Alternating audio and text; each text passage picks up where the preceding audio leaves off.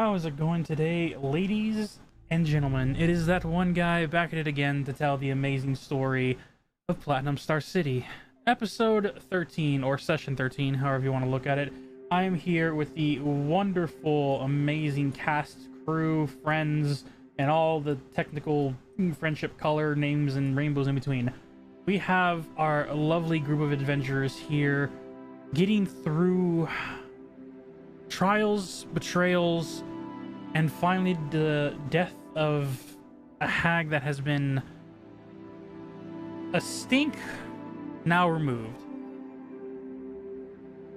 We're gonna start with introductions with each lovely character, who they're playing, and I remember to unmute them this time because in episode 11 I'm currently editing still. I didn't unmute them, so for 5 minutes of them introducing their characters, they weren't introduced. So I have triple checked. You can hear them now. They're able to speak. Let's go ahead and start with the amazing new reactives that Una had created. Una, would you like to introduce yourself and show everyone the nice, cool work that your reactives now do? Hi, I'm Umbra. I play Una. I am an Eladrin druid. I put some pictures in frames and then battled with letters for like 3 hours. A heated battle. That was an amazing description, and I love it. Durant, would you like to introduce your character and what's going through his mind now that Simon has betrayed you? Well, I already shook it out of him. So, hi, I'm Folium, playing Durant, Goldweaver, a paladin for the Church of Palor, tasked with protecting Prince Timothy. And God is Simon the fucking worst. Even with desperations, this betrayal was just too much, especially since it cost the death of one of your other very close companions and currently girlfriend slash significant other to Moose. But moving back, for the one who was able to help defeat the Basilisk, Valindra, would you like to introduce yourself and the character you play? Nope. Fair enough. Timothy. I'm Valisk. I play Valendra Ramirez, a Wood Elf Ranger who likes to stay up in her trees and just be stealthy. Nice. Timothy, would you like to introduce your character while I try and fix chat to make it not look like a squished sandwich? Hi, I am Pi. I play Timothy, the fairy bard, who is madly in love with Theo. His best friend is Delphi. And he's very, very pissed off at Simon for betraying them. So, yeah. Rightfully so. And the Princess Delphi herself. Please introduce yourself and the character you are playing. Hi, I am Princess Delphi. I am a wizard, fairy. I currently am not very happy with Simon because I have a bad past with deals and I'm going through a lot of internal issues with my fate and what it may be due to the hags and my mother, and it's a long story. The shaman lady last time told me some really cryptic shit and I am confused. So yeah, I'm not sitting in a very good spot. When I talk this session, you might hear my fan in the background. It is 97 degrees where I am, so there's no way around it. Yep. I will die. Yep. Without Sorry, it. did you say 70? 97. 97. 97. Okay, I was about to say that's the temperature of my house. Fuck off. No, I am. Oh, you're good. Dying. So I do apologize. Yeah, Yeah, my You're good. monitor is currently showing 90 in my room. I very much doubt it is that. 90 in But your room. Oh, gross. I misspoke. It's 94 degrees. Yeah, It's it actually a is- little cooler Oof. than it was. It is Like, summertime hours. everywhere, and we are all It's only dealing with 84 it. for me right now, but the We're sun all has feeling gone down, so Yeah. I have my Oh. AC running, but luckily my microphone gain is keeping that quiet. Thank you. Not sponsored, but hey, go XLR. They do good work. Unfortunately, I rely on Discord, Chris, and it's not always the greatest, but I do think it's helping. oh no, it definitely helps, but it doesn't always work. And a side note, I am not rich. I am a single loner nerd that has a job. Madness. I survive off of top ramen and a car bill, and so I have extra money to play with D&D stuff. I fucking wish. Sidebar, real quick. Yeah. Yesterday, when Nate and I were on our little date and like at the mall and stuff, I could not find dice any fucking where, and I was getting so upset. We were in Madness. so None of many the nerd nerd shops? stores. Yeah. None of them. None of They they had didn't, like- magic cards. They had. Did you know? Hey, no, there's no fucking way they had magic cards and didn't have dice of I some kind. swear on my life, I looked. We Did you spent so ask- long. Did you ask any of the cashiers? They might like have them under to keep people I from just had snatching social dice. anxiety. I did not ask. That's what Nate's for. Oh no, not realism. That's what Nate's for. That's what you just sent your boyfriend. Oops. to do. It's like, Oh, Nate, go ask the cashier if they have dice. I need to look at the dice. That's great. Alrighty. Now that introductions are nice and done, we can get into the lovely episode 13, where our group last left off.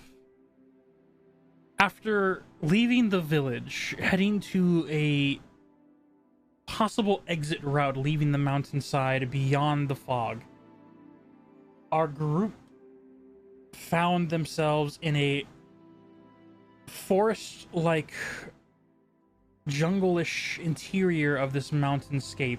Open, high-roomed cave with a massive hole in the center where they later found out a basilisk resided in.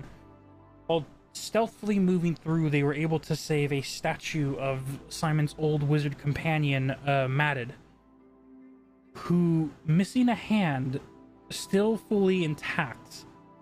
So they were able to put him in a backpack of holding and keep him, well, in the long run, alive.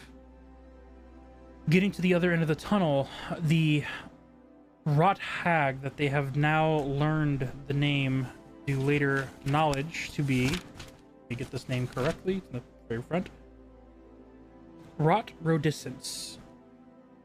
The sewer hag mutated caster that she was, who used her minions of mini rats to break different types of statues to call forth the basilisk to make the party members fight on two fronts. During the ensuing chaos and battle, Simon, who was part of their group, made a deal with the hag prior and betrayed everyone, stabbing Una with a poison-tipped dagger given to him by the hag, and a distraction that was enough to get Gazara killed. The battle commenced forward into the points where a darkened wolven individual working for the darkness, who followed under Una's shadow, came forth, subdued Simon temporarily, and also helped and assisted in defeating the hag. After the battle ended, Moose, losing a partner, a love that had maybe just recently blossomed, no real knowledge of, to the party group, how long they have been dating in a relationship for. But the sadness of losing her was too much, as the wolf preyed on his desire to save her, and a deal was made. As the Revivify spell was cast by the wolf to bring Gazara back, a new mark entered on Moose's chest. A favor owed. A blank check. When the situation died down to that point, beast slayed, hag destroyed, feeling a little homesick, our lovely Prince Timothy decided to summon his dragonborn companion, Theo.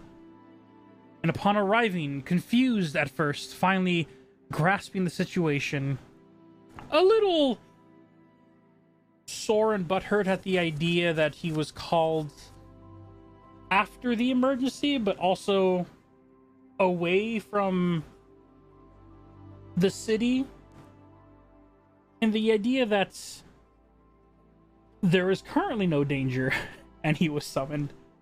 But love makes you let go of many different things. And as he learned of Simon's betrayal, the ill will towards him also grew with many others in the same sentiments. As you learned that the deal had been made, you guys brought everyone back to rest up at the lizard village, where the lizards saw this dragonborn of silvery skin and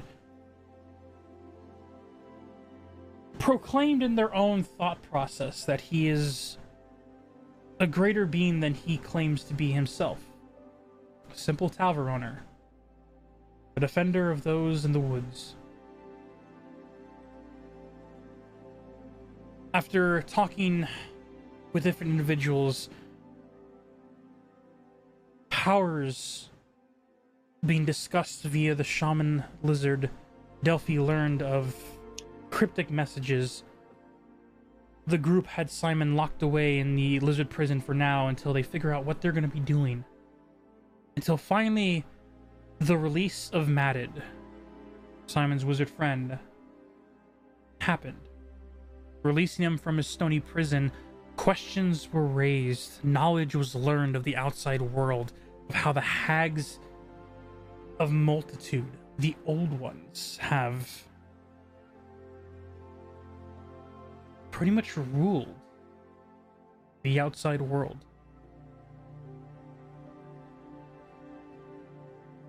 And through the interrogation, Theo did not want any information of Platinum Star City to be getting out. But questions can still be answered. As Theo was about to leave, though, Matted asked one last question of him. Are there any more? Are there any more of your kind? Dragons? The ones that fought back? It is here in this early evening, the mana crystal glow above that represents sunlight in this mountain cave. As Theo is near the exits, back turned, not responding to Matted's question.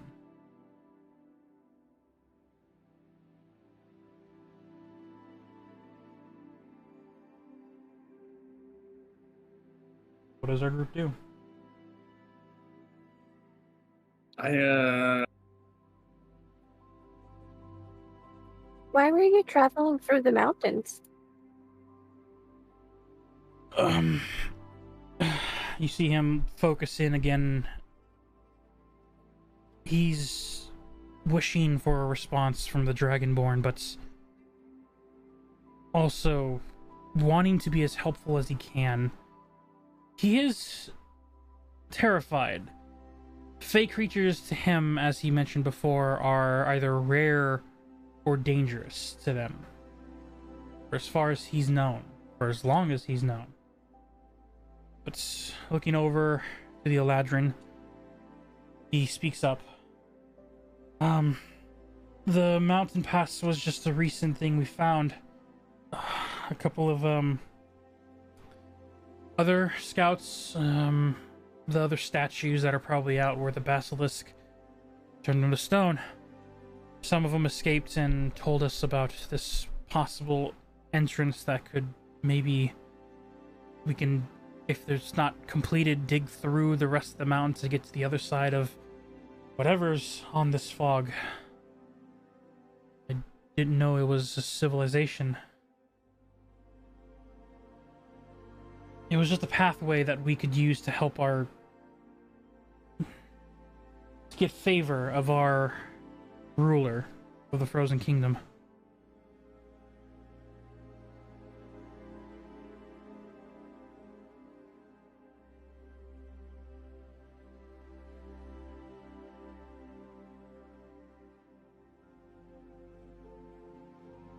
He looks around nervously at the group.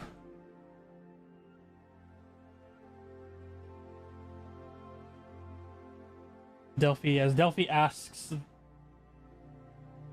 ruler, Matted turns. If Simon didn't mention it to you all before, our group comes from the Frozen Kingdom, ruled by Rasiki. She's a very strong half-orc individual. She's able to rule the king. We call her the ruler. She's able to rule the kingdom under the authority of Riptide. As long as we are subservient to Riptide and give her offerings of whatever she requests. Grisic was able to rule her own kingdom, but we are currently in a frozen tundra, so she wanted to get more favor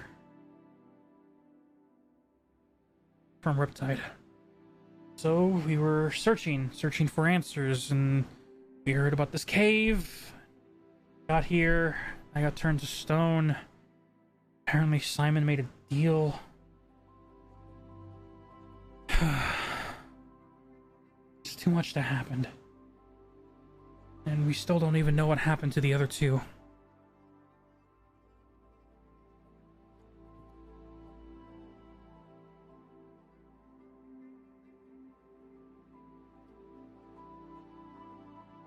Oh my god. I was muted the entire time. How wonderful.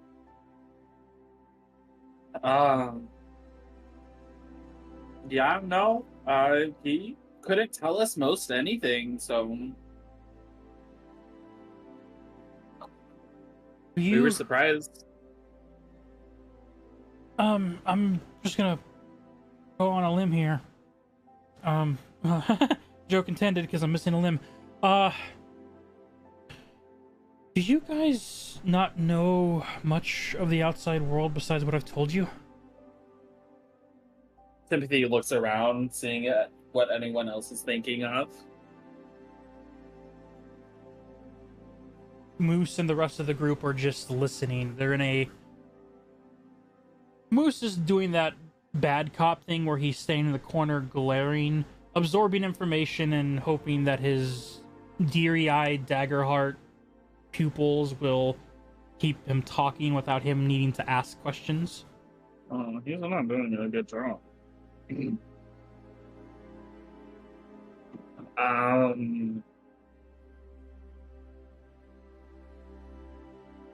is no one else talking? Come on, people! Well, to be fair, Valindra's in the woods forest, so Valindra... I'm in the trees. Yeah. I completely forgot about that. I have 3 other people in here.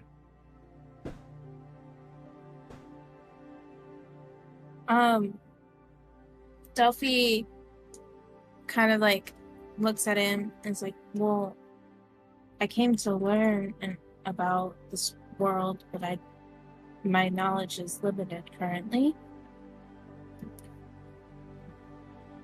Did you? Sorry, I need to keep my excitement in check in case I offend anyone. Did you come directly from the Fey realm? Delphi kind of like looks around and she's like, I look at Delphi. yes. And Is that where this mountain pass leads? If this mountain leads to a portal to the Fey realm, the No. It wonders we doesn't. could. it doesn't. Oh, It does not. Besides, we don't want people just. No, that's not what she says. She said, besides, it's not just some place that people can pass freely to and from. You won't be Yeah. getting to the Feywild without an invitation. oh. Especially if you keep calling us fucking pixies. Mhm. Sorry about that. I've only ever ran into their kind. You are fairies? Yes. Surprise, surprise. Okay. Fairies. That- Well, you guys, I mean this kindly, don't look as intimidating as them, so I guess that's good. You look pleasant. Your outfits are lovely. Gee, So- thanks. I worked Bryson, so have you hard started, on it. please?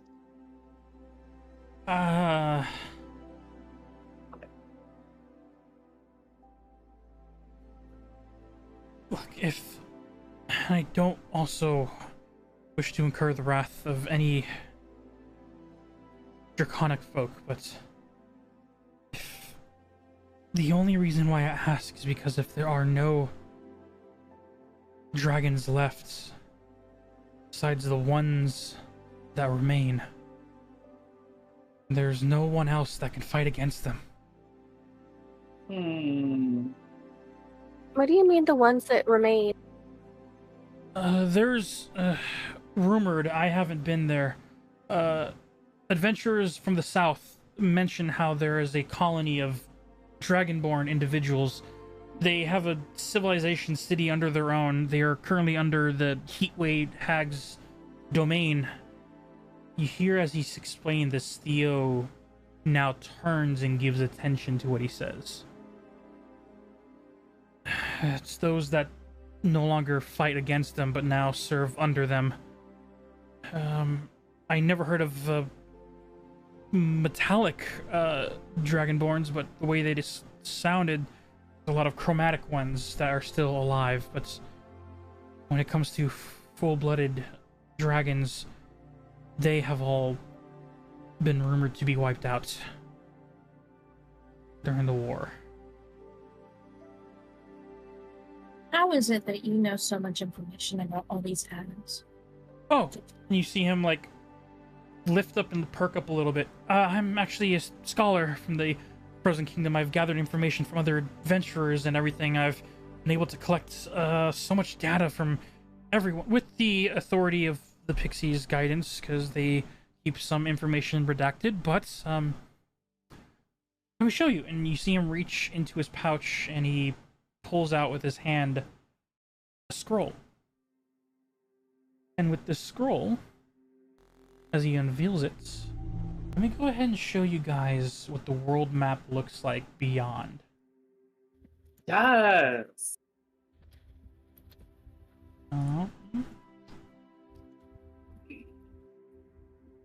Is this going to be in...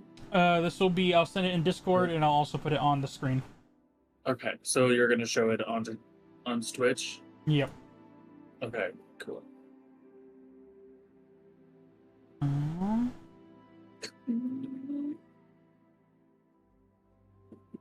First, for Twitch.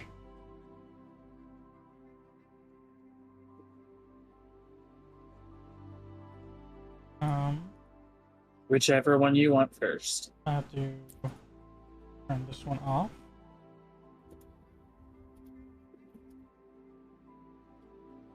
And I gotta shrink that. That's huge.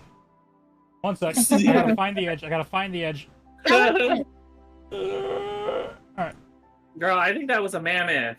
It's an elephant! It's an elephant kingdom. Look at it. Look how cute he is. It's so Oh, big. Elephant. Why is the map so big? Why did I why did I make the map so big? All I Hey, don't know why Josh, did right click on it. right. Never mind, it's too late. It's way too late. Yeah. Okay, and then there, and then I gotta put it below. Oh, This thank looks like a God we fucking- didn't go to the Scorpion place. This looks like a Gee fucking whiz. stylized arc map. Further down. There we go. And then, Okay, This is an arc map. If we're looking at this, does it show the fog around the Platinum Star City? From the map that you guys have, I'm gonna leave it here for now, but I'm gonna send the map to you guys in Discord. Okay. The city itself, you see that his map has it where the entire city is just one big ball of fog. The entire western coast that leads to the ocean is completely covered. Can I do a Is it perception or insight on this map? Because this would be, I guess, an investigation. What are you looking at here? because he said that his town was also covered in fog. Well, no, he's in the frost. So let me put the map on Discord so you have a more clear view, and then I'll drag the map in. Because I could have swore that you said that his city was also surrounded by fog. His city is surrounded by frost fog, not magic fog, but we'll get to that in a little bit. Let me go ahead and pop and enter. There you go. Okay. So the players I can see on Discord. As for my viewers, I can drag this. He points up to the northern section. A castle that is, or a drawn castle surrounded by heavy trees, and you see drawn on there is like this misty fog-like effect. It's not completely covering like the blank canvas space that where Platinum Star City would be. Can I investigate it to see if it's not drawn on, so he's not lying to us? Well, this whole map is drawn. It's his, as he explained, it's his knowledge that other adventurers have given him created this world map. The dangers, the ideas, and the lore that each adventurer that went through his town, or even other pixies that brag about their connections in other places. He's listened and he has made this himself. I just feel like somebody is lying to us. That's just what I'm getting. I feel like somebody is lying to us. That's all I want to try to figure out. You can make an insight check on him. Okay.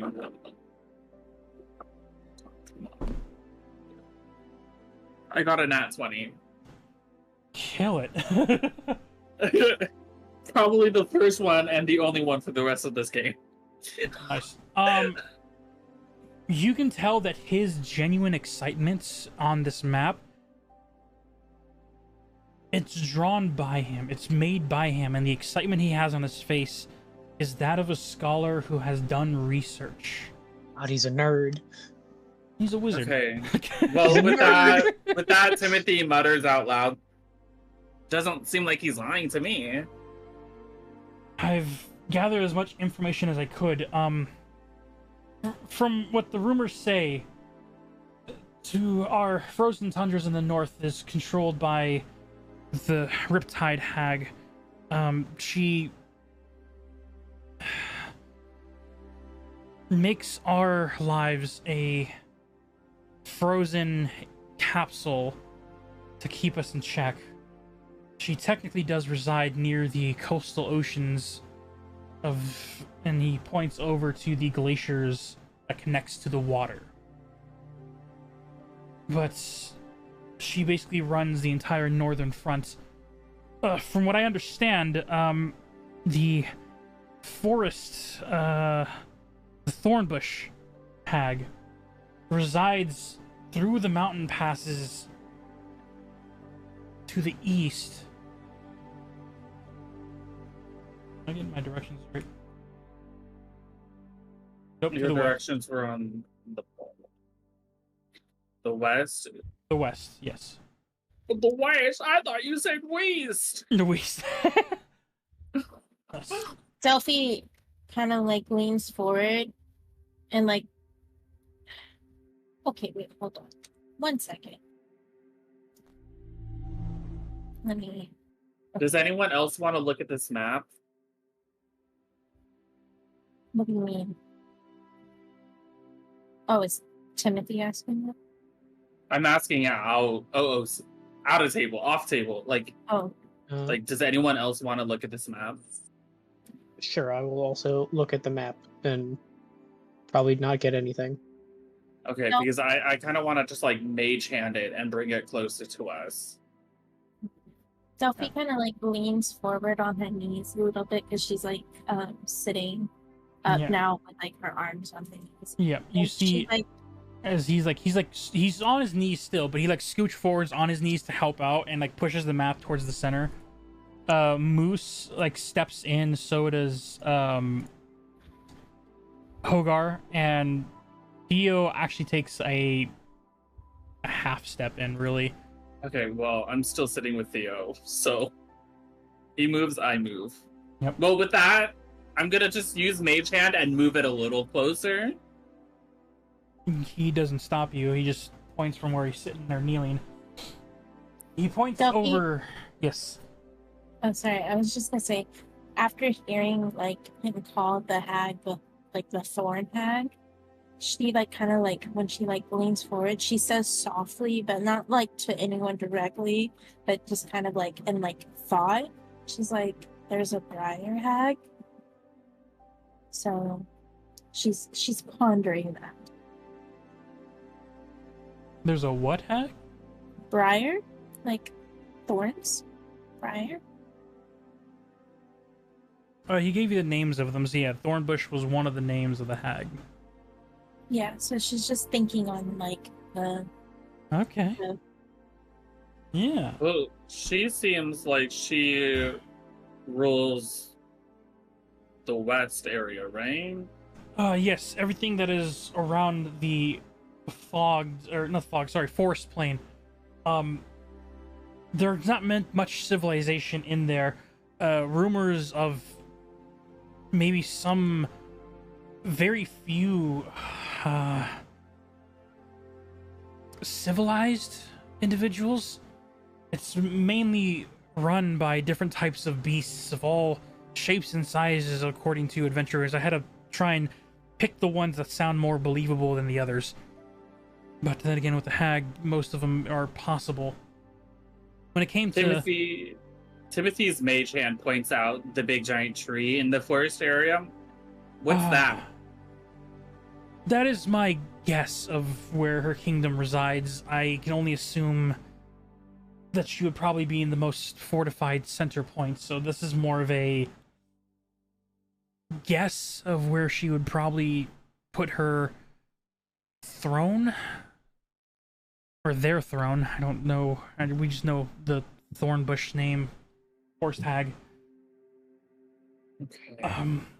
According to some of the pixies out there, she doesn't have many followers of humanoid types, and those that she does have working for her are extremely skilled at hiding, hunting, being part of the land that she has given them domain, and they don't leave much. They don't leave the mountain passes. They just stay hidden in the trees. Okay. Some adventurers claim that they have found proof of their existence. Others say that they survived attacks, but I have to just go off of different sources and see which ones line up together. And what I do know is that that place is near impossible to navigate unless you know where you're going, or guided by one of her maybe her pixies, or maybe she has human guides, elves. We don't know. Well, it's a good thing we know somebody who loves forests. He like looks around the group. You won't see them here. They're currently in the forest. Mm-hmm. Oh, the surrounding. Oh, wow. Okay, someone I haven't met yet. Okay. So when you were leaving your town, when Um, you were in your little icy fog thing, right? That's what you said? Yes, our fog is more of from the weather than actually a magical thing. Were you attacked by anything? We ran into multiple types of beasts. There's frost wolves every now and then. The worst case scenario is frost giants. We have to run from them. They're too strong to fight. That whole place is basically run by creatures that have thrived in the chilling temperatures. There are some outposts that have been able to maintain some stability. Me and our Simon and us, we stopped at a tavern. What was it called? I think it was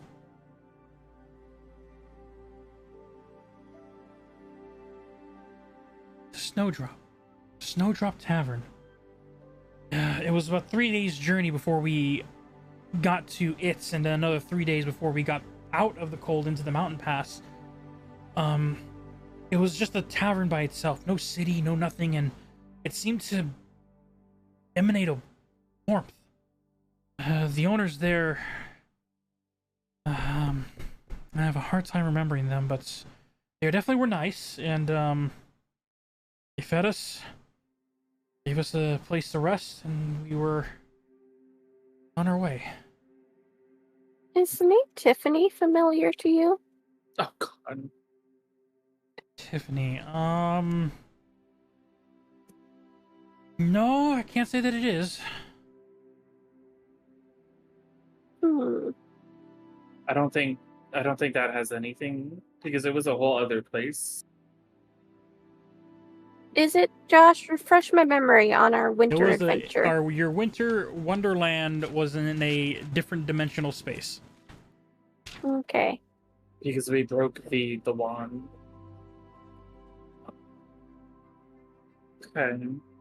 Okay. Somebody's fucking launching fireworks. Does anyone else have any questions? What did you guys know about the mountain pass and the mountains themselves? It's difficult to traverse in. Very uncomfortable for myself. We relied on each other to stay warm, find resting places in between small caves that we might be able to find. We had to fight off a bear one time. Oh, fun. Me too. That doesn't sound fun. It was so fun. Right.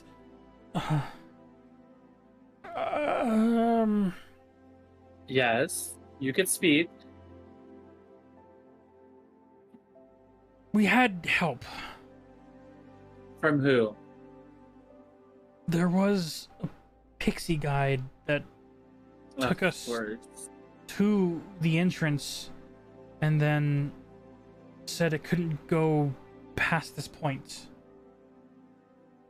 I don't know how long ago I was frozen, so it probably left by now if more than a few days have passed and has gone back to either tell them we are dead or we failed, in which case, if we go back and Grisik hears about this, she'll probably just kill us herself.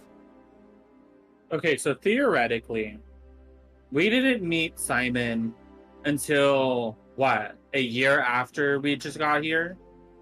For you guys, yes. Okay, so it's been like, what, a month or so? For Simon or for you guys? For us and Simon together. Yeah, your gathering with Simon has only been up to a month. Okay. Okay. I'm keeping that information to myself.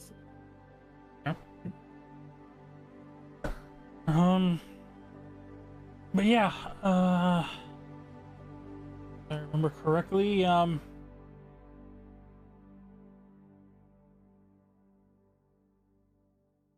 the information that I have is about 65-70% correct, and 75.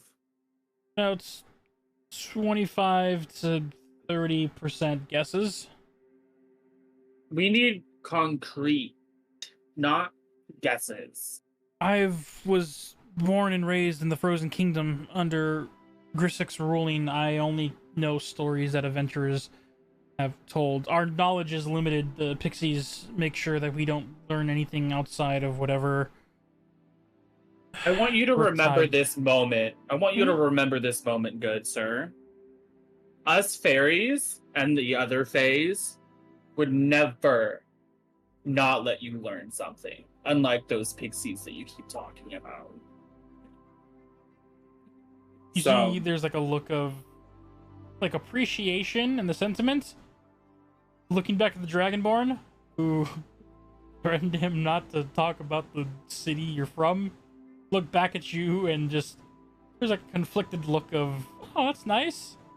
Don't know how much of that is true, but that's nice. Kind of look on his face.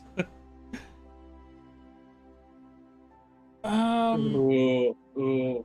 I want to slap him with my mage hand. Do you? Does anyone stop me? Does anyone know that that's what you're doing? Yeah. Gotta make I the don't motion think you're- before you get the. Yeah, I don't It's- think we have it's any a- way to stop this. It's a straight up action. You go to slap him with your mage hand? I'm going to do it. Okay. As he's like there, like looking at you intently, your mage hand was below on the map. That's how you drag the map closer. So as he's looking up to you, it's not a difficult hit. Go ahead and just roll me a d20, add your spellcasting modifier to it. Spell casting modification. Just the modifier, right? Oh, yeah. Okay. Now I should ask, are you dealing damage or are you just making a statement? Just making a statement. I Cool. also got an 8. As you go up and you flick your finger, and him being a caster himself realizes he's doing something, and he sees the maze hand come. He's just like, oh, and he like leans back off of his knees and like sits on his butt, dodging the hits. Sorry, I didn't mean to offend. Just I won't ask any more questions. It wasn't the questions, it's the look you gave me. So you said we're free to learn, but I wanted to know if there's any more dragons. He hasn't responded. I wanted to know about. He doesn't have. It's his right to not respond. It's his right. Remember that. Just because he doesn't want to speak about it doesn't mean you can't learn about it. Okay. Am I able to learn about the city you're from? When we're finished with this whole thing. The lowest of gruntle growls from Theo. Timothy has the biggest smile on his face. Am I able to know what your magical advances are? No. I'm just not gonna ask questions. It's a wise decision.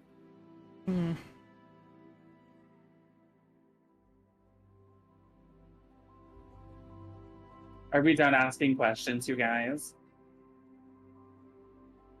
Tell us what you know about each of the leaders of each area, please.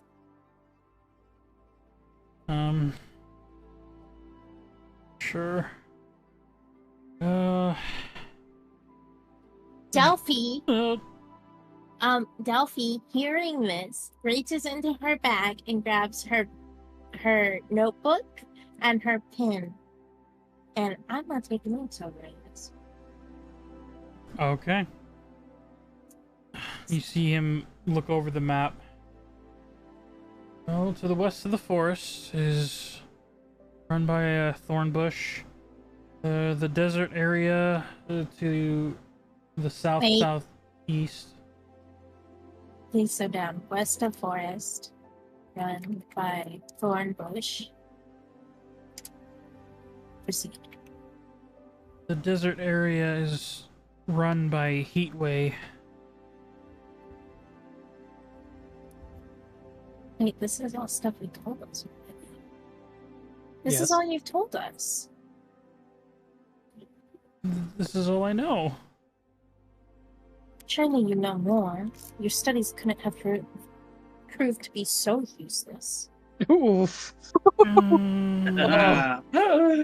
Oh, You're hitting Nice this man where it one. hurts, Sass. She's a scholar too, okay? He clams Nice up like a one. little bit, and his eyes are now just like staring at the map only.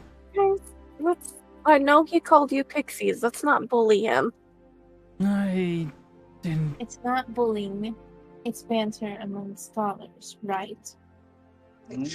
Her wings turn like this, I don't know if kind that's of a like- persuasion, but I feel like that's a charisma check.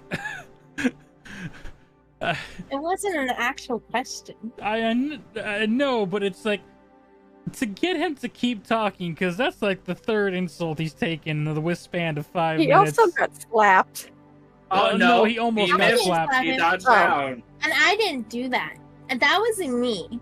No, it was just the two fairies that have been just burning him. No, literally. Unfriendly the whole time. Everyone else is relatively chill, and the two That's fairies are because like, you guys "Fuck aren't this guy." talking. You guys aren't talking. I'm trying. Selfie's wings are like orange and yellow, but it's like swirling, like kind of like almost like cheery and playfully, but like mischievously. Like Yeah, he's clamming up a little. He's just like staring at the map. His Roll lights of charisma. Save it. Fix it. I have a -1 to charisma. If you want to chat shit, you got to deal with it. Okay, what do you want me to do? I have a high charisma. just roll a charisma check to see if you can bring back, because right now he's deflated. He was like, hey, these are people that are actually interested. Started talking, and then immediately went from Did you don't ask shut that him questions, down? don't say that, how useless can your information be? There's only so I got much. a dirty 20. Okay, Does but now that you have help? to say, What now do you have you- to say something. What do you say? I don't know. I thought I was rolling for you guys. You gotta No, figure out how to that's not say. how this works. Yeah, How do you save this? Oh, jeez.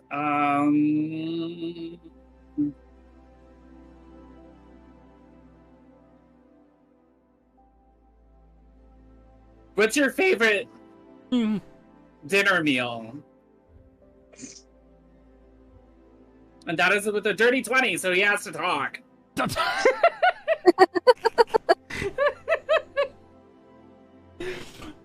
He like gets startled by your sudden abrupt question.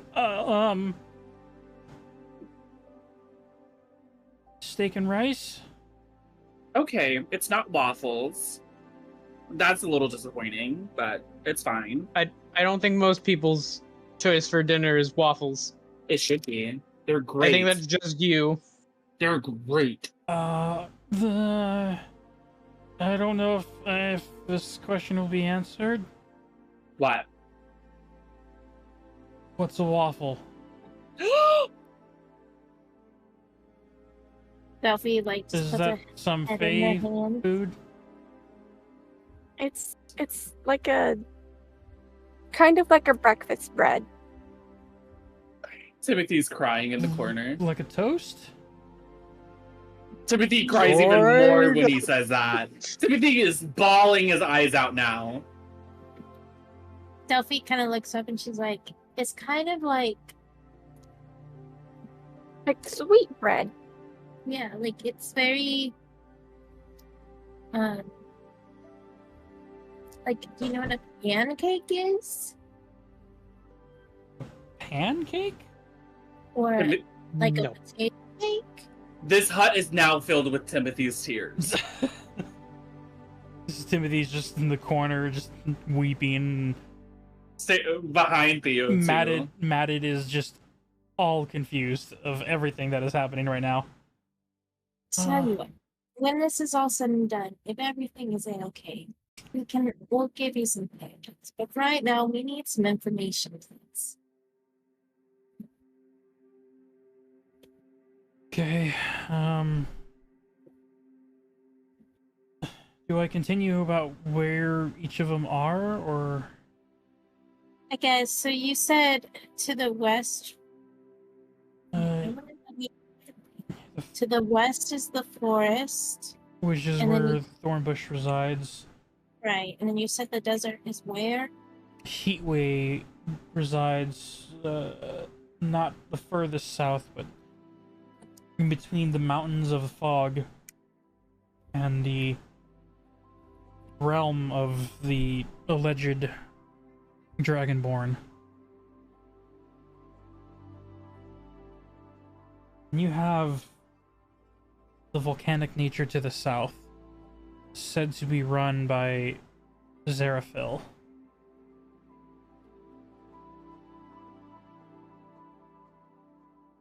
What did you call that one? You said the what? Zeraphil. No, not Zeraphil. Oh.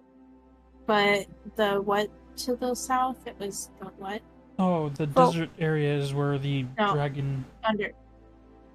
Oh, Under the desert?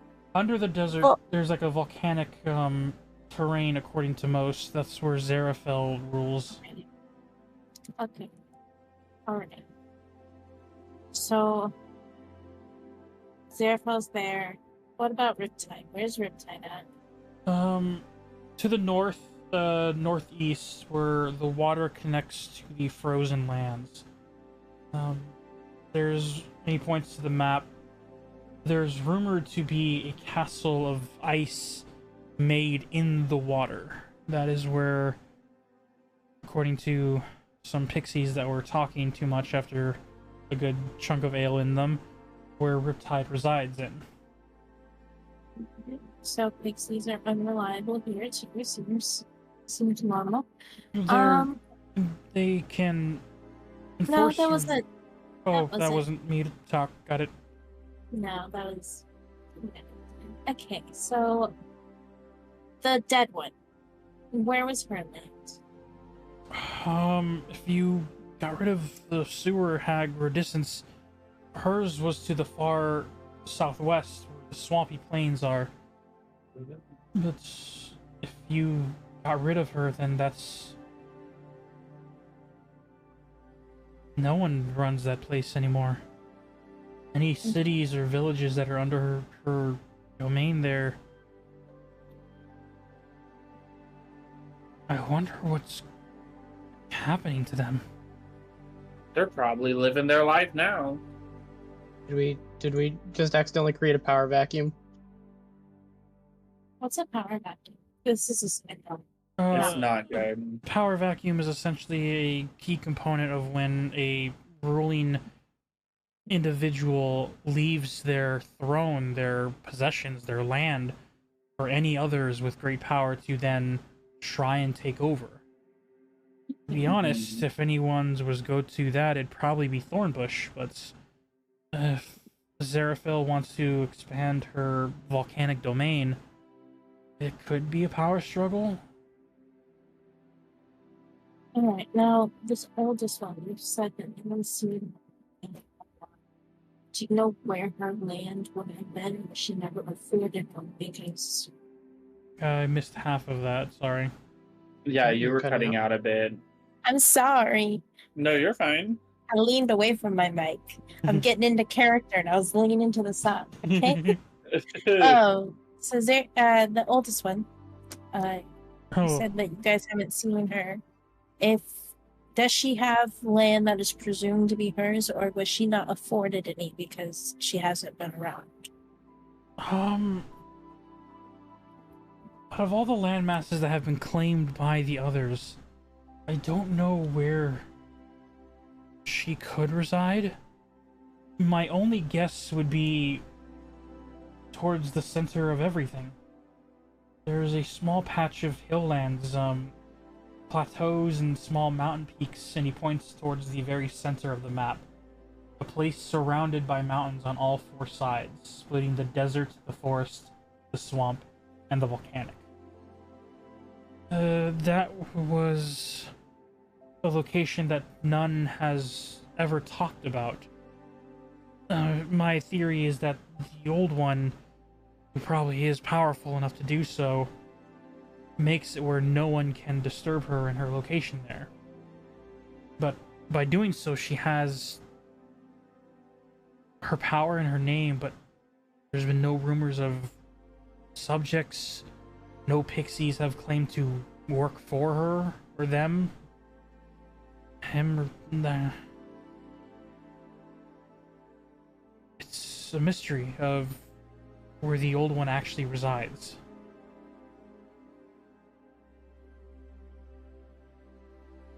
And this is all the information you've been able to find in scrolls talking to pixies. You don't know anything about any of them other than their land, and like you don't know. This like is 38 years of my life putting on this parchment piece of paper that I created.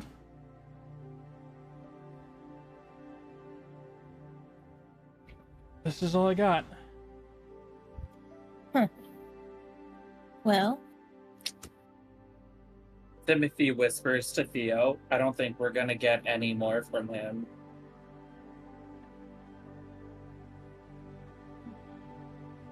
Duffy stands up and like goes over to where where's the thing? Duffy stands up and goes over to where Timothy and Theo are, and sits down next to Theo. Was like, I'm all out of questions. She just kind of like leans back.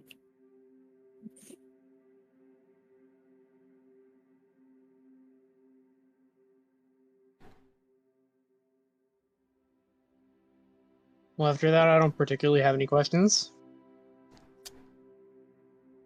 Does Una have any questions? Nope. Not a lot of questions. I'm sure that the higher ups will have the questions that they want.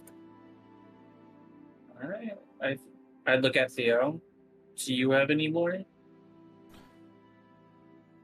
Zara.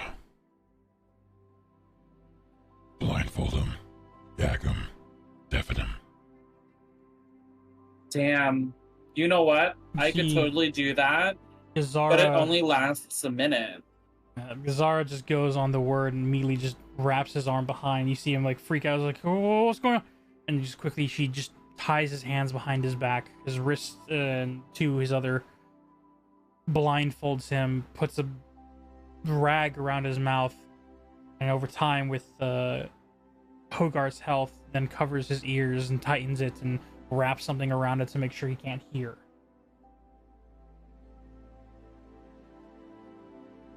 I feel like that's a little extreme, but fair. I mean, I could add on to it if you want me to. But we only have a minute if I do it. Yeah, that's not gonna be helpful. There is one more question we have to ask ourselves.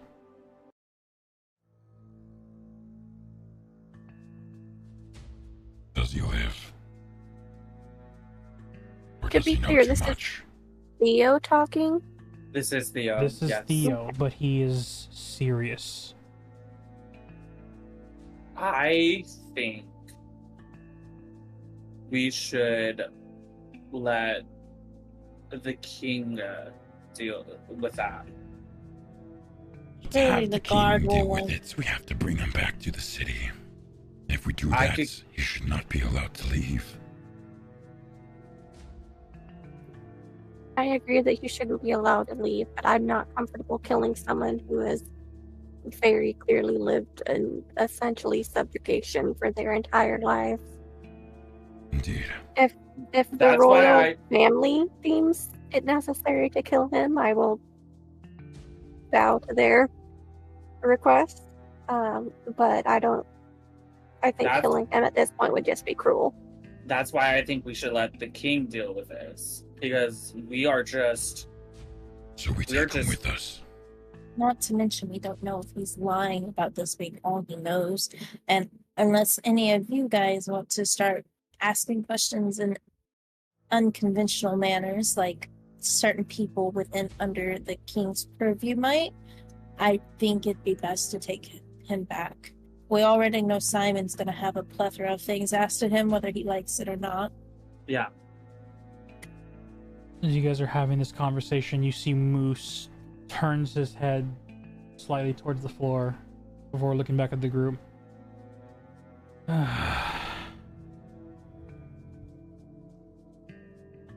The wolf says there are those in the darkness that can get the truth from him. He's being cryptic about it.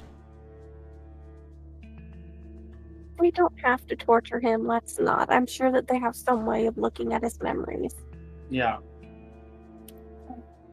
I have a feeling if the guard can't get what they need out of him, they will definitely hire someone who can. But I don't feel like it is under our responsibility to do such acts. You see Theo look to the group. Okay then. But we still need to take him. This is no longer a choice. If he gets to leave, he's coming with us. So we need to warn. Oh, we have a lot that we need to do. We need to rest ourselves. We need to make sure these guys do not have contact with each other throughout our travels, because I have a feeling it's not going to go well. And we need to make sure that this colony is safe and can get back to the city with us. And That not is get... if they want to leave with us. Well, yes, Okay. but we still need to explain to them the potential dangers and the fact that they are basically sitting ducks if they stay. I know. But it is still all ultimately up to them if they want to leave. I say maybe the people that need longer rest now. The people who need shorter rest start making preparations, and then they rest while the rest of us get things ready, and then we leave first thing. Sounds good to me. Yep, sounds like a I plan. could use a rest. Very Sounds good to well. me. We should. Someone needs to go tell Valindra. Yep. Do you know where she Can- is? Because I haven't seen her. The last time I saw her, she was heading towards some trees and or outside. I have an idea. Duffy walks outside and just stands there and just goes, Valindra! It just Oh my echoes through the cave. You see a bunch of children like peek their head up, curiously looking. A couple of warriors like lean back to the sudden yell, but then realize this is a calling of something or someone. I need Valindra, you hear the distant echo, but because you're in a cave, echo nonetheless of a very familiar fairy. Valindra will take off running. Hopping down from the trees, moving through the grass and rocky bushes, burst your way through the trees, and you see the couple of the kids like see you run through. As you see coming from Delphi, Valindra.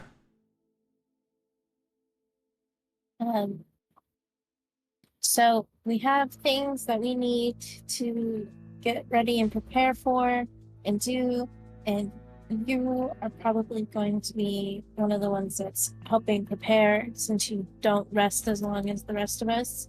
I don't know exactly what Theo wants to prioritize and everything. So just come on inside. We'll get the game plan going. Yeah. You know.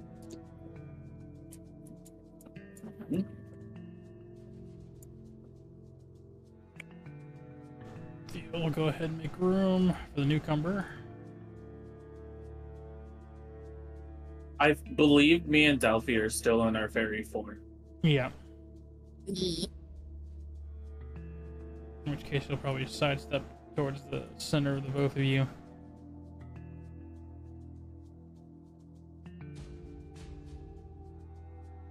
I honestly cannot remember the last thing that Valindra knows what was happening. None of this. This is like This is all new.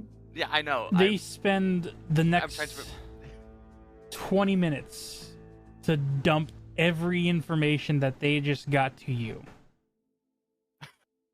Thank God, because I already forgot half of what we asked. This is gonna be an episode to watch back constantly. Yeah. Some of us took notes. It is Thanks For encouraged. Crazy. wimps. That's what the Yeah, it's what- recording's for. You say that now. I know. That's a lot to take in. Yeah. Before we rest, I would like to go with Theo and whoever else wants to go to talk to the chieftain about this whole ordeal. I'm going with. But that's a given. And then after that, I'm gonna come here and fucking sleep. I'm exhausted. Okay I then. feel that. We should probably go. Alrighty. Theo? Wow. Theo turns to walk, and as he turns to the door, getting ready to walk past, he stops for half a step and then looks to Kazara. Feel free to explain to him the plan. If he tries to run, break a leg or two. Where to? Timothy says. Upon exiting outwards, you see the chieftain, or the head chief, roaming around here. Where? Does he see us walk out? You do see him, yes. He looks across from the well. He does see you. Oh, then I wave at him. He waves back. You see his staff in his hands. My question is, where is the elder? I think he's yeah, I think he's up there. Is it this guy? No, there's a warrior. You got two shields, 2 swords, a bunch of kids, the 2 rogues. Is this him right here? Ah, there he is. Yes. Like, guess who now? That's the elder, right? That's the elder. Yes.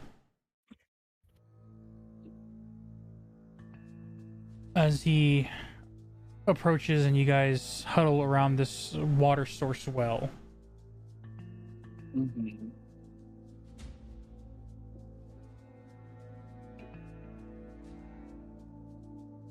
Theo looks to the two of them. They seem to somewhat regard him.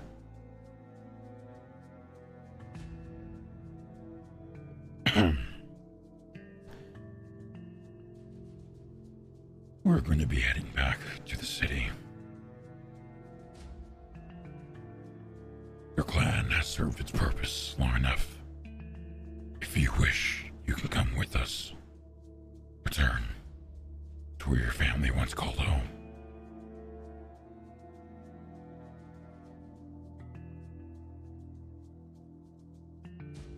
Is that exactly what we told him to say? No, that is what he said on his own. Theo, What? Are you upset? we were gonna tell them that because of that hag, they are in danger now. This is Yeah. why we wanted them to come with. Yeah, but for Theo, he's thinking like Okay, so Yeah, why they're make them panic? They're here on a duty, a mission, Okay. to fight that danger. yeah, and if the Okay. Dragonborn clearly from this town or the city that they're from and supposed to serve that duty, and this elder knows some shit because he keeps hinting that he knows some shit. Um, if he's telling them like, "Hey, your duty is done," that's might be a bit easier. But we have Plan B on telling them that they're possibly their lives are in danger. Okay. Okay. Okay. You see Okay. the elder look. Why? Thank you for the option.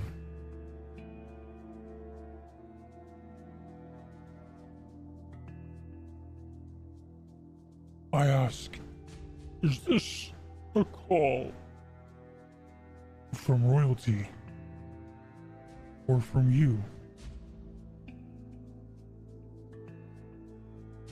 There is a pause from Theo.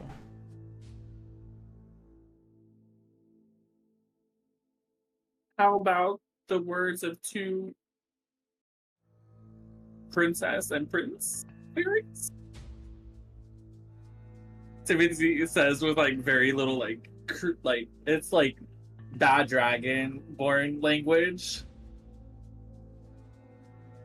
You see as the elder looks to you as you speak up. We appreciate the concern, Prince. This was a duty bestowed upon us by the Platinum family. Unless Platinum family wishes for us to return, we will hold our duties with great pride, no matter what comes our way. Okay.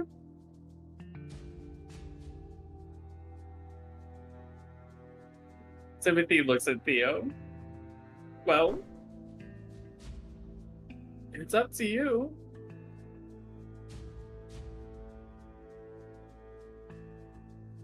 Theo looks over his shoulder to you. What do you mean it's up to me? I don't know. Make, for the three of you that are surrounding Theo, those that wish, feel free to make an insight check. Okay.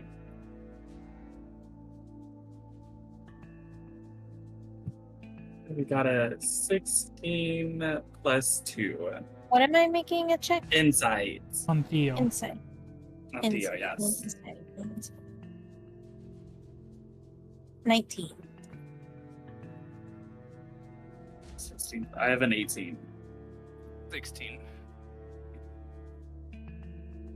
The three of you look, and you see the eyes from this silver dragonborn.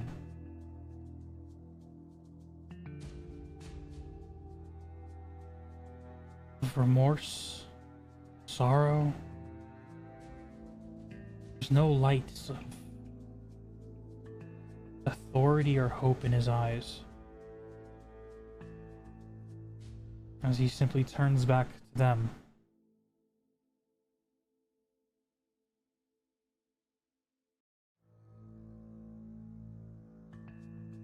You should do what's best for your people.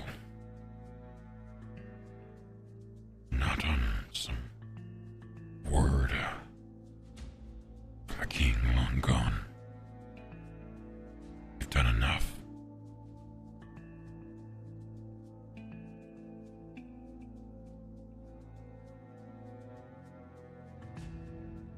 As the elder looks over to the chief, and the chief simply gives a nod and then looks to Theo.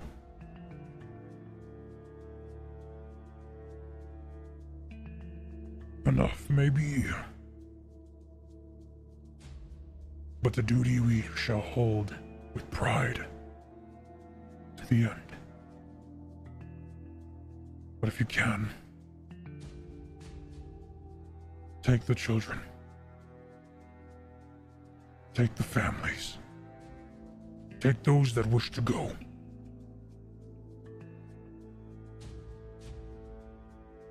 We will hold what was true in our ancestors' hearts.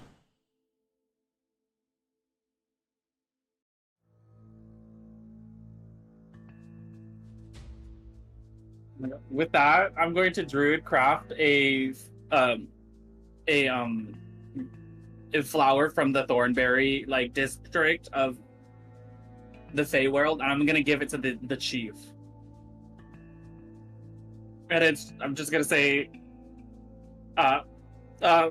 thanks, I guess, for the hospitality that you guys give us. Basically, it's thanking him. Thank you, my prince. Please. By all means, feel free to show the kids the joys of the city.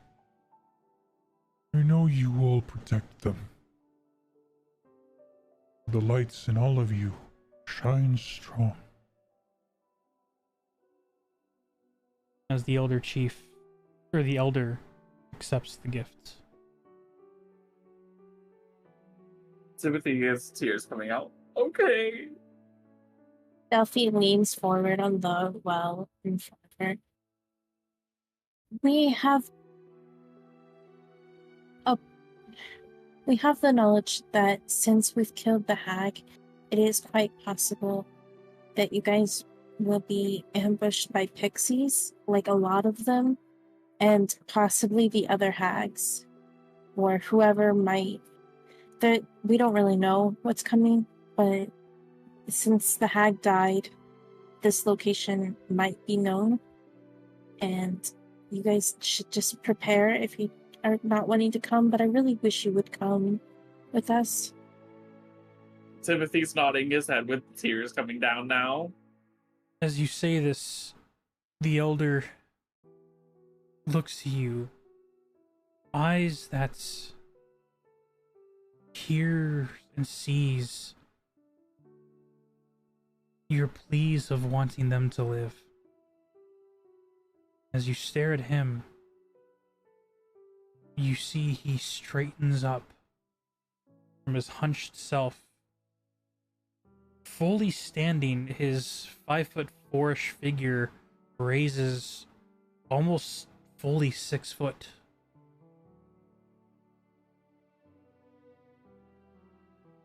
In our duty, we shall hold. As the chief grips his staff, taps it once on the ground, you see the warriors and the rogues around the village, one by one, begin to approach.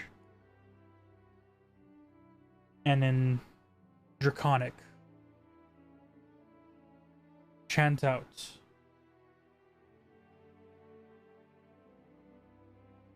The duty of old has come now to save the city that we were meant to protect.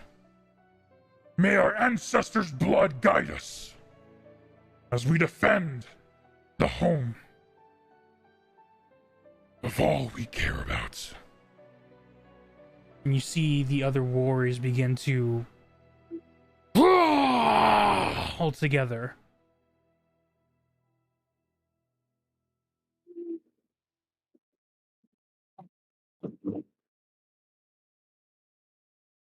The chief looks to you. Take the kids. Get them home. Show them the Star City that we once known.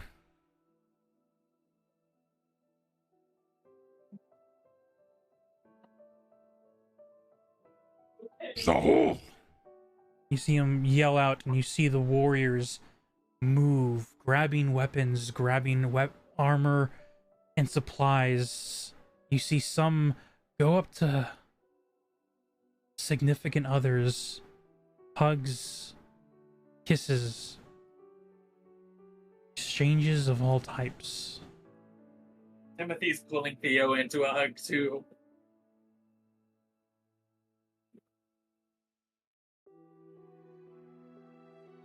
Delphi looks over at Valindra and says, some of us need longer rest, so I think you should round up all the children and get them ready. I think you'd be good at that. I think I can do that.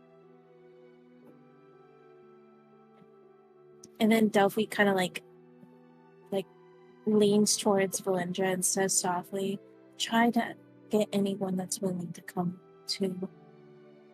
They all should have the chance to go home. I know some of them will be too proud, but you should at least ask them and try to see who will go home.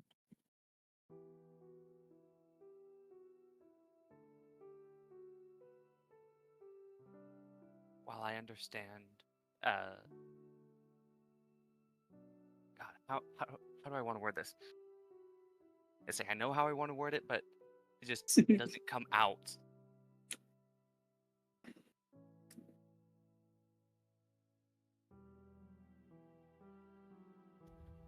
I'm not asking you to like persuade them. I'm just saying like I just know. make sure you thoroughly like find out who wants to come home.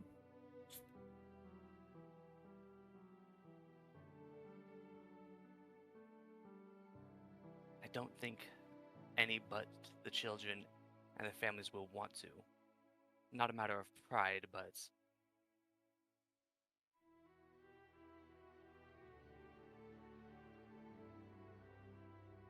of wanting to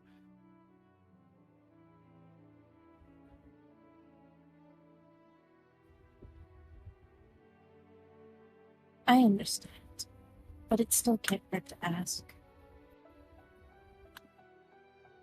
will see. At this, you guys hear the quick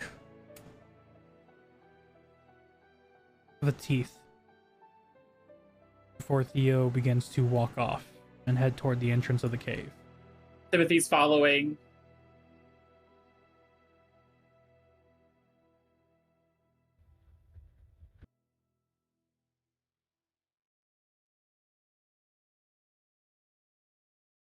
He walks past the cave entrance into the tunnels. Oh, Theo, where are you going?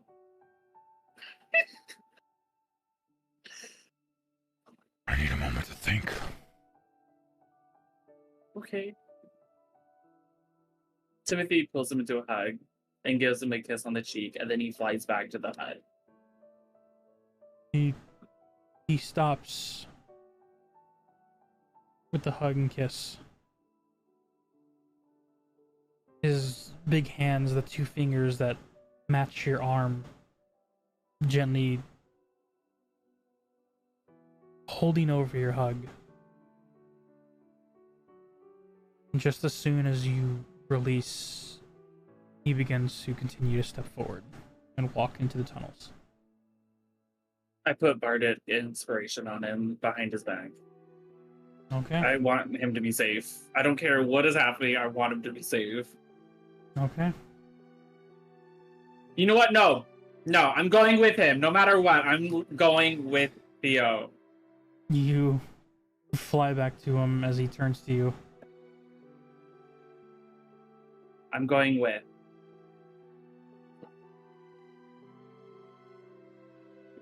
Two heads is better than one.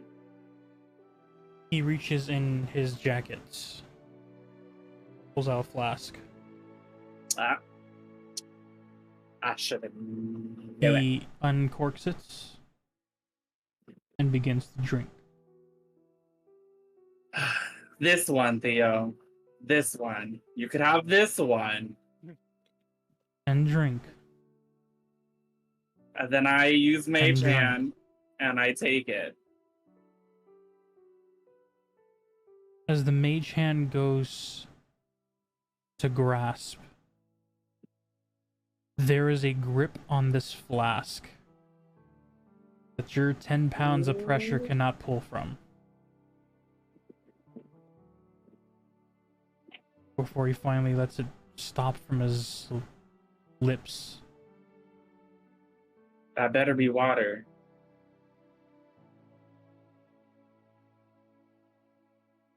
You see as He he says that with a big grin on his face.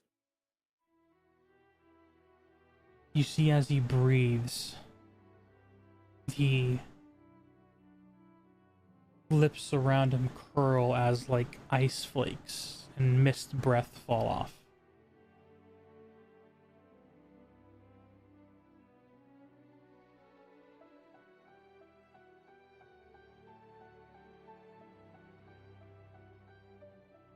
Should probably help Delphi with the people and the children. You're good with them. She is Valindra. I want to help you.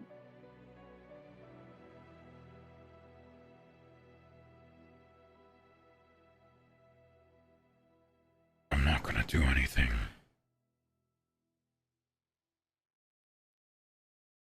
I know. But I did say 2 heads are better than 1.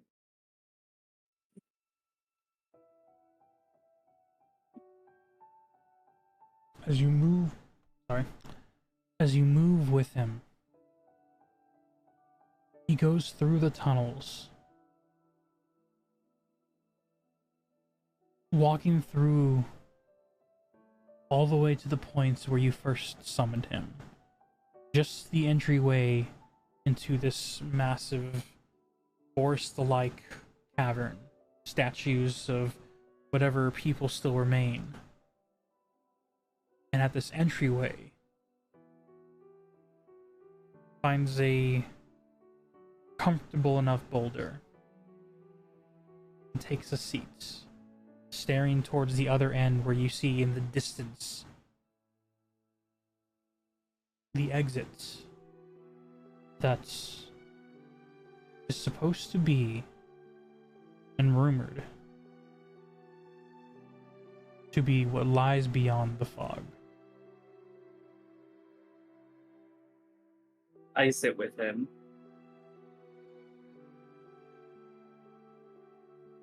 The manner of which he sits, you can easily tell. A watcher. A warning. In case anything tries to sneak its way in. He stares intently towards that exit. He will be remaining here for the night. Do you stay with him? I am staying with. Okay. Moving back as they journey through the tunnels. What is your group doing here in the village? Elfie, walks over to the elder and just says, thank you for your kindness. You wouldn't happen to have anything you want me to try to get a message to my mother about, would you? I know you sounded like you knew her, so she might like to hear from you. Oh, yes. I do remember.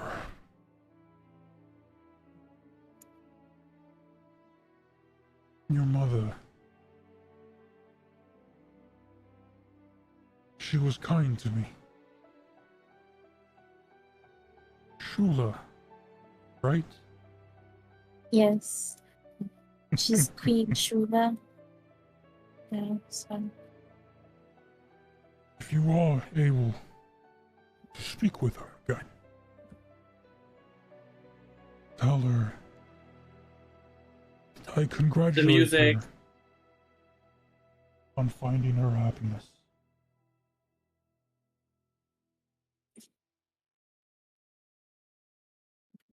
Sorry. You're good, you're good. You're good. Okay. I will. I'm sure when we get back to the city, I'll be able to send for our messenger dog. Upper. Oh. In that case, we shall speak soon, Princess Delphi. Of the Oleander family. We said we? He looks over to the chief as the chief stands there with an iota of pride. Using your passive insights, it's not hard to tell. They are not looking at this as their final end. This is the job of a warrior. And even though the fight might not be in their favor, they are holding themselves with the confidence of being victorious.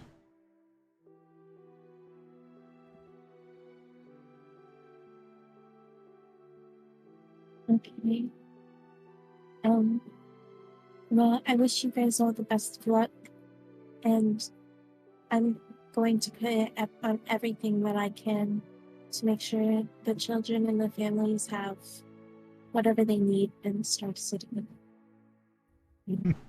I may not have a lot of power there, but I am still a princess. Must have some kind of power. Dear child, you have more power than any crown on your head can give. Yes, the power of plot armor.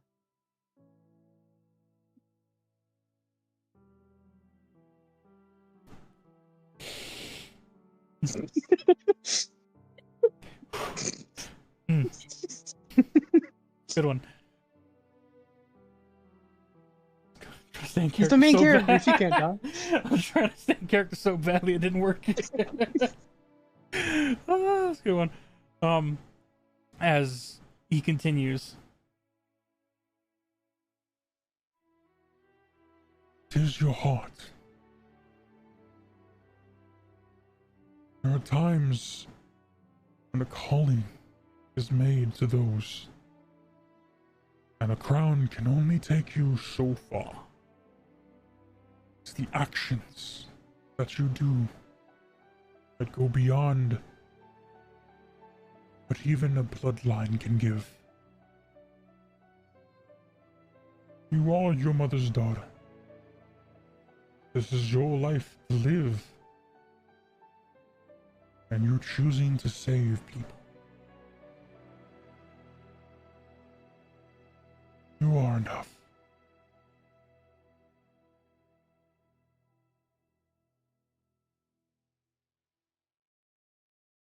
Delphi is like tearing up, and her wings are now like a very tealy color.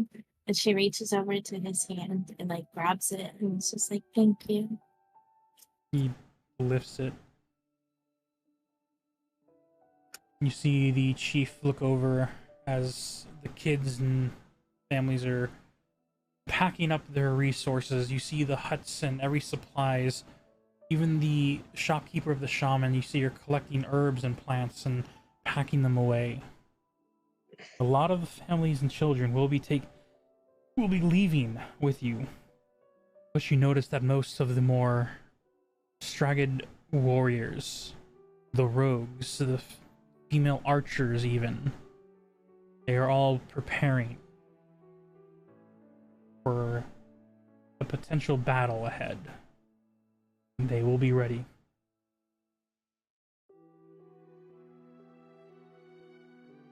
Delphi's like, she kind of like bows her head forward and she goes, "I request your leave as I need to go rest." And she like turns and walks back into the thing and goes and sits on her bedroll next to Una and like just sits in there and gets ready for bed. As you head off, as the rest of the group, this village, prepares for a journey back to the City of Light. Can Una see what's going on? Like that people are packing up and like realize that we're taking them to the city with us? Not only can you see it through the window of this cabin, but you can hear it most first. You just hear Okay. the constant moving of people and lizard folks just going from one cabin to another, checking in with others, saying, giving hugs, saying goodbyes, and just getting ready for a journey. Okay. Una is gonna call Elian on like a sending stone and be like, "Hey, you should let people know we're bringing some like refugees with us, essentially." Right, we're making crises happen. And Maybe. also Una, make sure there are guards for Simon. And less intense guards for Una, another person that we found. What? roll a D100 for me, please. Oh man. Sending stone isn't gonna work. Josh? Did you get a 1? No, I got a 70. Josh? With the 70, you... That's right.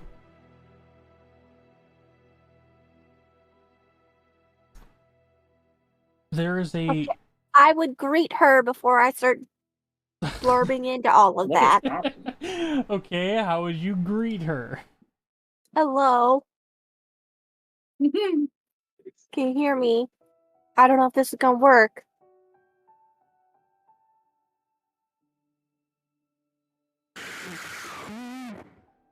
Oh, It is very staticky, broken, but it seems like it's getting through. Can I roll intelligence or survival to see if I can understand what, like, make out what she's saying?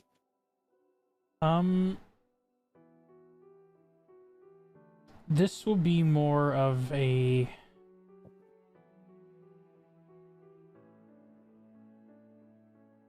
It's magic that is being interfered. Arcana? Out of all of them, I would say have to be Arcana.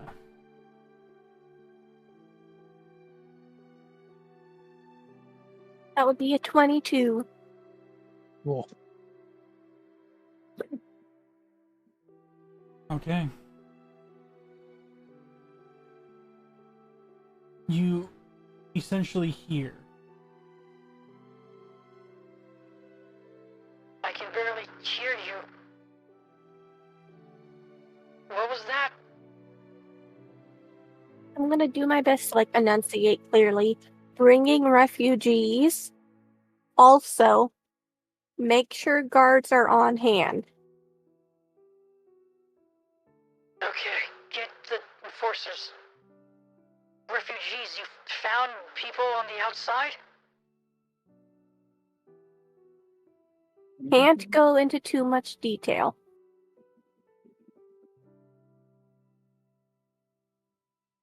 How many days are you out? Not sure yet. Long story. The fucking Pegasus. Rode on Pegasi. Rode on Pegasi. Got here faster than I expected. well, it is a very good thing that we leveled up. Because I can also talk Celestial. So if somebody rolls another high nat 20 on our way home, I can talk to them. Well, as the second message comes in through the stone, it's to everyone else in the cabin. It is very staticky, like that first one that goes off, and you are barely reading her. For you, listening for the pronunciations, you're able to hear. I'll gather as many as I can. most likely not gonna go beyond the walls until signs of life. That's fine. Stay in the walls. You come back to me here. I'll be fine. Bitch, you got stabbed. She doesn't know that yet. That's for once she's safe inside the walls. Yeah. Is that the end of your message? Yeah. Well, good night. I'll see you as soon as I can. Good night. I'm gonna roll insight. Was that her? Make an insight check. Nat 20. That's y'all killing it. From what you can tell, the magic arcana is disrupted, but her demeanor, her voice, her ingenuity of wanting to get on the task, especially one as important as this of hearing of refugees, getting straight to the point, it sounds like her. Okay. Perfect. Probably should have asked that at first. No, I wanted to see what would happen.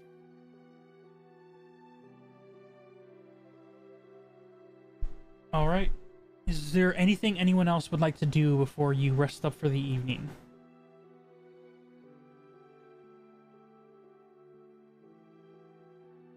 Nope. Besides sleep. Yeah, I just want to rest. Okay. Yeah, Duffy's just here. I think the only person actively that was doing something at this point was Indra, but I don't know if that's done yet. Okay. As night comes, I'm going to go ahead and move Theo and Timothy's character into the bushes, but they are no longer here.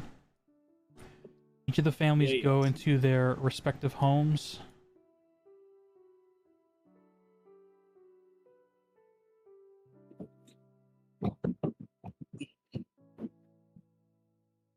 Belinda will sleep for her 4 hours, and then she'll stealth and just do rounds around the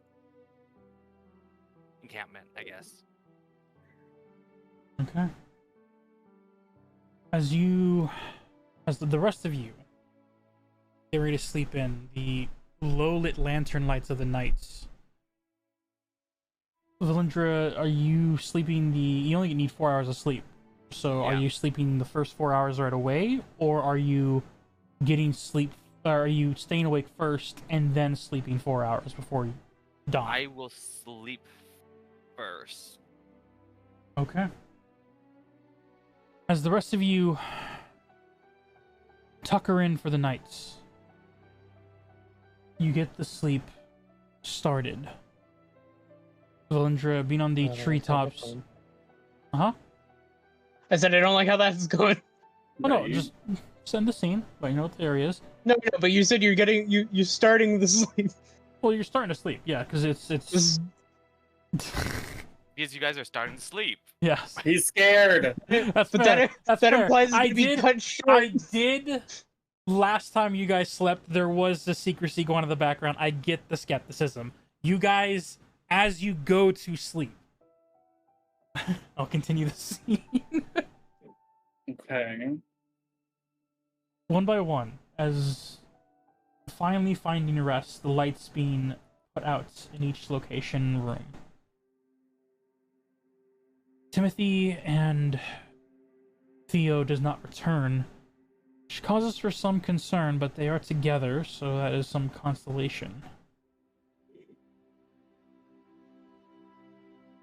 As the nights the gem begins to darken in this cavern, giving the resemblance of night.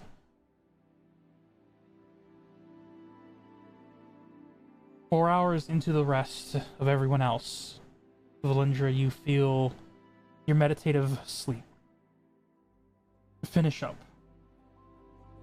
If you haven't, go ahead and hit your long rest. And as you begin your patrols around this grassy outline of this whole village. You see on one of your patrols, not hidden, but only using a single torchlight as a lit lantern, on one of your loops around, you see the chief standing in front of the village totem. He is staring, examining it head to toe. Valindra, seeing this, will stop her rounds and she'll make some noise because she got a 27, or sorry, a 25.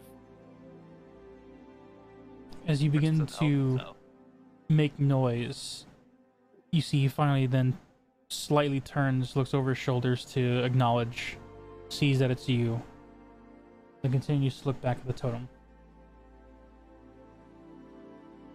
What do I see when I'm looking at this totem? With your draconic language understanding, you see that this totem is based off of their heritage, of the Hughes family. It is a mantra of essentially giving the cause, the reason why they are here, to protect the lights that they hold true. Knowing the history and knowing everything, you know that that light is the Star City itself. The Hughes family left to defend this possible entry point into and past the majority of the danger of the fog. A task that they took on. Generations later, although their bloodline is no longer pure dragonborn, this lizard folk chief carrying the staff and this golden egg that is on the edge of it still holds himself with the same pride of the dragonborn before him.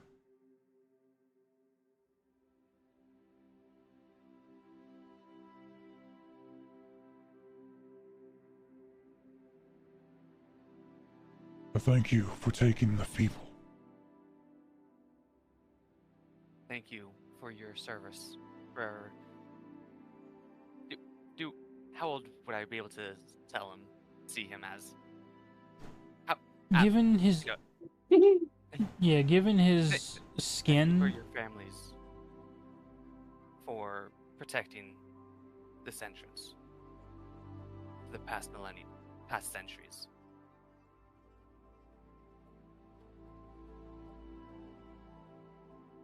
Your family has done the same. The crest you wear, the elven archers. They were one of the few strong that also believed in the peace that the light of Star City bring.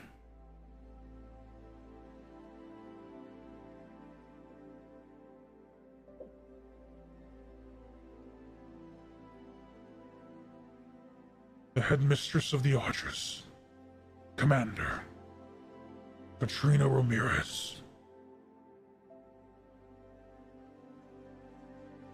The warrior noble, Vulcan Ramirez. Arcane extravagance, Sinivasan Ramirez. Your family. Now I'm curious. Valindra is as well as a little curious as well. When did the Hughes family leave? Because they should only know my grandmother, if that. go ahead and make a history check.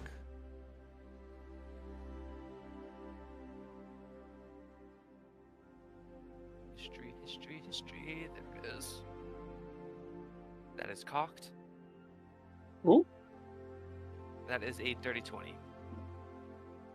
with the Dirty 20, historically, they definitely left when your grandmother and grandfather were making a name for themselves with your grandmother, her arcane abilities, and the grandfather being a very well strategic advisor when it came to military prowess and strategical planning.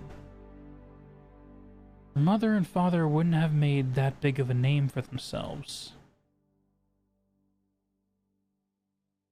Historically speaking, he shouldn't know this.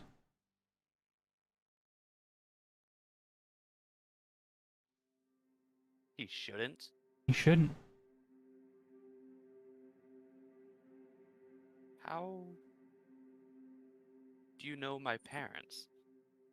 Of my parents? You should have. The family of Hughes, the clan of Hughes, left far before that. Before either of them would have made any name for themselves. That my family did. When we left, we were given one gift from Sifithor himself. You see, as he moves the staff to his other hand, he places his hand on your shoulder. And you see, in an instant, do you choose to make a wisdom saving throw?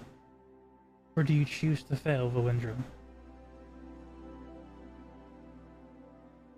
I choose to fail. You feel light. You feel as if your feet are no longer touching the ground. And before you know it, you see a translucent body of yours and the chief's as you are hovering over the outskirt walls of Platinum Star City. The gift of Farsight.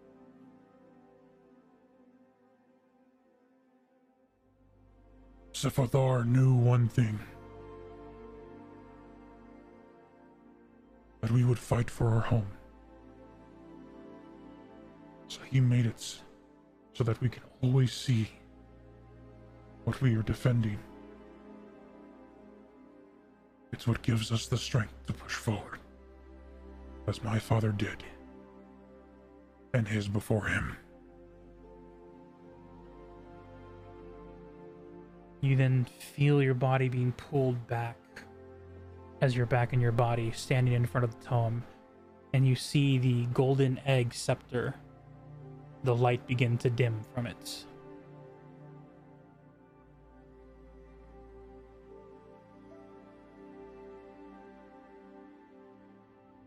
We do this duty with pride of knowing that the light stands bright.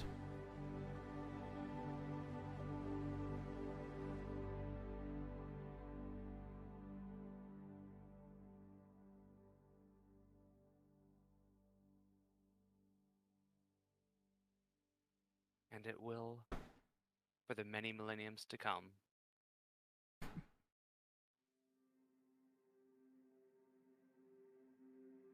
He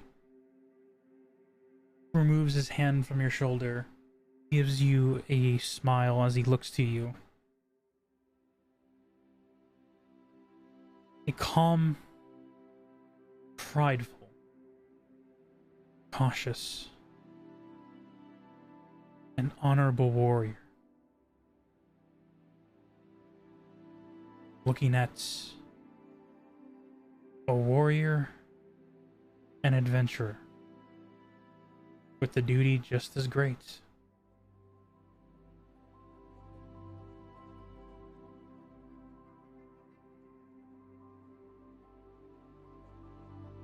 I would say get some rest, but you look lively enough already. I've gotten enough rest.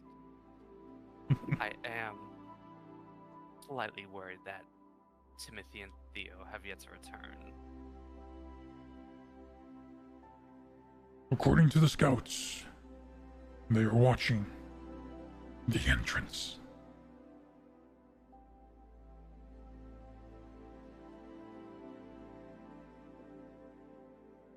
My scouts will alert us if anything goes wrong.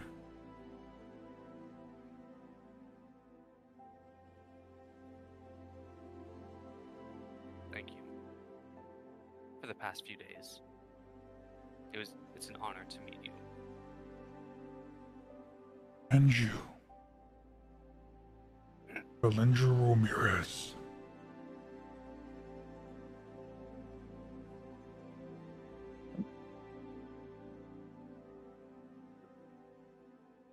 Belinda will take a step back and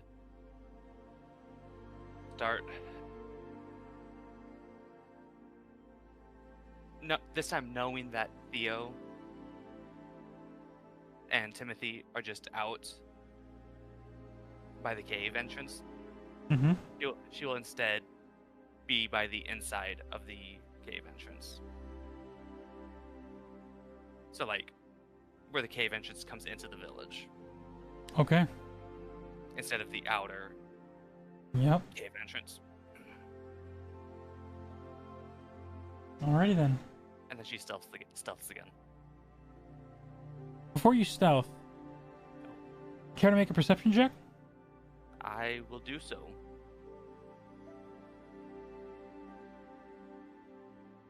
That is another dirty 20. Cool. Alright.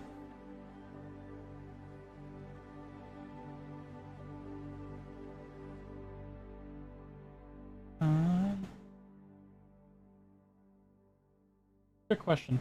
What's up?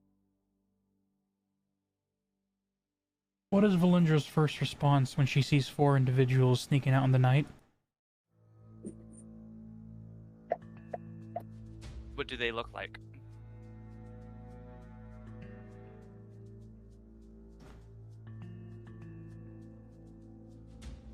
Preferred feline.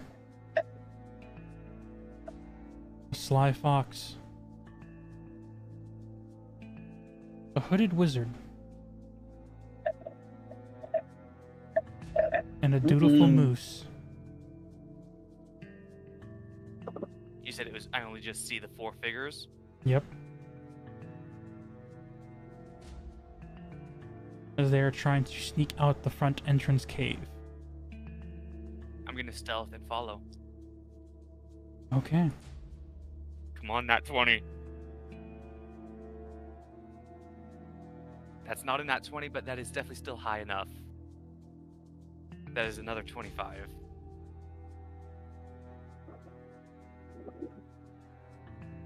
Your group no longer there. Timothy and Theo.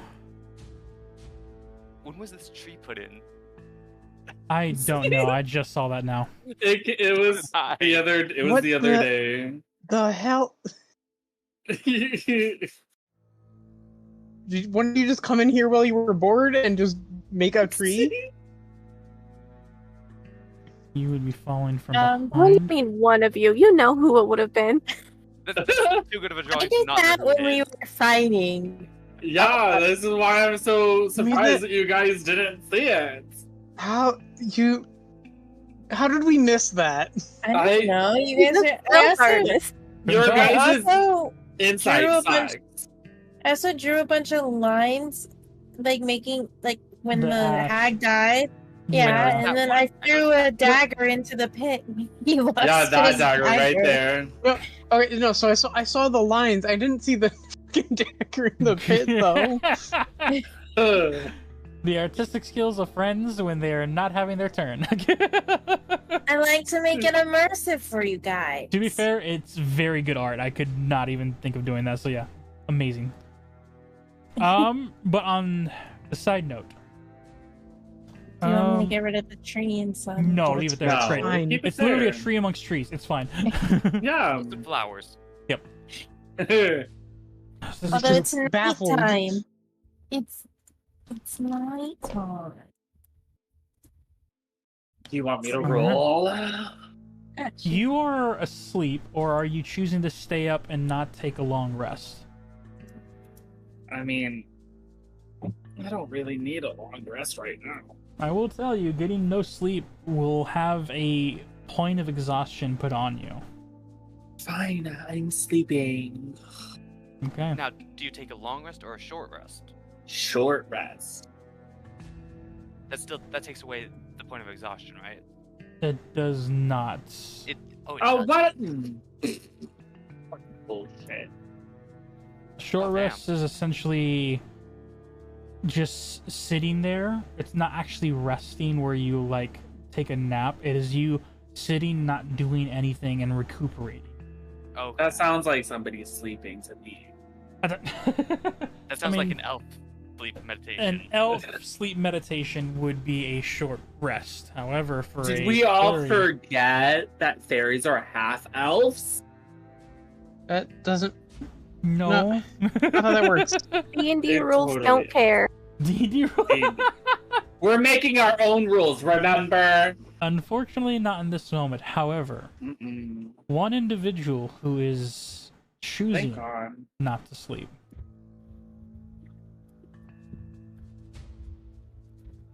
Come on, Theo. Will lay Roll you well. down and doesn't wake you. Don't forget, he does have bardic inspiration. And lasts up to Oh, that- 10 minutes. Shut Yeah, up! it's gone. It works now! Valindra, how close in the treetops do you follow? How far away is Theo following from? Theo, after he gently lays Timothy down in the grass to sleep, goes and immediately confronts them.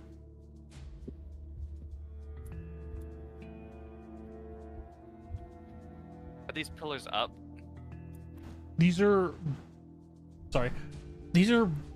broken statues of not only maybe a old building, but the other small rocks around it you see are different humanoids reaching out in horror and terror. The pillars themselves are just representations of an old building that used to last. Okay. I want to try and get close enough that I will be able to hear the conversation that the five of them are going to have. You are 15 feet from there. Go ahead and make me another stealth check. Don't fail me now, dice. That is a dirty 20? That's a dirty 20. You feel pretty well hidden in the treetops, and the four of them haven't noticed. And you see Theo step out. Low enough not to wake Timothy, but to grab their attention. What do you think you're doing? You see the group of them turn, shocked at first, but not drawing weapons, just startled. Or Moose walks up to Timothy. The who? Theo. Theo, sorry. I sure hope the fuck Yeah. he's not walking up to No, me. yeah, it's the first Little one of the night. All right, podcast. my first one of the night. Okay. At least I haven't sent Daggett in for Durant. I've been saying Moose, so this is my first one for the night. You're right. Good job. Thank you. Someone noticed. No, I didn't notice. You just said it. No. All right. As Dagadin looks to him, Theo, what you've done for Fey folk in the woods, the place that is meant to protect, and I'll always respect you for that. But we need to be honest here. The tavern owner that you are, you have no say in what we do as adventurers. And I was given permission by the king to go on this expedition beyond the fog.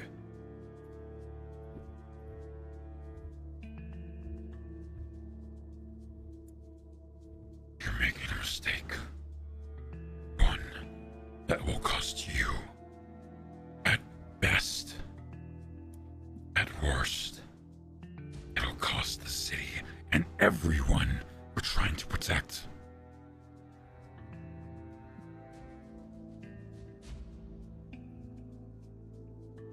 We need more information, and he can help us get there. Simon made a deal he did not. Take Simon in, punish him accordingly. Madid's coming with us. We're going to the Frozen Kingdom to see what we can learn. Not to fight, but to gather information against our foes. With the Rothag Gung, they don't know what we look like. We're just another set of adventurers from another kingdom.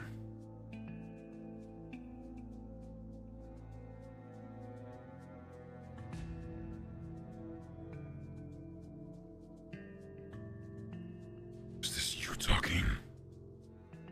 Or is this a whisper in your ear?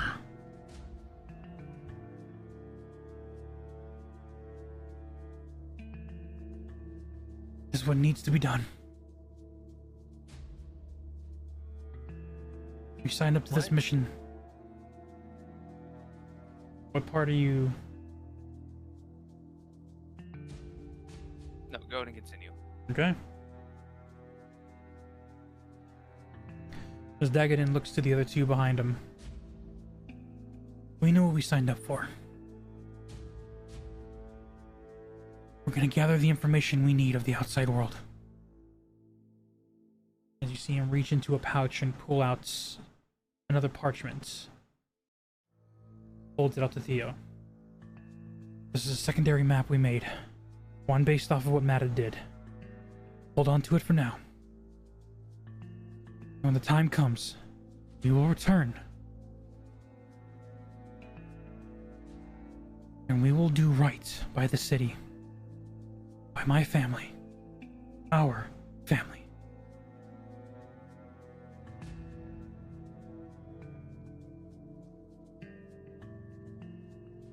Take care, Theo.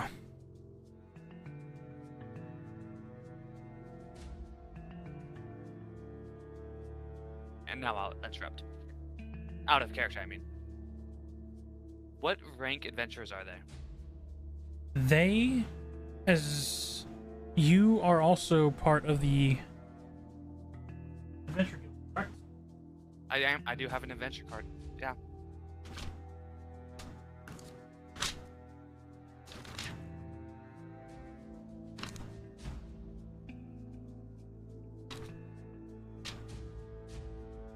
Different notes. Gotta find the right one. I have their names, I just don't have their rank. You would know them to be B rank adventurers. Oh, one off. My thought process is, would I have, as one of the Platinum Champions guild, would I have the authority if I was up of a higher rank? As a adventurer, technically no. Oh, But you're not just an adventurer, are you?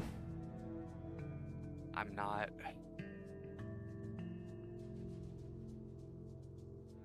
You better do something.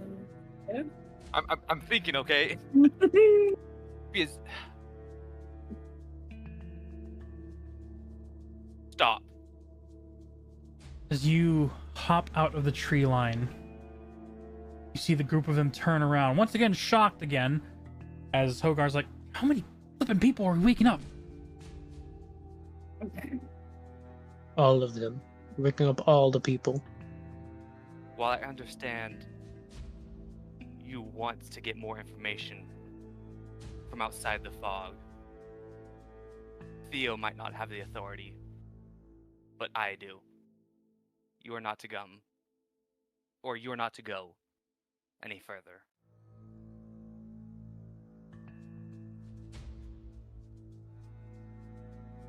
That's not fair.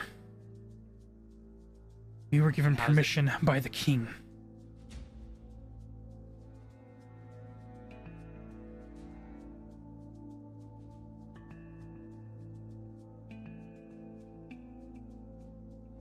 even so.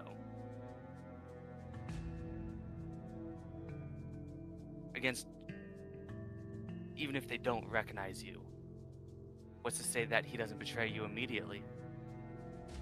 Has he made a deal with the wolf as well? You see the wizard speak up quietly. I don't make deals. Under any circumstances, it's the good rule of thumb to not have your, well, life forfeited, to be used as a pawn. No offense, he looks to Moose. As Moose rolls his eyes.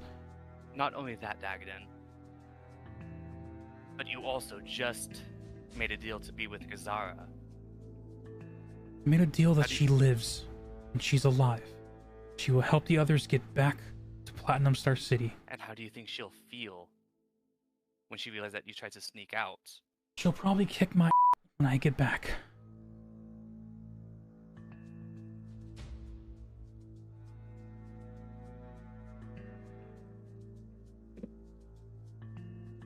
This is needed, Valindra.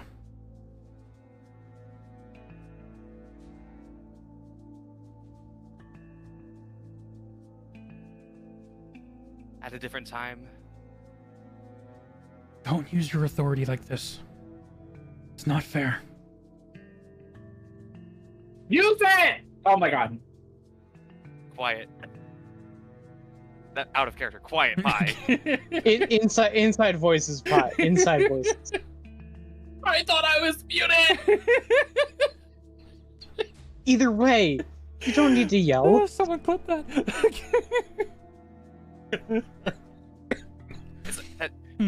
Because Valencia really doesn't want to use her authority, but at the same time,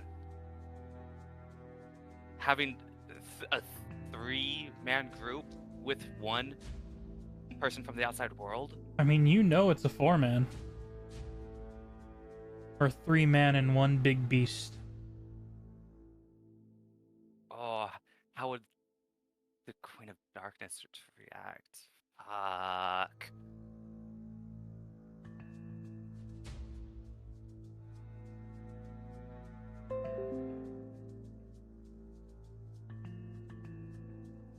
I am enacting my authority. You are to return to Platinum Star City with us. When we are better prepared, we can go out again.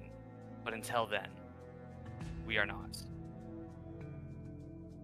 You see both Hogar,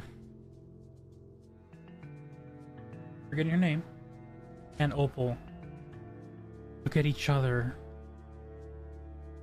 Defeated, frustrated looks. Dagadin, his hat is keeping his eyes from looking at you. Wizard Matted is confused on looking at him, looking at you. He can tell that you're pulling rank, but he's waiting. Dagadin, don't do anything stupid.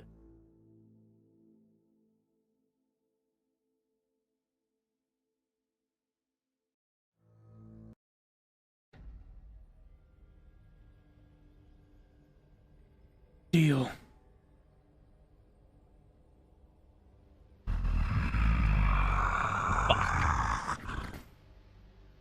You see the room begins to grow dark. I would like you to make a wisdom saving throw. God damn it. Oh my god, natural 20. Fuck you. That's fair. As you feel the shadow tendrils try and put your mind to sleep, you shake it off. I need you to roll initiative. Saw that coming once the music stopped. God damn it. Okay.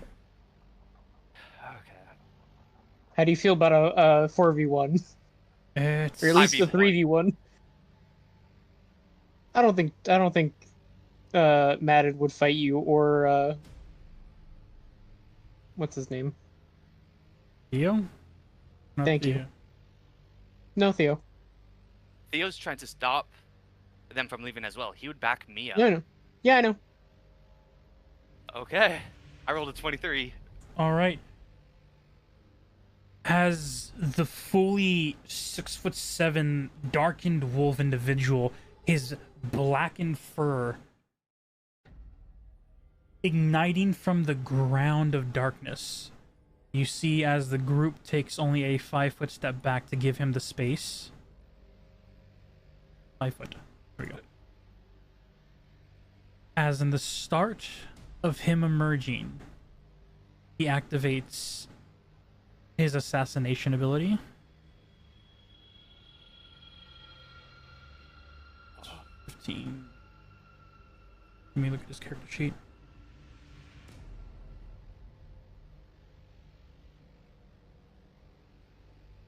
Did he roll higher than me?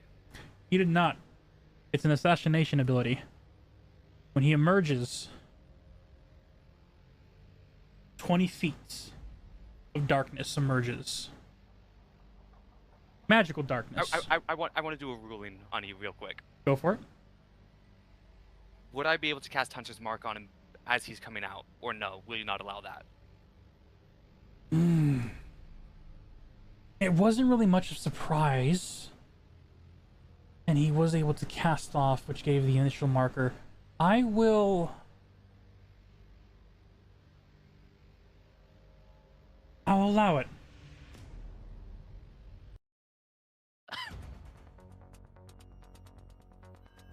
The battle. He is currently marked. Now, besides the hunter's mark, you are completely surrounded in darkness. Does that impede your hunter's mark at all?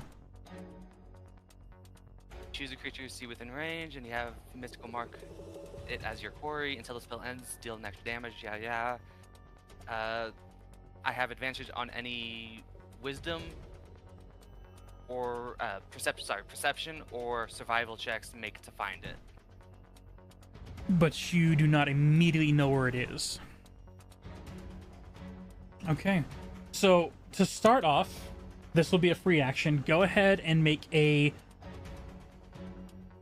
perception to see if you can figure out if he stayed where he was at in the moment or if you moved at all before you make your move.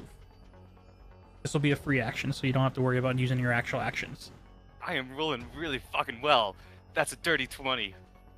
You can sense that he hasn't taken a step yet. You are the top of the initiative order. Go ahead and make your move. Take out I have my crossbows. First attack. 27's a hit. 27 will hit. Go ahead and roll damage. Let's see, that's D6. Hunter's Mark is also D6.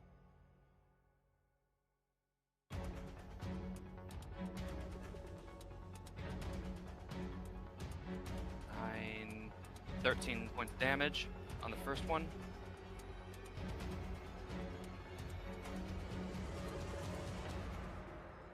You fire the bolt out.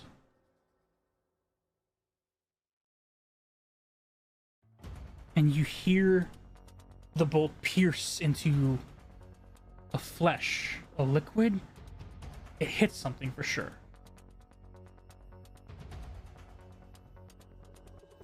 Any movement or bonus, or no, bonus action, any movement?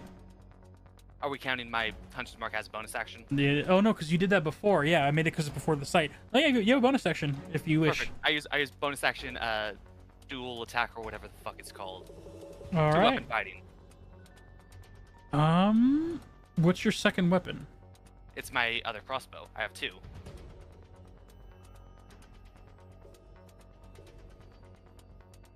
All right. Yeah. Because it's a light weapon. Yep. Go ahead and take your second shot.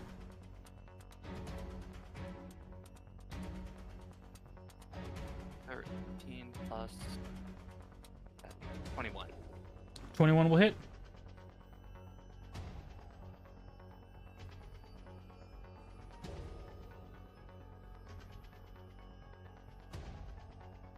1 second because I don't know if 2-weapon fighting gives me that. It does not add the ability modifier. Okay. So that's another 7 points of damage. You hear another bolt fly off, and once again hear that fleshy or liquidy like hit sinking into something, and it's definitely sinking in less than 15 feet from you. Burn initiative, so snap. 5, 10, 15, 20, 25, 30.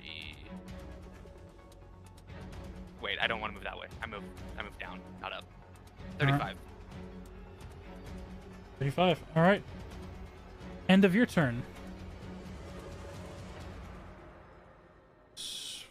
10, 15, 20, 25. You are 30. Oh no, I'm gonna have to do this anyway, but it's gonna get rid of the circle. Oh yeah, perfect. So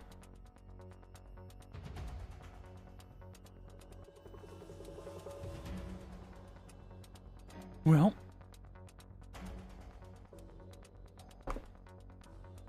oh, does a 29 hit? What was it? 29. Yeah, 29 hits. Cool. Wow, you're kidding me. You get 1 point of slashing damage as you see coming from the shadows of this dark bubble. A blade emerges and flies towards you. 1 point of slashing damage. I need you to make a Constitution saving throw. One, my thing doesn't. There we go.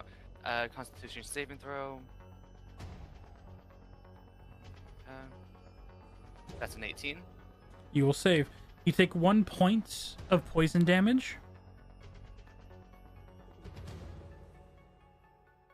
And so that's two damage. Yep. And gain 5 temporary hit points. Wait, what? Okay. Second strike. That missed the box. That missed the box again. Where'd it go? Come here. 10 hit points. 17 to hit. That hits. Oh, the wrong dice. Another dagger flies out. 4 points of slashing damage. Please make another Constitution saving throw.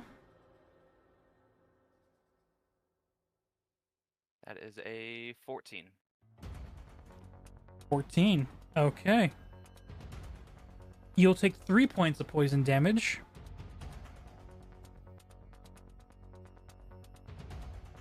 And gain 1 temporary hit point.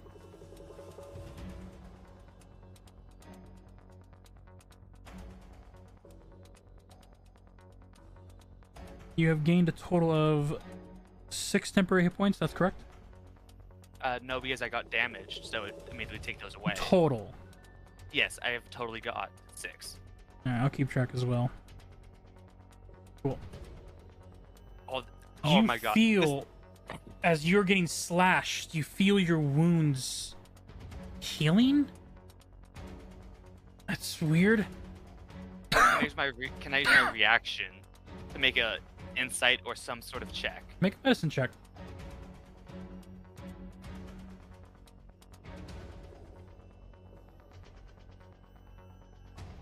You said medicine? Yep. That is a 14. With a 14, you know one thing for certain. You don't know what it is. But you are definitely poisoned right now.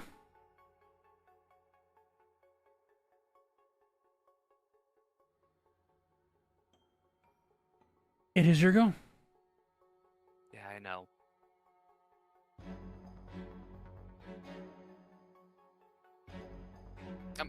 I'm caught up on that temporary hit points. I'm thinking that it's gonna slowly add up, and then it's just gonna hit me with a bunch of poison damage. Who knows?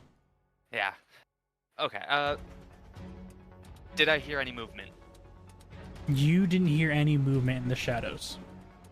The only thing you do see is Theo took a 5-foot step out of the bubble. And he is not happy, but you see he is not interfering.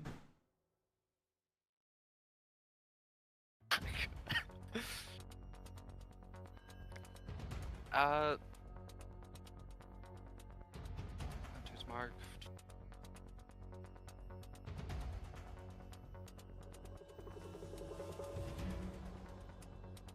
I want trying to find Mr. Wolf. What would that be? Would that be my action?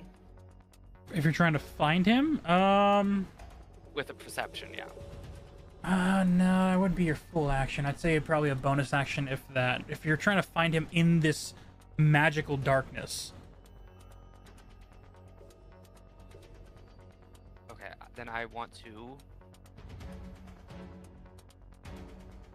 see if he has moved any. Okay, go With ahead. And, Hunter's mark. yep, with Hunter's Mark, it's survival or perception, yeah. It's perception or survival, and I get advantage on it. So, you're using perception? I have a plus to the both. +3 to both. It doesn't matter. It does. Perception is oh. sight, and since he's in darkness, the DC would be higher.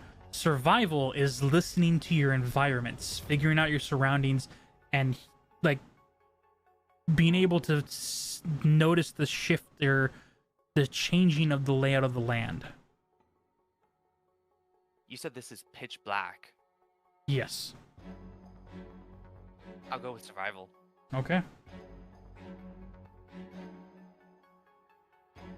That is a 16 to survival.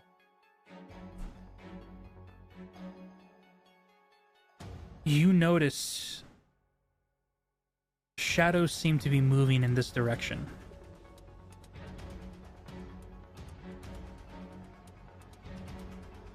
But it wasn't enough to reveal.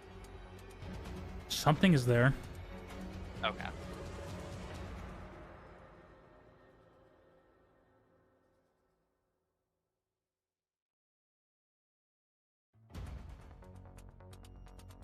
I will take a shot at that movement then. All right, go ahead and roll an attack.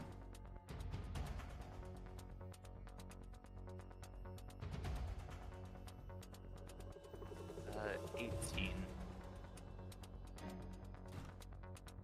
18 will just miss. Oh. As you fire an arrow in that shadow and you see the shadow itself swallow the arrow. Before emerging, however,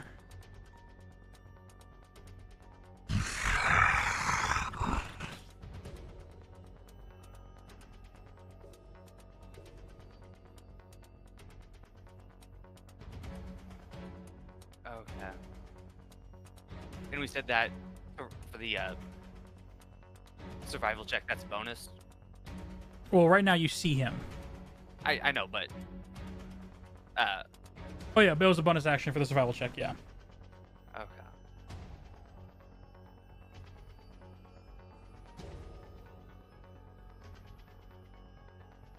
I don't think I can do anything else, so is the darkness still here? The darkness is about to fade. Okay.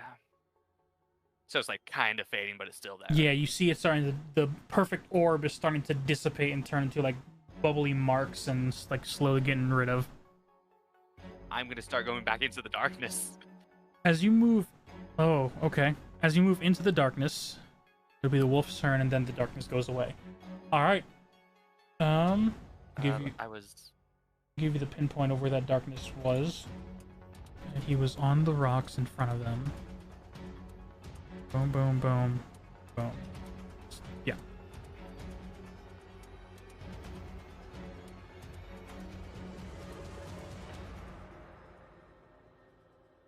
That's my turn. Cool.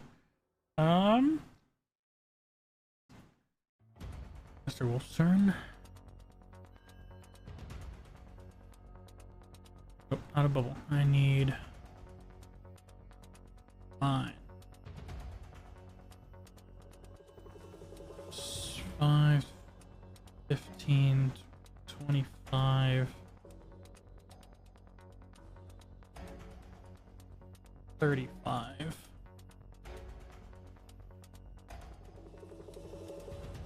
As you in the darkness can't see, but you sense with your hunter's mark, and you hear the rapid scraping of a four-legged creature sprinting at you full speed. First claw strike. 15 to hit. Miss. You are able to instinctively just pull back as you feel this air breeze across you. Second strike. 21 to hit. Hits.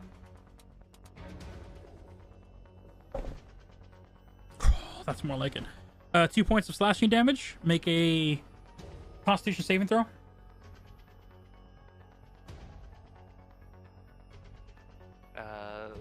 18. 18.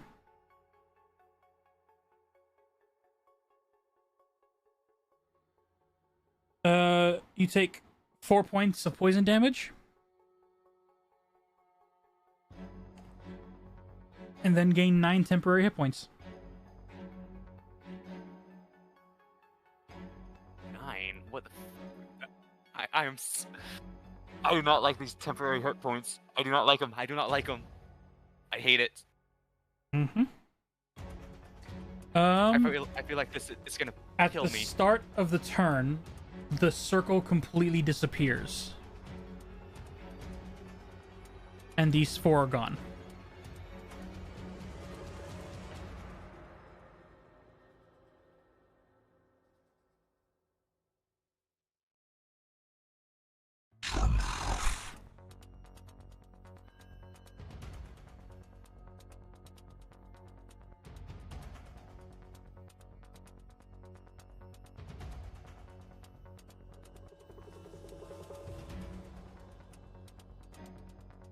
What do you do?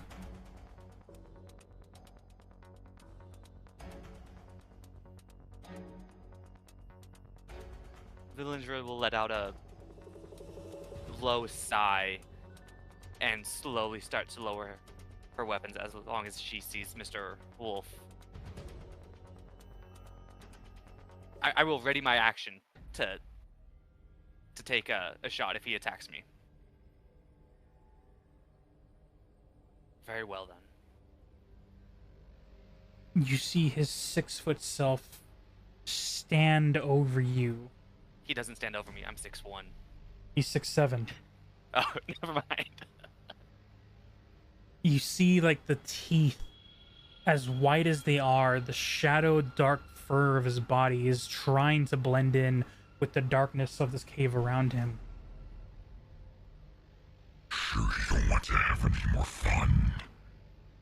It was just getting exciting. Why continue when the 4 I'm trying to stop are already left?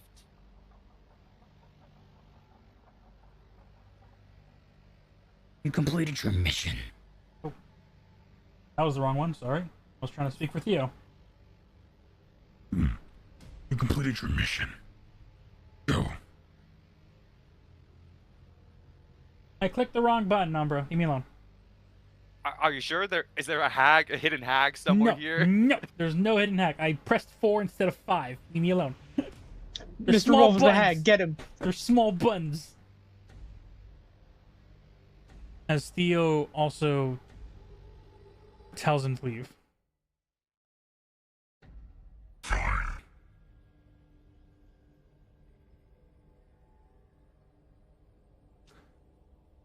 You're gonna need this.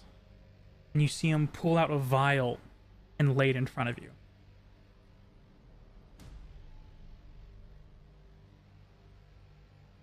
Have a good rest. You're gonna need another. And you see him begin to meld into the so. shadows. Keep them so. Bleh. Keep them safe.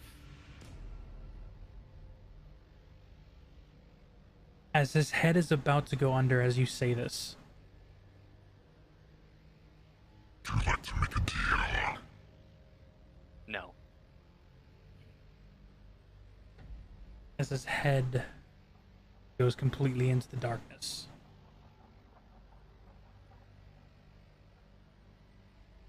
Villager will crouch down and pick up the vial and... What would it be to check what it is? This would be either... You can either do both checks or do one of them. It'll take time. One check is a medicine, one check is Arcana. To fully study it, even with depending on what you roll, I would say it take about a minute to do each.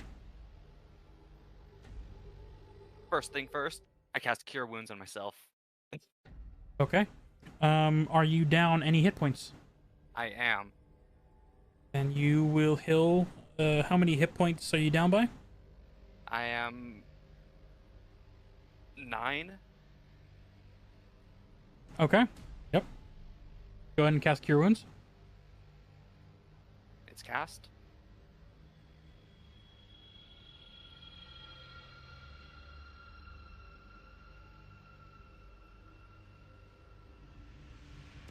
How much do you heal for? I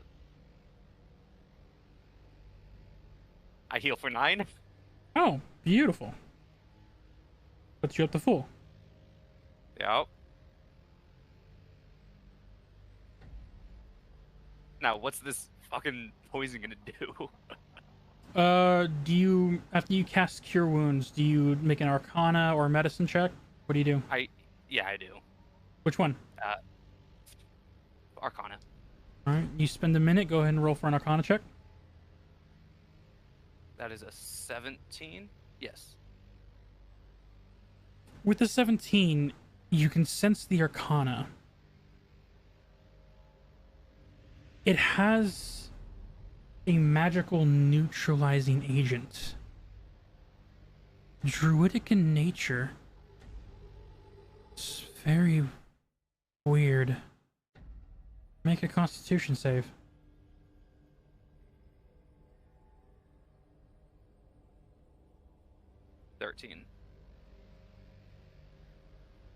As your wounds are completely closed up, how many temporary hit points do you currently have? 9. Cool. As you stand there, do you make a medicine check? I know it's a neutralizing agent.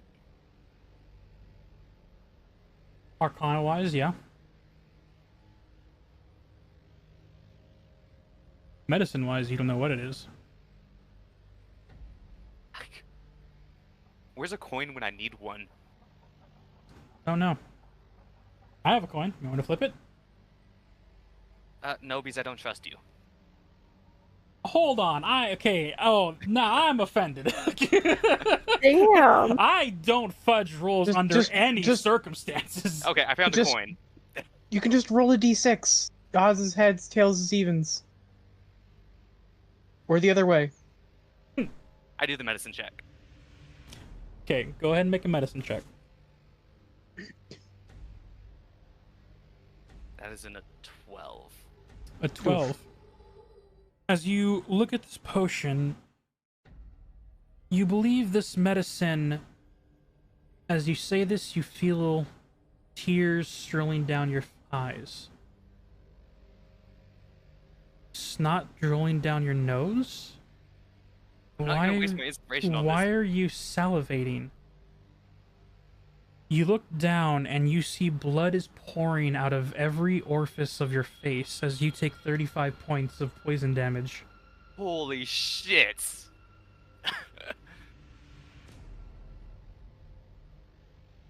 I take the fucking agent. You fall to your knee, coughing up blood, and you feel your lungs beginning to fill with the fluid of it as Theo rushes for you as well and helps you uncork it and take the agent. As you do, you feel whatever poison is currently amplified by whatever magic taking hold. The poison leaves. You no longer take damage. But that hurt like hell. Yes, it did. I, fucking weak to her knees. She uses I'm her last. bad. She uses her last cure wounds. Timothy, you are awakened by the sound of coughing and almost vomiting. As you look to your left, you see that Dio is not next to you. Instead, he is next to. You think that's a person? It's dark here. He's next to someone. Wait, I have night. Bitch, I'm blind. I can't see. Exactly. I can't even see them from over there. What are you talking about? Well, there is. I say the moonlight. There is The a moonlight, quote unquote. Oh my gosh, I'm so immersed, it's embarrassing. You say moonlight, I looked up to where the sunlight is drawn, I just saw the moon. Oh dear heavens, that's a good moon. Okay, Tess well, did say they were gonna draw a moon. I didn't, They said, I guess it's nighttime now, and I then the didn't moon, take the sun it was seriously. gone. Why it's sass? There is a dull blue glow from the ceiling gems to represent moonlight, so you do see the silhouettes. okay. Well, I'm gonna bring out a candle. I'm gonna light it with prestidigitation, and I'm gonna fly over there. As you fly over, you see as Valindra on her knees is casting cure wounds on herself. Blood pouring immensely. Oh. Where'd you go? In my eyes, where I'm standing, that's Theo's not there. That's why I flew to where I went to, because he wasn't standing there. He was like right there. I was like, what? Oh no, yeah, no, he's like right. Yeah, I'll put him there. It's fine. Yeah, he's basically just standing there next to Valindra, trying to help her out as she is recovering, and you see there's the smell of iron and a lot of dark red ichor on the ground. I'm going to use prestidigitation and clean everything. As you begin to clean off the blood from her face, moving it on the floor away from you all. What the fuck happened? I was enjoying a really amazing dream, thank you. That fucking wolf. What did he do? He's a tough one. And How as for your hurt? question, Timothy, as to what happened, a f***ing deal was made. Is it that fucking And we're gonna deer? go to break. We're gonna go on break. We're gonna have a 30-minute break before we come back to this. We're gonna grab food, grab drinks, continue And blame Umbra. this night. Is it my poisons? You don't know? You're not here? Is what Out I of should character. say? Out of character. Is Out it of my character. poisons? Out of character, I say it is because he said it was druid craft, so I say it is. It your is poison. a boosted form of your poisons. Damn, Umbra. Son Oh, of a that's bitch. rude. They took your fucking recipe and then It's a good It made recipe, it stole but let's make you got a it. copyright, girl. What? You need So to sue them. You need to rude. sue. Take them to court, honey. I'll be your lawyer. Ma'am, I sold this poison to this assassin, and he changed it to make it more powerful. He What? I'm stole. so mad. He couldn't even. I was so. For one, I was very excited that my poison was working so well, and for two, I felt very bad that it was working so well. It's not even really my poison. It is. It's just amplified. The medicine would be your. That's why it's medicine and arcana. The medicine is your poison. The arcana is more of the darkness touch. Amplification. Bullshit. In the meantime, ladies and gentlemen, we will be back in 30 minutes. Grab your popcorn, grab your drinks, because this night might not just be over. See where the night takes us. Be back in a little bit.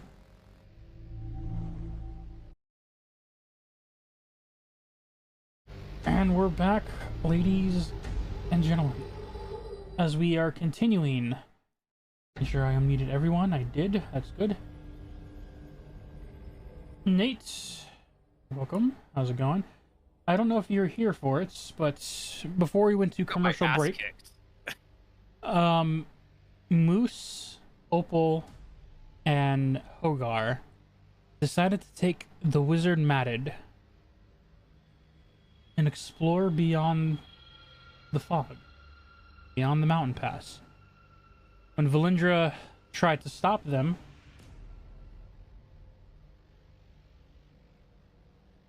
another deal was made on impulse, which led to a very quick brawl that ended still painfully, but still breathing at the end of it. As Timothy flew up to see who was here in this darkness, and lights from the light bluish glow from the gemstone above representing moonlights. Timothy asking what happened, and Theo simply replying that a deal was made. Another deal. Betrayal.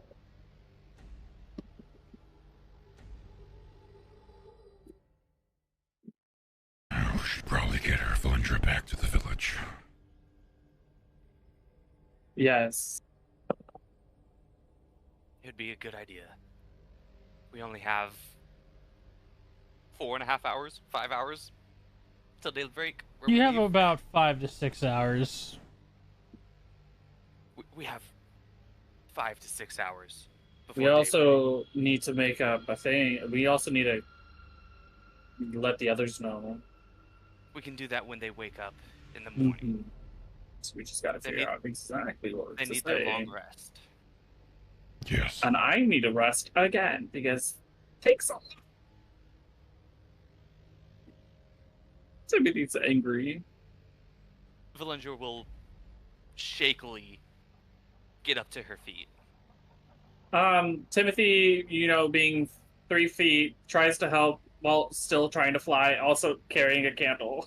You see as Theo lifts his claw under your arm and helps you to your feet. Other hand unscrews the flask. Takes a drink. Valindra will take that flask from his hand and take a drink as well. Timothy's gonna glare at both of you. Okay. Sorry, but I need this as well. Make a sleight of hand if you're doing it quickly. Oh, fuck yeah. Where's my sheet? There it is. That's an 18. With an 18, you snatch the flask from his hand. Wait. And you start drinking. I just take a quick swig, and that's it. This... Oh, shit. I need you to make a Constitution save. Oh. I use my inspiration. Hey, I mean, hey, it's there to be used. That was a nat 1.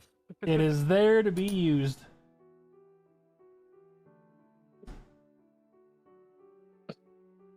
That is an 18. Much better. Alright, with an 18...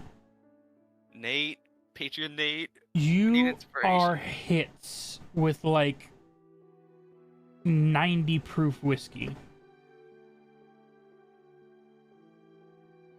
And it is potent. 90 proof isn't that bad. That's 40%. That's me just taking a quick shot. Oh, percent. 90% alcohol, essentially, is what it's... Oh, this is Everclear. Yeah. Yeah. Oh. So this is 180 proof. If that's the math Especially- for it, yes. It's 90% alcohol, but like it has that like whiskey warmth in the chest, but heavy does it lay in your chest. Oh my god. And you see after you snatched it from his hand and took a swing, when he tried to speak to you, his breath gave off icicle like Blizzard goes into a flakes. coughing fit. Yeah, that's kind of my necessary stash. Like takes the Hey, whiskey hand from the your bu- hand. I hand it back. Okay. Oh, It took the pain away, though. for now. I bet. And he takes another swig himself, quick one, and then caps it and puts it in his jacket again. Okay. Off we go. As your group begins to walk through the caves, you have time to talk if you have something to say. Timothy has nothing. I know you don't like how much he drinks, Timothy, but I'm not the Sometimes- only one. it's necessary. I am not the only one. As you guys... And I, by the way, Theo, I will let her know.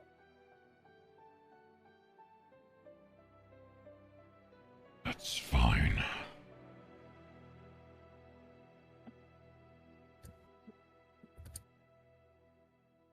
As you guys are walking past the entrance of the tunnel of this place, you see Theo stop for a second. You two take over. And you see from the shadows, much like how you were snatched through the walls, two of the roguish lizard folk step out and move into the cave you guys are leaving to keep an eye on the entrance.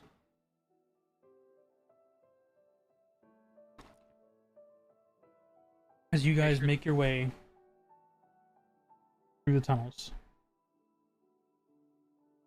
Be careful, Theo. He I mean goes it, with Theo. you all. Oh, cool. Yeah, I thought he said he stopped and. no, he talked to stopped and told two hidden Oh. lizard folk to keep an eye on the entrance. Okay. Thank you for clarifying. Yeah, all My good. bad. And then immediately started walking with the rest of you through the tunnels back to the village. It is quiet here. You see the small patrols of lizard folk, but everyone else is pretty much asleep.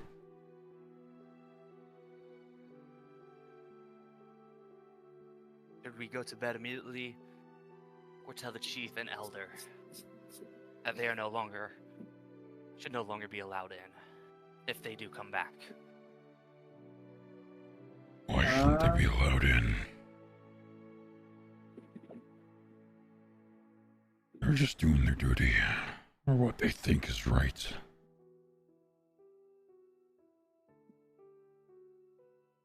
All right.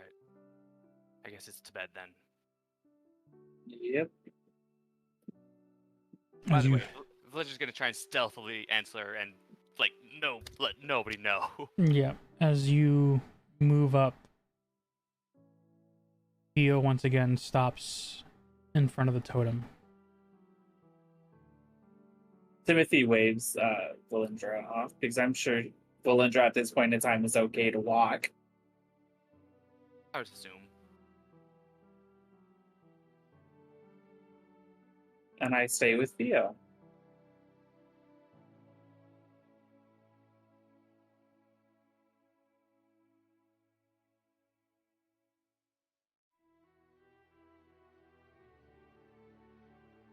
I ask you a serious question, Timothy.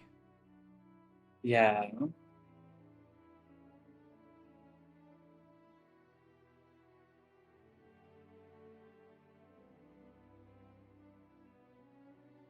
If you had to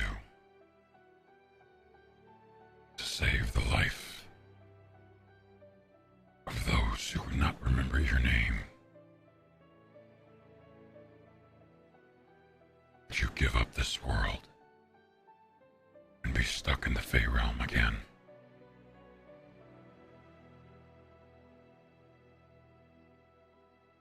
What was the question? Would you be stuck to save people who would eventually forget you? Would you be willing to be stuck in the Fey world again? You get the idea that he's talking about your royal duties that you ran from. Because at the end, that's what it would have become. You had to marry Delphi's sister. Stuck on a throne. Stuck in a realm. Because Delphi would have moved on to this city without you. I look at Theo. And he's just staring at the totem. I would rather save the people than be stuck at home. It was not a good thing for me there. I was forced into a situation that I would never wish upon my enemies, Theo. I would, if I was to do it again, I would 100% leave with Delphi again.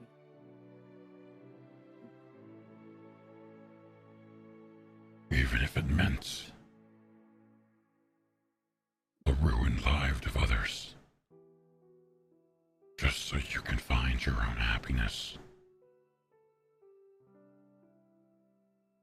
As he looks in you in your eyes saying this. I place my hand onto his cheek and I nod silently. My parents were very disappointed when they heard the truth about me, Theo. That is the reason why I was forced into the situation. I don't want to wish that onto anyone, Theo.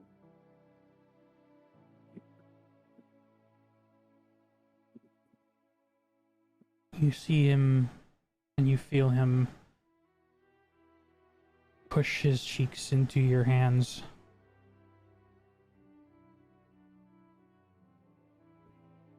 As his eyes gently close in the embrace before reopening.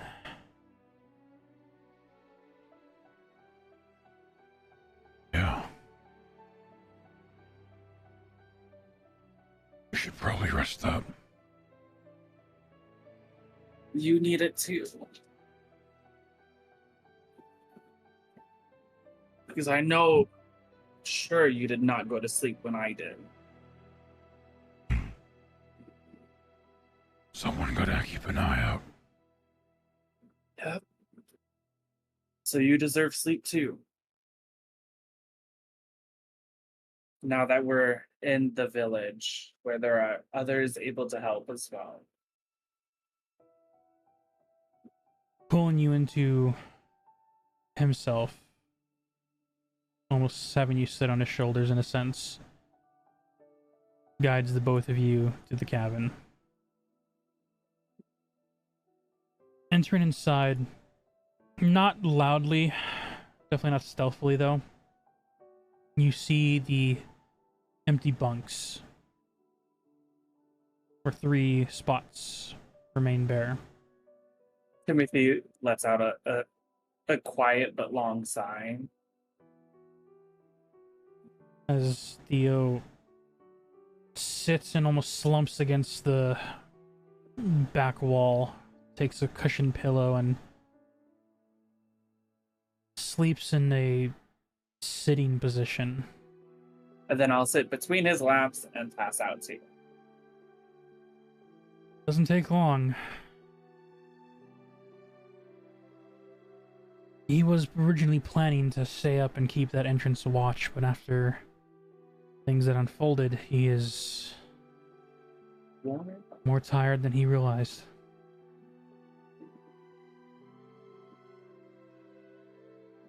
Everyone, go ahead and take a long rest. And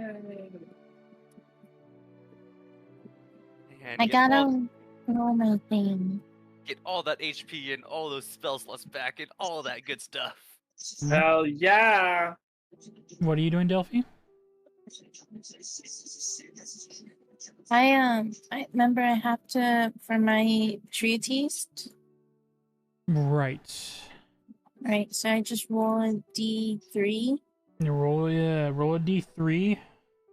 I don't see a D3. There's no D3. Go ahead and roll a D4, and if it's I think if it's a 4, you re-roll until you get like a 1, a 2, or 3. That's how I do, because I don't know how D3 works really. Is it a 4? Yeah. Re-roll. 2. You get back 2 slots. Perfect. Woo! That's exactly what I needed. As you wake up with the rest, you see villagers waking up a little more on the groggy side, sore for sure. You're also a little surprised to see me because Valendra doesn't typically sleep with all of you. She's Yeah. off in a tree sleeping. She has like this horrible look of hangover, poison, alcohol combination hit pretty hard. And then as you look around the cabin, in the back wall, already adorned in armor, spear leaning against the wall, holding a single parchment, Zara is looking stoic, as usual. I'm Do sorry. we at least see like somewhat of an anger on her, or You can feel free to make an insight check. I'll make an insight. Umbra's BRB. Okay. Oh. No, I'm here. I have a dirty 20. Oh, you said BRB. That's From 13. you guys. I had to go drop my stuff off. Oh, okay. I heard dirty 20, Yes. I got a 13. 13.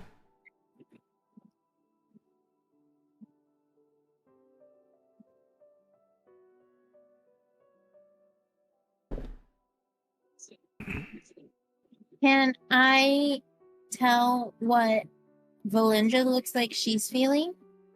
Make an What do I insight have check to- on Valindra. Valindra, are you trying to play off the soreness that you had yesterday, or are you simply trying to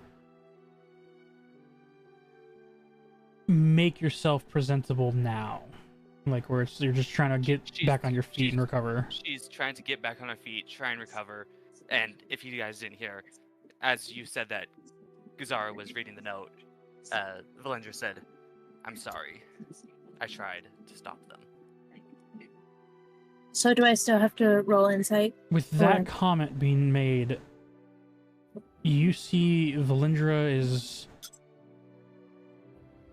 healed, but has this like sore look, like Okay. recovering from a sparring match that's got a little severe. And then you hear the sudden slamming of a fist. Did I get nothing for my dirty 20? With your dirty 20 and her, for one slow roll on keeping her emotions in check, you see as Gazara has punched a good, decent hole through the cabin wall. Zara. Her face is still stoic, but her arm reacted. Are we sure she's not a barbarian? Oh, she's a paladin. Oh, no. With that paladin comes a duty.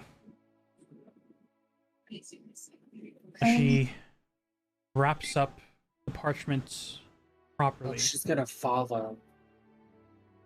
ties it up, puts it in her pouch, picks up her spear, looks to you all.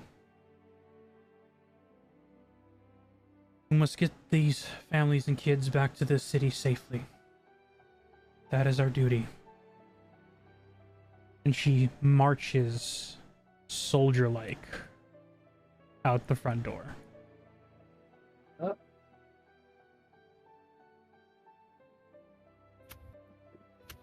Timothy looks over at Theo. You see, I know she's trying to hide it. She's not doing great. Who would be in this scenario? Delphi looks over and is like, hide what? Like, what happened? Where is everyone? Dagden. What are the other two names? Opal, Opal Hogar. and Hogar. Dagden, Opal, and Hogar took Matted, and they continued on. I tried to stop them, but another deal was made. At the sound of you saying that, Duffy's wings went very deep, like blood red. And she looked at you and you're like, what do you mean by that? Dagden made another deal. Perhaps impulsively, but still another one. And it was not those four that I fought, but it was Mr. Wolf. He was buying them time for them to leave. Delphi looks visibly angry. And then she walks outside. I wonder what happened to you. Mr. Wolf had some very dangerous poison. Above table. Can I roll an Arcana to see if that poison was hers? Have you? Oh, sorry, I was still in Theo mode. Have you ever seen her with poison? I don't think I have. Yeah, she doesn't normally use it, so there'd be really no connection. But you did. Oh, you're right. Nope. Many druids.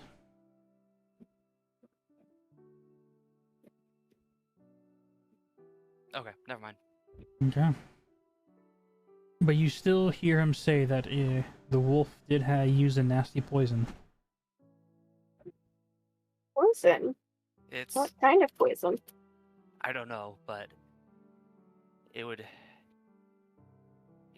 hit me, and then it started to heal me. And then once the battle was over, or rather I stood down, due to them having already gotten far enough out, it nearly killed me.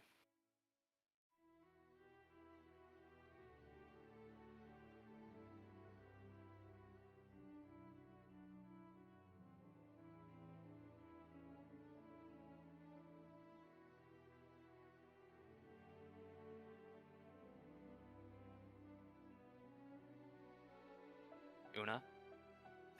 1 second.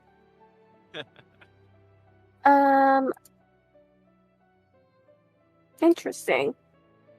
Okay. Well, that sounds awful. I'm sorry. Do I need to roll anything to recognize that may have been my poison? Go ahead and make me a medicine check.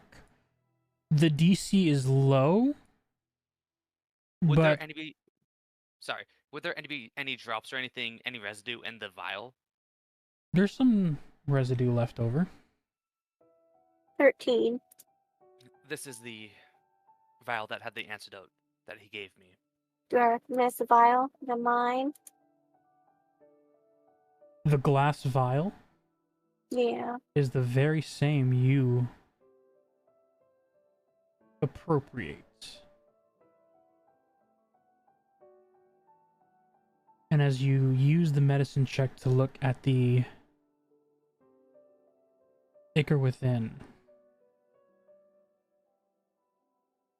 you see the leftover components, the residue that leaves on the glass, is the same that your poison should do. However, it's more lingering than what yours normally does. Like the effects stained itself on the glass. Being more potent than what you usually put in those potions.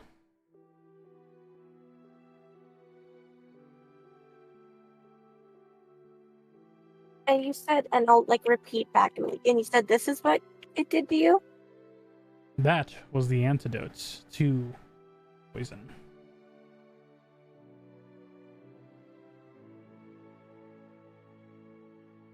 The fuck kind of poison is this?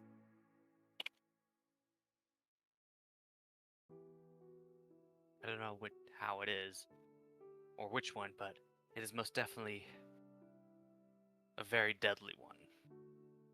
Yeah. One that makes you think that it's not actually poison. Can I roll?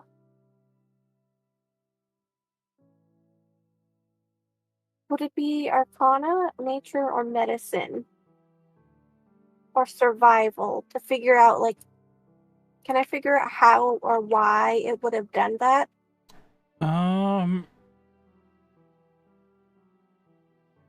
If there was a science check, I would say that. I'd say make an intelligence check. This is just straight intelligence, because you're trying to put pieces together for a puzzle box that you don't have in your hand.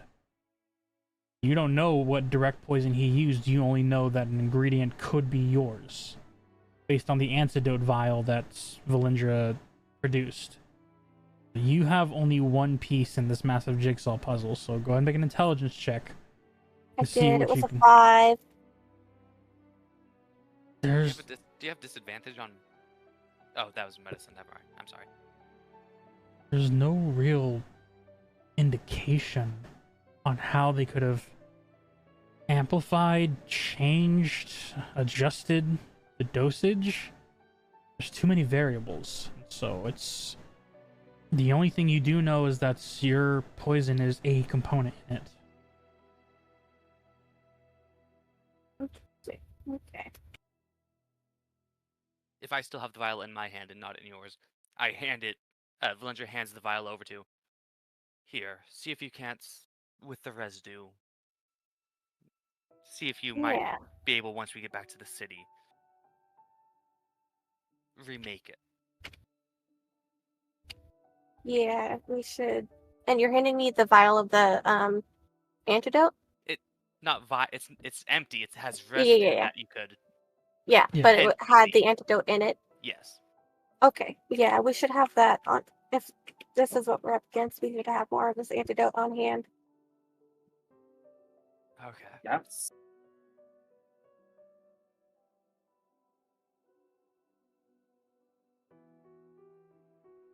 As Theo finally stands to his feet, you see him slightly staggering. He seems unbalanced. I get into my human form and I help him stand a little bit. Quick question. Yes. In D20, in roll 20, how do you like flip which way your character is facing? I don't know. I know how to turn him upside down. And that is about it. Wait. I could just... Right click on your character. It should go to advance. You should be able to flip horizontal, flip vertical. I cannot. Nope. I Darn. Only I can. don't Okay. have that. Let me know Never when you mind. want to. It's all good. Yep. Did you hear what I did? You turn to your human form, and as you helped him to his feet, he moves his arm around you. I'm fine. I'm just getting back in the groove of things. No, it's okay. But I'm still going to help because I want to. I appreciate it. You see there is a smile to his face. So he smiles back. Let's save the people. And go home. He heads forward with you, assisting him on the walk. Are you still here, right here, Sass? Stealthy? Muted. Like outside? Yeah, Mhm. like on the staircase going down. Yeah, I'm just standing out in the like, Okay. music.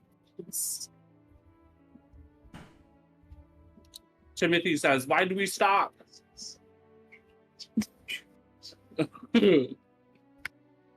I'm fine. I'm 2-2. I'm not taking up very much space here. Durant and Una. Are you getting ready as well? Sorry, muted. Yes. All right. Yep. As the group begins to head toward the front, gathering around the totem, the chief and elder look at the family as the warriors are standing at the edge of their individual homes, looking out, as the prisoner, Simon, wrapped weaponless, is brought out by the two guards as well.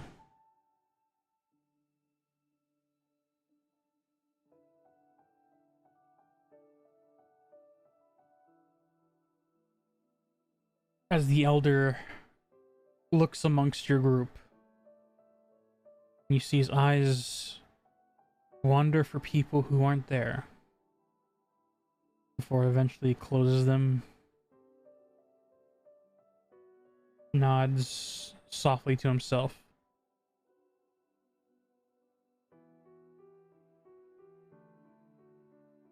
To you all, we thank you. Please get the children and families to the Star City safely. We will be here fulfilling the duties of our ancestors. As the chief then speaks up.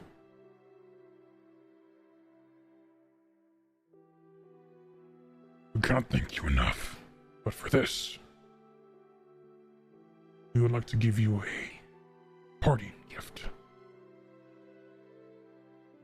You see as they bring from one of the armory pieces a massive red scaled shield. Oh my god. Durant, you got a new shield. I don't have a shield, nor do I want it. The which bitch of us uses a shield? What? Who uses a goddamn shield in this group then? Theo. Theo's a mage. Theo's a monk. Oh, No, he's a mage. he's a monk. Bitches. Ooh. Why he got drunk? He's a drunken monk. Fucking I've had conversations with Josh about this. He is a mage. Gazar's a fucking paladin. There we go. Yeah, I think Gazara might use a shield. I don't know. She uses a halberd. Oh my god. As Josh, they- you might need to change the weapon. it's a shield. Shield weapon, you might need to change it. As I'm sorry. they present this red, glistening shield. It's gonna change into what we need.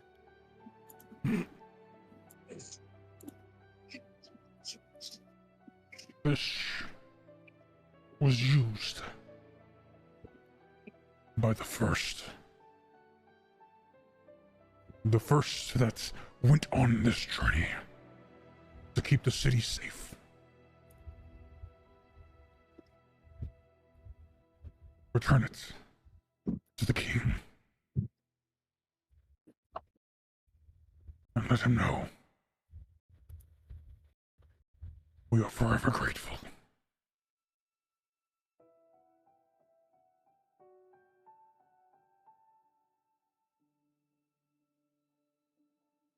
We'll miss you guys.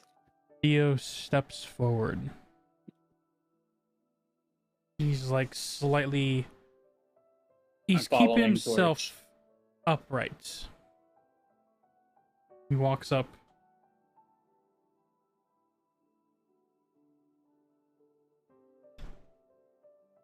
Look at the Draco.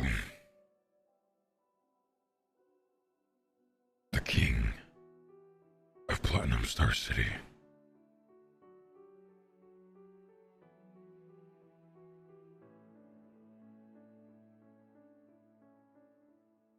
Of course, if you say so. And you see the chief hand it to the elder, and then the elder hands it to Theo. Can I roll on that? What are you rolling? Insight? Make an insight check. What are you looking for? Okay, that's a 19. I want to look at how he said that to him. Y'all need to find your own boyfriend and girlfriend. We don't. I have one. Josh is trying to kill her. Oh my god! Stop inciting on my boyfriend. Boyfriend is as- fucking mysterious and doesn't tell us shit. Leave him alone. I didn't hear exactly what the elder had said because of the voice, but yeah, the it's elder. like something in it made me like I want to insight that. The elder essentially said, if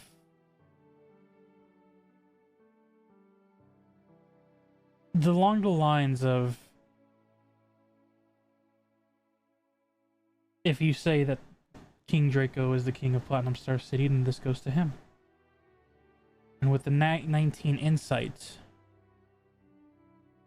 you see there is a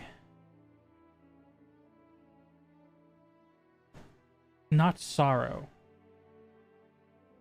but a held back sadness as the elder hands this red scaled shield to Theo. As Theo takes the shield. Oh my god. I have an idea of oh my god. Chucks it over his back.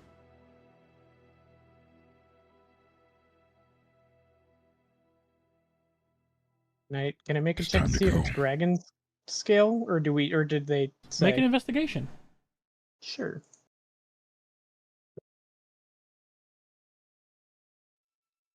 $12. With a 12, the red glistening of this shield on Theo's back, it's definitely unique. It's not a metal that you've ever seen, or a material you've seen. Neat. It was used by the first.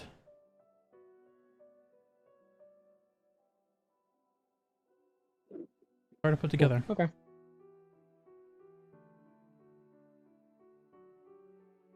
As Theo takes the shields, moves to the front of the group, stands next to Gazara, her stoic face, halberd in hand, other hand on Simon, who is bound.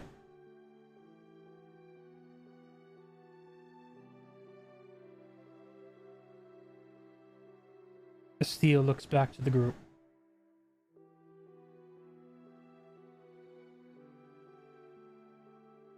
We will get you to the city safely. That I promise.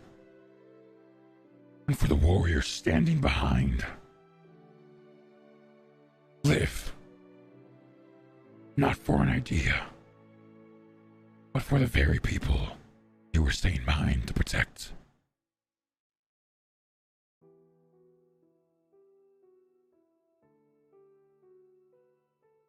As he then turns and begins to walk through the cave. I'm calling it right now. I think that Sifithar is Theo.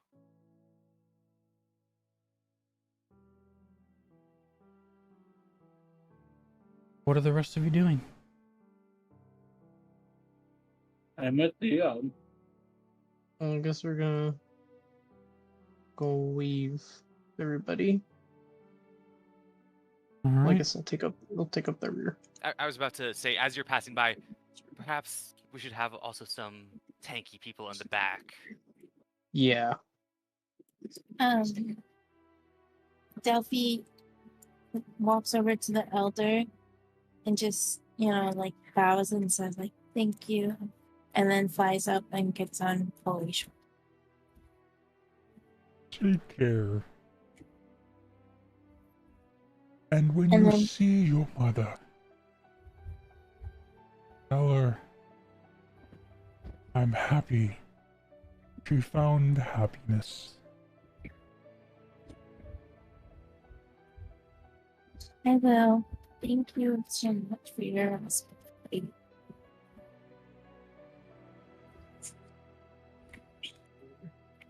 As your group gathers, Delphi riding on Durant's shoulders. Speaking of, she leans over to Durant and is like, we need to get a way more comfier shoulder pad for you. I'll look into it.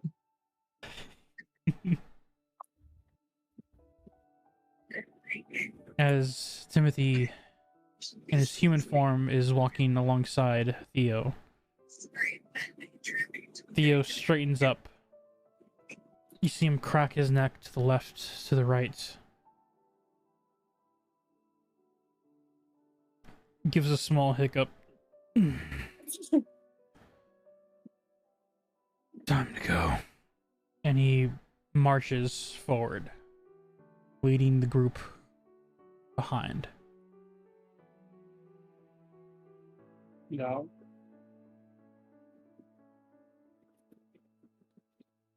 For brevity's sake, gonna move these individuals away. They're here! Ambush them! Kill them! No. Okay. Bop. Bang. Now. As your group is leaving, I'm going to have this individual represents The whole family. yeah. So I have a quick question before we start on. yes. Did I see any archers or anything? Anybody that used crossbows there?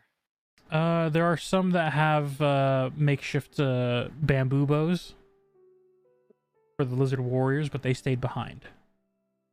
Then I want to give them just bamboo bows. Yeah. I will give them all 10 of my +1 arrows. Okay.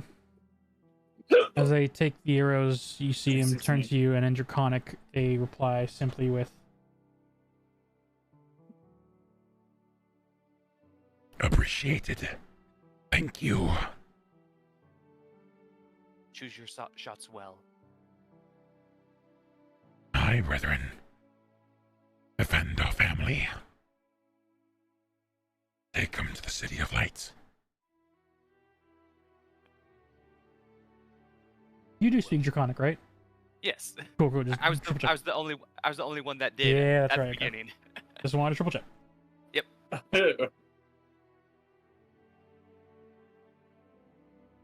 Who knows? Maybe those arrows will be the ones that make it so they live.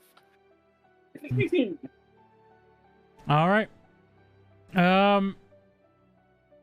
What order and how is this group gonna move through these caves? Well, I am still beside Theo, so I'm wherever he's at. I think Theo in front. Okay. He's a mage. I'm telling you, people. Josh, is he a mage or is he a fucking monk? You haven't really seen him fight. You've seen him use a wand to make a stool and a Okay. table into a massive table and stool. You want to know what will solve this? You remember the time where we killed that crocodile man? And he had a bone saw, greatsword, or whatever type of weapon it was? Mm-hmm. You remember I tried giving it to Theo? Mm-hmm. Do you guys want to know what Theo told me? Theo told me that he was a mage. I don't remember any of this. Okay, well then you need to go back and rewatch our streams. Because I remember this. It was a big thing that Timothy tried giving a gift to Theo. And he's like, you know I'm a mage, right? You know what? I'm starting to have faint remember of you trying to give him a weapon. And he's And saying it was no. a sword. And he said no, that It he was was like a a mage. bone sword or something of the Mhm. like. And then he said he was a mage and he doesn't use weapons like that. Okay, fine then. Gazara, you're in front. Thank you. Durant. With the prisoner? Because she is the one holding Simon. Durant, you're up front. Oh, okay.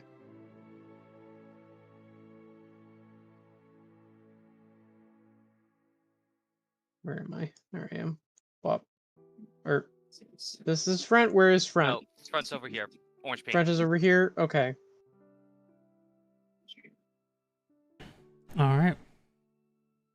I guess I'll be. This whole map is revealed, right? Because you were given passage of this whole Yes. place. Yeah, we Yeah. have full reveal. We have I think we have a map of it, to be honest. Yeah, they gave you a map when you came to the village. Remember, we have a shortcut right here. Yeah, that was a passageway that they were able to move through if you wish to take that. Or the path they showed, there is a third chamber up here that you guys haven't explored if you so choose. Or you can just take that short path through there to head to the exit.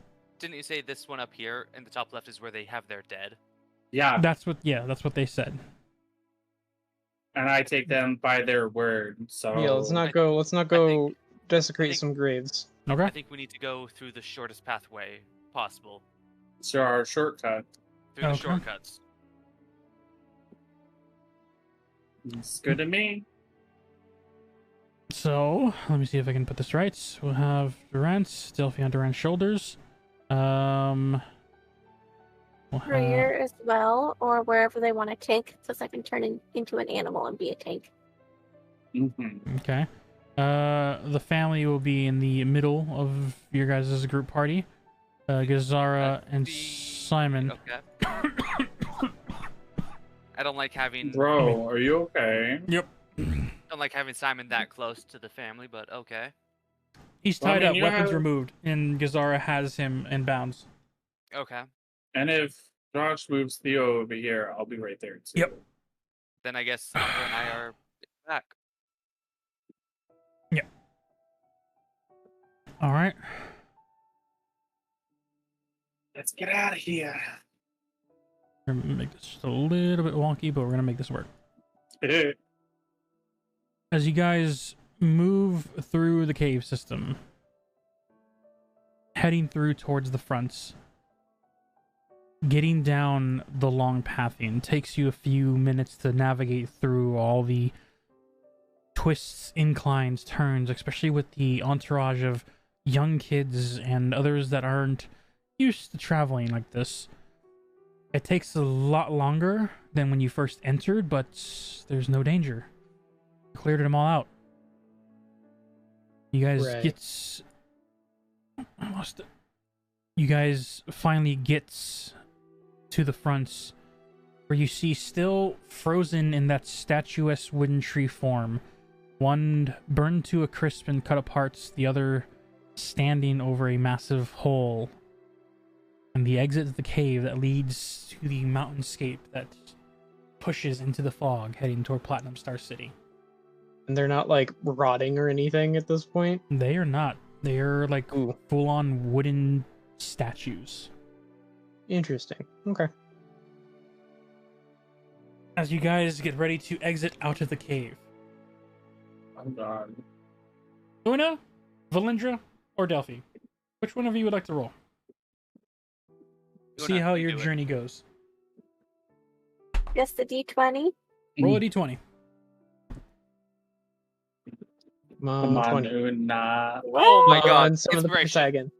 Use Inspiration. You better use it. What did you roll? A nat One. one. But I have inspiration. You really do. You use your inspiration. That one was a 15. A 15. That is so much better than a nat one. Yeah.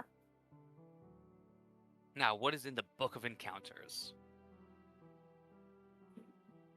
We'll find out in a second here as he looks through it. There we go. And you got inspiration back.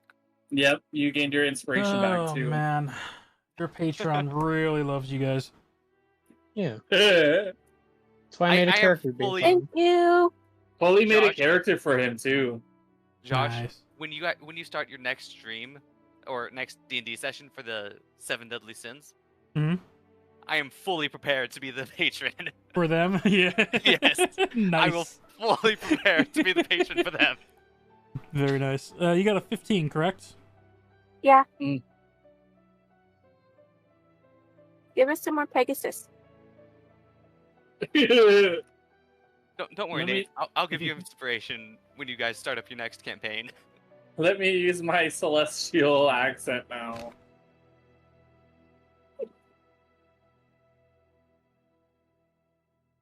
If I can catch said streams, Ooh. I will try my best. Oh, I don't like the way you said ooh. Okay. I think it was a I don't like the way you said okay either. You better just.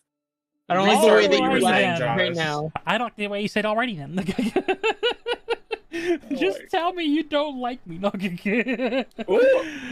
it's all good. Hey, keep my girlfriend alive and we'll be chill. I guess that's fair. Let's see here. I do Oh love you. gosh, how am I doing? Appreciate it. I guess I still get jump scared by notifications. I didn't make it yet, so let me go ahead and make it real quick. It's just Remember, it's gonna Josh. be the overworld map essentially. Remember, Josh, it's Pride Month.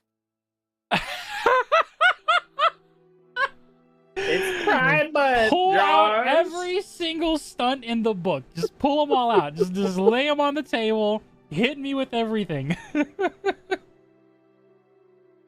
That's come after great. you.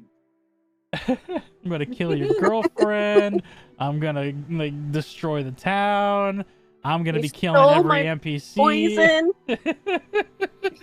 Just tell me everything wrong I'm doing. All right. Who wants to be the token for the adventure party? Me, Tibbet. Who I the heard- fuck said me? I know I heard a me from somewhere. Valindra did. Okay, Oh. got it. I was like, that did not sound like Valindra. That didn't sound like anybody, and I was like, I don't know I exactly who was said so that. confused. I was did like- I did a quick high pitched me. And Alright. I was like, did somebody join our voice chat without us knowing? As your group exits the cave, you look forward and beyond the low-level thick fog that leads to the mountain hillside into the very thin layered forest below. You see in the distance the city of the Platinum Star. It's home. The original trek for this was going to be a 2-day trek if things went well. As your first day trek goes, you look to the skies, praying for the miracle. Don't hear any hoof prints or wing beats. Yeah. Should have let me roll. As you You didn't get the option. begin to head down one by one, making a small surrounding around the citizens that you're now entering in this fog. Danger Can you we- passed once before. Can we all see this, or are you just gonna leave us in the cave? Oh! This is why I need you guys to keep me in check. There you go. I'm just like, hello? As you guys head down into the cave, or into the fog. Damn, I guess we're going through the cave. Through the cave again. God, I'm not excited to see all these creatures on this map. Is that a dinosaur? It's something. Oh, A God. dinosaur. It's Where? you, Bully. Down here, Where? bully. Where are we looking? Down. Down, up. Oh, that is a Right here. dinosaur. I don't know which. It looks like an iguanodon with It's spikes on its like back. it's above the grassland. fire Oh, dome. it's in the grasslands. Yeah. Do you not see Oh, my? yeah, there it is. There's the ping. Yeah. Excitement things if you guys decided to leave, but you guys decided to go back to the city, so who knows what it could be. I say it's a Buddy, Spinosaurus. we were Is this Yeah, but it's copyrighted? Dinosaurs. Is this copyrighted? The song or what? Down at the bottom. Map that we're looking at. Oh, the Eye of Sauron. That is not. Is it? I don't think it is. I think y'all Well, are it's not crazy. a copyright map, I can tell you that much. But I know, I- I'm just making a joke because it looks like.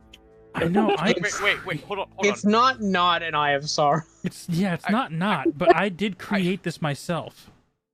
I made that completely up. I did not think that's what you were referencing. No, I can guarantee 100%. I made this myself. Yeah, we know you made the map yourself. But the We're wondering about statues the Eye of Sauron. that looks like the Eye of Sauron. I'm not gonna lie. It's not an Eye of Sauron. I think that's just the marker I placed as a certain indicator that you guys don't know about yet, even though there's a map there. I roll perception on that marker. Are you looking at a Am I- map while entering the fog? I'm I in roll back. I roll perception on the dinosaur. What type of dinosaur is it? A mythical one that Technically- you've never really heard of before, because damn it. dinosaurs are kind of extremely rare. Impossible. I see wyverns. Okay, I see You Josh. see ringworms? Wyvern. Wyverns. Oh. Josh, Yes. Jeez. this is a forest we are going into, correct? It's a hillside that leads into a thin layer of forest, yes. Because remember, the Let's heavy, just- thick forest is to the east. Or west, I We mean, should to the go- west. We What? should go down the way Simon went down and just fall. This is the way. we should. Would- fall. Do you know the Would way? my natural explorer, once we hit the thin forest, would that come into play? It would, because your terrain is forest, right? Yep. So yeah, once you get past the hillside into the forest, that's when you hit the forest line. I'll let you know when you're Okay. It is after an hour when I'm in that. Yep, you'll get a lay my of special terrain. Oh, land, your damn. favorite terrain. Yeah. An hour after you enter? Here's the thing. Yes, but it's also very powerful. I mean, yeah, but like we need it now, not an hour later. Difficult terrain does not slow our group. We cannot become lost except for magical means, which it is magical fog, so that Mhm. doesn't mean anything. I remain alert to danger even when I'm engaged in another activity. We can move stealthily at normal pace. Wait, that's while I'm alone. Never mind. And I find twice as much food while foraging. Yeah. And I have, and while tracking creatures, I learn the exact number, size, and how long ago they passed through the area. Yep. So, very powerful once we hit the forest. Let's get us moving. Mhm. Have a good night, Nate. Bye, Good Nate. night. Bye, Patron, whatever. As you guys move down the hillside, the pathway, crevicine, turning, twisting through different types of not deep canyons, but steep slopes, rigid edges that could easily be fall off on. You move extremely cautiously, but not just because of the fog. For the children, for the families that don't maneuver in this type of area. As you take your time, it's a very slow pace. Thank you for the hydrate.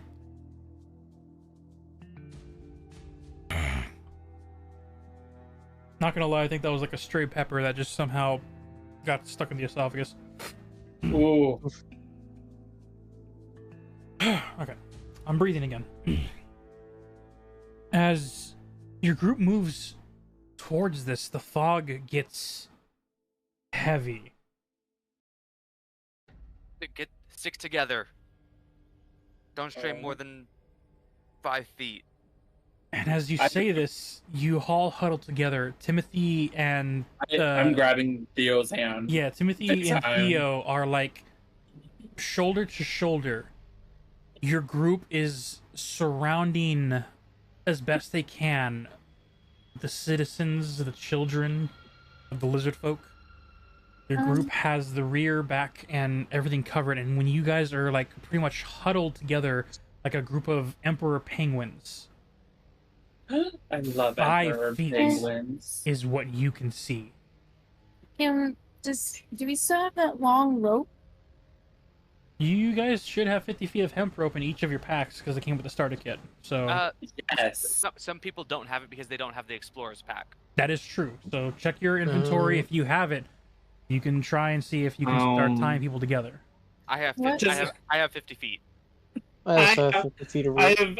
I have a bedroll. I have candles. I have costumes. I have a disguise kit. Not a We have rope. 50 feet of rope. We should tie the citizens separately from us because we don't want to drag them down with us if we go down. Well, what I was thinking that we could do is we could have them all like just kind of like make a big circle around all of them with the rope, and us just kind of like make sure we stay within it, but just so that we can make sure the kids all stay Together. in one spot. Yeah. I think between the people that have rope, we should have 200 feet. At least 200 feet. The people that have rope, I will definitely say, with 100, is it 200 feet or 150? I only heard 3 people say they have 50 feet of rope. Valenger has 50. 50. I also have 50. Yeah, there's only the 3 of you. Never mind. Yeah, you only have 150. You can either completely encircle the citizens, but leave your group, including Theo, Simon, and Gazara, untied, along with yourselves untied, but you can keep the citizens together. Or you can make a weird chain-like link between yourselves and a few of the others. I think we should make a rope that surrounds the civilians. Yes. Yeah. Because I agree. because we are the fighters, we need to be able to move. Mhm. But we don't want any of the kids getting lost. Yeah. Would we be able to like unthread some of the rope to make thinner rope? Yeah, because a hemp rope is that heavy, like knotted one that they used to for the old tug of war games that would give you rope burn. So if you undid those like twines, the old stuff that was used on ships. yeah, essentially not as thick, but basically the same type of rope. Yeah, so you can untwine it to make it longer. How much would that give us if we gave it, like, say we untwined it once? If you untwined it once, you'd essentially double your rope. So you would have 300. Yeah, 300 feet of rope, which would be able to encumber you in one awkward giant circle, but difficult to move, or you can chain link yourselves to everyone comfortably. Could we make it an awkward circle, but chain link the remaining to the civilians, so the children do not get lost whatsoever. You absolutely can, yeah. Do we want to do that? Good to me. I Yeah. want to have, pretty much. As long as everyone that came with us from the cave is all together. That's the only thing I'm worried about, is keeping the kids together, because kids are curious. Very curious and very stupid. They don't know any better. If we keep the kids tied together with the adults that are with them, Mm-hmm.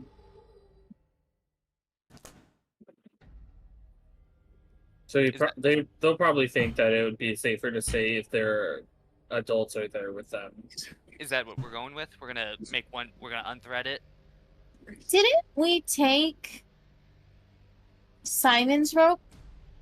You did, actually. So you actually We do. did. Yep. You have Oh my 200 God, feet of And I natural didn't rope. trade it. I didn't trade it. Yeah, no, you did, because this was in the cave and there's nothing to trade with, so. Yeah. I mean, we traded a few. The dagger. The dagger is the only It was thing we only traded. the dagger, I think. Let me look. I got my notes here. Because it was to unfreeze Mata. Not session 11, system was the fights. Wait, does Gazara not have rope? +1 arrows. Nope. 4 poison needles. Jade, that's what you got. That's what I The 4 got. poisons. The green jade gem. Fairy luck necklace.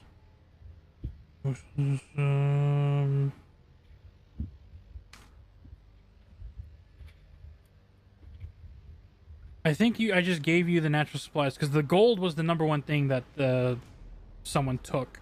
Timothy. Yeah. I took his goal. Yeah, and then after that, it's just whatever his natural supplies were. So like his I know his for a poison fact. dagger that he used during the fight was taken. Yes. I know Polly had the armor and the weapons, but I had the dagger and the rope while I was Yeah. sitting on Polly's shoulder. You I definitely had the specifically remember. explorer pack. So yeah, you do have the rope. That's for sure. Okay. All right, so we have enough to keep everyone together. What if we? So that's 200. If we untwine it, that's gonna be 400. Oh, Does Gazara have rope? No, she does not have an explorer's pack. Can we tie all the children's waists together and tie them to their adults? 400 feet, absolutely. I And think then then let's do have it. lines that we could have, like, basically to where, like, whoever's in the front can hold it, and then whoever's in the back can hold it, so we can kind of be free range ourselves. But We also need that on the sides because we want to keep all sides covered. okay, But yes, I think we have enough. I will say, because it is a group of... I think it is 8 children, 3 adults. You should be able to do that and have it where each of you on the sides and front and back will have rope to hold on to as well. Okay, that sounds good to me. Even if we didn't have rope to hold on to, we could just hold on to the circle that's surrounding them. That too, yeah. Sounds good to me. Just having that extra bit of rope will mean that we'll be like 5 feet away. And who's leading this group down the hill? Gazara. No, not Gazara. No, me. Durant. All right, Durant, make a survival check as you are guiding these people through this hillside. That's Oh. right. I have a question. Nat 20. Fuck yeah. There it is. Oh, That was long overdue. fuck yeah! Hey, guess what, Durant? Meh. The next like 5 episodes, you're gonna be getting nothing. No. Be No, I know. nice. No, What's he's the right. total amount? 21. It's 21. 21. Nice. It's 9 plus 10. As you finish with the group, tying strategically all the children to the respective adults, and then you guys holding on to the ropes, you guys are moving down this heavy, thick fog. It is 5 feet visibility for each of you. Oof. Cool. I have a The- question. Yes. If I, sitting on Durant's shoulders, do detect magic, it says 1 action plus 10 minutes, with concentration up to 10 minutes. How long in between 10 minutes do I have to... You'd have to Or- recast it at the end of, because you're concentrating off for the 10 minutes, and then to recast it, you have to spend an extra 10 minutes to recast that concentration. So you would have So it'd be 10 like- minutes of detection. You can either stop for 10 minutes or move for 10 minutes without that detection, and then pick up the detection again. Can I do that? Yeah, if It you says wish. ritual, so Yep. that doesn't take spell slots, right? It does not. Okay. And as long as I can concentrate on his shoulders, I'm fine. Yep. Okay, so I'm gonna do As that. long as you don't get hit and as long as you don't move. Yep. So what is the range for you're your detect moving. magic? Correct. 30 feet with it. It says you can sense the presence of magic within 30 feet of you. Very Um, nice. if That you might sense that might give you sensory overload. For right now, we're just gonna see. Sure, go so for it. give the full description. It says for the duration, you sense the presence of magic within 30 feet of you. If you sense magic this way, you can use your action to see a faint aura around any visible creature or object in the area that bears magic, and you learn its school of magic, if any. Cool. Cool. So does that mean I'd be able to see their aura even through the fog? Yeah, It every says time. they So can penetrate most barriers, but it's Yes. blocked by a foot of stone, an inch of common metal, a thin sheet of lead, and 3 feet of wood or dirt. yes, Ooh, that's very much like a divine sense. very close. Yeah. In this particular case, you spend the first 10 minutes as the group is walking, and then when you're in the middle of this fog heading down the hill, your 10 minutes casting time extends and you push your sensory outward. And what you see is like a swimming ocean. Magic is flowing around you, like if you were at the bottom of a sea. Not suffocating, but it is the essence of the fog that you are in. You then see the difference. You see the different type of coloration of the magic that Durant has. You see behind you, 30 feet, the magic that Una has. The different color matching the individual's essence of when they conjure magic. You see the Only same. imagine that this is like being on acid. There's a lot of multicolor rainbows, but it's more pleasant. You don't get like sick. It's just you're able to detect this different types of waves, but the major one is this ocean of like white shifting flowing magic.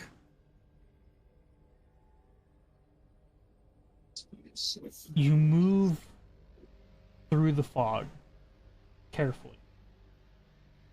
The natural 21st survival, Durant, even with low visibility, is able to find easy paths for the children who are tied to other adults to maneuver quite well. You get a good distance, and the path he's taking you seems to be going very smoothly, even.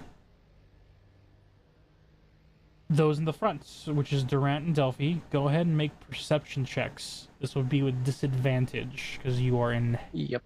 heavy visibility. Oh, that's not good. That's the same number. Doesn't matter if I use inspiration because You would basically I just was re-roll muted. both, but it'd still be with disadvantage. yeah. So I would reroll both. Yeah, but it's because it's disadvantage, so you basically re-roll again and take the lower of the two. I can't even see what you guys rolled because it's just not loading up. I rolled 2 5s plus 3. God. So that's an 8 total. I'm gonna use it. Okay. Durant uses inspiration. Where survival. Delphi, what'd you get? I got a 17 and a 23, so I guess the 17. 17's lower, yep. Oh no, I'm sorry, it's perception, right? Perception. I rolled survival. What am I doing? Oh, he was Panic. Panic. Panic. 12. Okay. Moving forward. Una, we aren't rolling perception. Oh nah. She tried as well from the back. Yeah, She's but, like, I want to join. but she also didn't, use the do the disadvantage. So You don't see much of anything really. But as you move down the Both hill, of us? yeah. As you Damn. move down the hill, what grabs your attention, Delphi, is a quick ping of 30 feet in front of you, in and out of the range, in a quick motion. You sense a God. magical essence as it darts across, not running towards you, but diagonally. I kind of like kind of pat on Durant's like the where his neck meets his like collarbone. Sock him in the chin. No, I just kind of tap, and I tell him like, I just saw something. ask her to see anything in this fog. Does he know I'm casting detect magic? Did you tell him you're casting detect magic? I don't know. I didn't know if it's because It's not really vocational. visible. Yeah, it's not really visible unless it says that the creature sensed you doing so. It's verbal and somatic. Oh. So You I would would have be known talking. she casted something. I could infer that she casted some sort of sensory spell. Yeah. Okay, that's fine then. Okay, so it says I learned it's school of magic. So can I tell? As it enters and leaves, the school of magic you sense is two schools of magic combined. Ooh.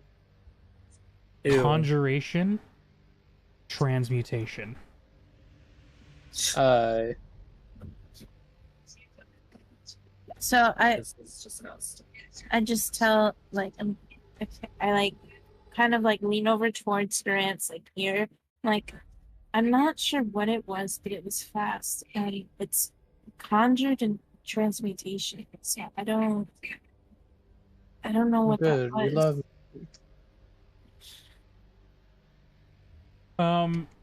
Delphi, your choice of Arcana or History, because you have taken classes on magic. You would have the best chances of knowing what it could be. Having two So different types of schools of magic combined is extremely difficult to do. okay. Wait, so I don't have to roll, you're just telling me? No, I'm telling you that You have to choose. the idea of having those two classes, or any two classes, coexist with each other like that is a very tough spell. I want you to either make a history to see if you learned something about this in school, or an arcana to see if you can theorize on your own how the magic takes hold. But I have a +4 to both, so can I ask which Yes. is like that? So the arcana will give you an idea of how the magic is upholding this creature. The history will give you an idea of what conjuration and transmutation is and what could possibly have taken place.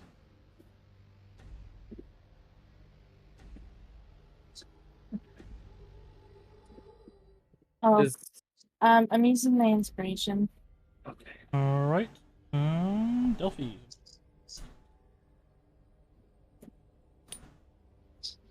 $14 Arcana or history? Arcana. As you felt the creature run by, indeed it was fast. but when it went in and out, the two magics that intertwined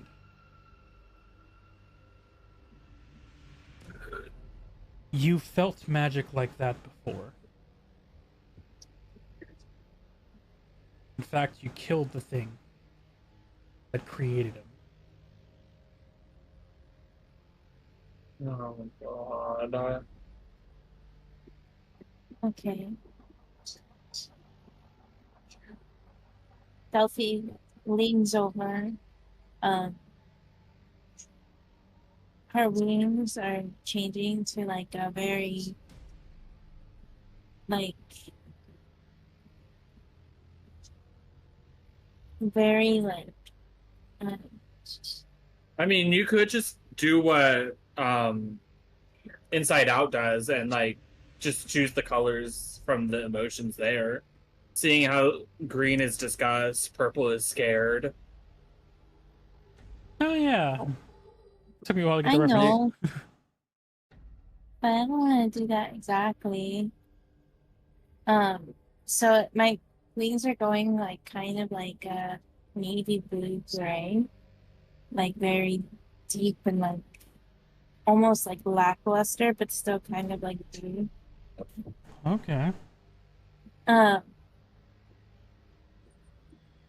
and then like I just kind of lean into like Graham's ear and I'm like, I don't like this kind of magic.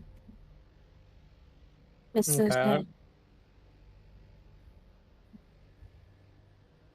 I don't like this either. And because I would like to also see this thing, I'm gonna cast Detect Evil and Good, and hope to God that it is an aberration, celestial, elemental, fey, fiend, or undead. One more time. Aberration. For aberration, celestial, elemental, fey, fiend, undead. I know if there's any within 30 feet of me and where they're located. I need to look up one thing because I already know one thing it definitely is, but let me look up the other thing to make sure it is as well. Okay, I'm gonna use Go the ahead, yeah. slot array. So what And you're that's saying is 10. you're at the very least, you're feeling 3 Fey. Yeah, which is fine and whatever.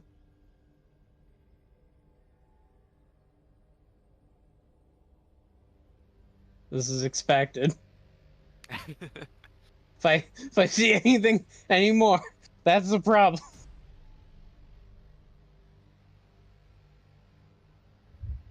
I also have a question. Possible answer. Okay, so how far back is the back of the line in the suit? 20 feet? 30 feet?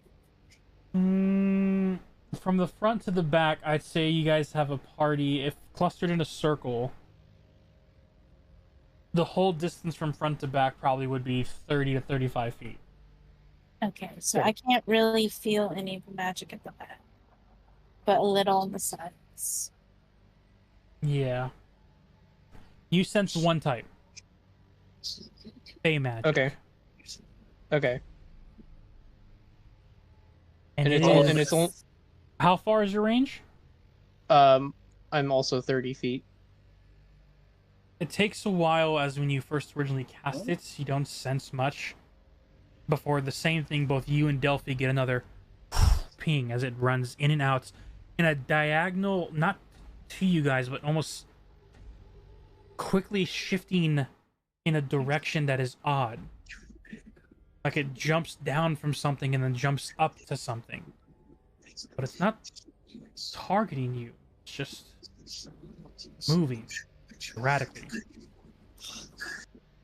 So I can see an aura of this thing. Yes. It says you sent a faint aura around any visible creature or object. Yep. So can I see the size of it? You Like, can I absolutely tell if can. it's big or small? This is a medium-sized humanoid creature. So essentially, from the aura, that presence you get quickly as it moves in and out, you can roughly estimate it's about 5'3", maybe 5'4", very thin, but the aura emanates a naturistic green and a twisted fade dark blue. Okay.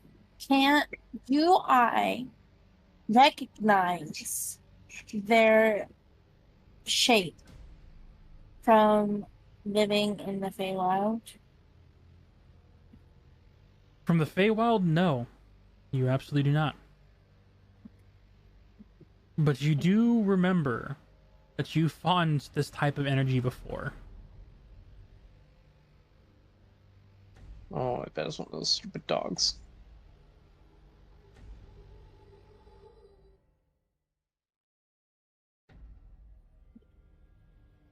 Okay, I'm gonna ready my crossbow, and the next time it pings in, I wanna shoot at it. Okay. As you move forward,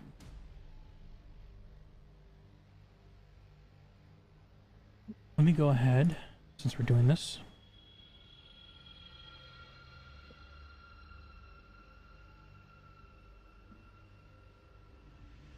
I'll take it to the map. We have Durant's Elfie up front. The rest of you can go ahead and ping where you want to be. I'm going to create some small... You put Theo anywhere and I'll be nearby.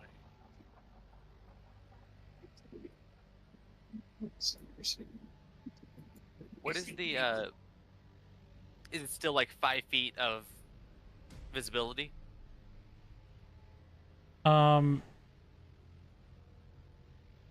It would still be only 5 feet of visibility, but you guys can see like the shadowistic outlay. Oh, what did I just say? The shadow. You can see the figures of the rocks that you are in between. You are in a crevice heading downhill towards a forest line. You see the greenery of the trees around you beginning to start to grow along the hillside. Damn. I think Theo. You would probably, because if you guys are like this, then and that way whoever can be probably will take the back section, keeping an eye on the kids and everything. And you guys were within 5 feet of each other. What class is this person again? She was a shaman. Oh, okay. Yeah, Una, be up here. I'll be in the back with the shaman. We'll be fine. Okay. Wait, we're missing somebody. Okay. Oh, the prison. Oh, yeah, I didn't know. We're missing 2 people. I didn't know who would be going on this journey, so I didn't add everyone in case things went wrong. So you have Zara.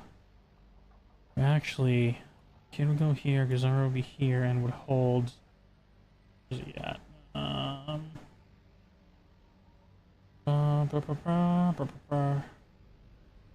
Looking for you. As him prisoner holding on to him, tied and bound. He actually would be on the inside, so he couldn't run anywhere. Probably like that actually would be better. That seems good. Yeah. Kind of leaves the left side a little open, but I think really that's the best. You have, according to Timothy, you have 2 casters on the side. Works out a little bit. We've had this conversation! He's of age! We've talked about it! If he said it. What's his character sheet say? I didn't listen. If he said it. Okay. I'm going back. I'm going to grab the stream and I'm going to give it to you guys in Discord. He's going to Josh look has his YouTube video. sheet. I know what he is. I don't doubt if Theo, and I do say this as a genuine idea of the character itself. I don't know what Theo told Timothy. But I have his character sheet. I know what he is. Wow. I guess that just means I'm going to have to hack into your computer. Please don't. I will prove it. I will prove it. Hey, speaking of which, 30 feet, you get a ping right here. Okay, I shoot at it. Alright, go ahead and make an attack roll. Not one. Shut up! Don't do that to him. That's an 11. I'm using a luck point. Okay. Oh, You come got 2 on. charges left. Where is my stupid? Right. Oh, it's in my. It's my inventory. Oh, it. I removed. Oh, it doesn't. It doesn't have any charges right now, because I forgot to. Whoops. It's fine. Okay, I will use 1 charge. Roll again. Yeah, you would have gotten your 3 charges back by the long rest. Yeah. That's slightly better. 14. 14. Grabbing my monster manual. 1 sec. Because this is a custom-made monster.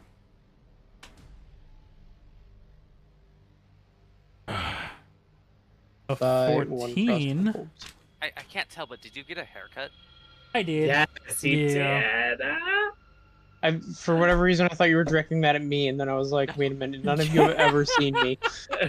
Isn't it nice? Yeah. Yes. Holy, have you recently gotten a haircut? I got a haircut like 2 weeks ago. Nice. Good on you. I haven't gotten a haircut in like 3 years. I need to go and get one. Did it because I went because I got a job and I wanted to look somewhat not For me, it was too Like- hot, and I couldn't have the hair on my head anymore. that I too. feel that, Josh. Let's see. My hair reaches about like maybe just above mid back. Although because I got my haircut, then my my my company badge doesn't match my VA badge. Oh, My- my driver's license does not match me. Well, It's like- that's. Well, like the VA picture and the like company employee picture were taken like 2 or 3 weeks apart, and like there's So- so much less hair. So when I got my driver's license, it's like 3 days before that, I got a haircut, and it's like I've been growing out my hair for the past 3 to 4 years now. So Oh, I have very Okay, short hold on. hair in my driver's license. Oh, I know why Valindra doesn't know about it. It's because in the stream, Valindra didn't show up because he passed out. That is Is why that- Valindra doesn't know. Is that why I was drunk? Was that the day I was drunk? Probably it's episode 2. I don't think it was that early. No, It's No, episode 2. It's episode 2 because Valindra is not here and Josh had rolled for you. I think you were No, just but I don't think that missing- was the episode that Yeah, he was wasn't drunk. drunk. I think it was just missing that day. I don't know if he had plans or whatnot. But yeah, but That was too long ago. too long ago. Yeah, but yeah, the 14 did not hit. Yeah, I didn't expect it to. As you fire and you hear your arrow shoot towards where the ping was, and you hear it skitter off of what sounds like rocks to the side. Mm. Damn. I will reload my crossbow and I will attempt the same thing again if Music. oh yep. Music is doing the music thing. Hooray. Fuck Discord. Mm-hmm. Yep. Right. Okay. So with that in mind, as you fired and missed, Mm. the first thing you hear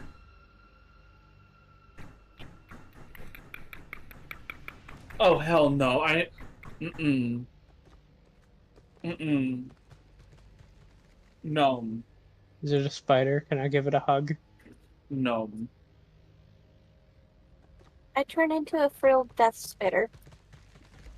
Hear this? Sorry, you hear the sounds of trees toppling. Trees are falling now? Yes. Okay, now I'm concerned. Oh god. I feel like I shouldn't have Turn shot at into this the thing. dinosaur! Can I make a longbow shot at where the sound is coming from? You absolutely can. You hear this disadvantage, and you hear it coming somewhere in this direction.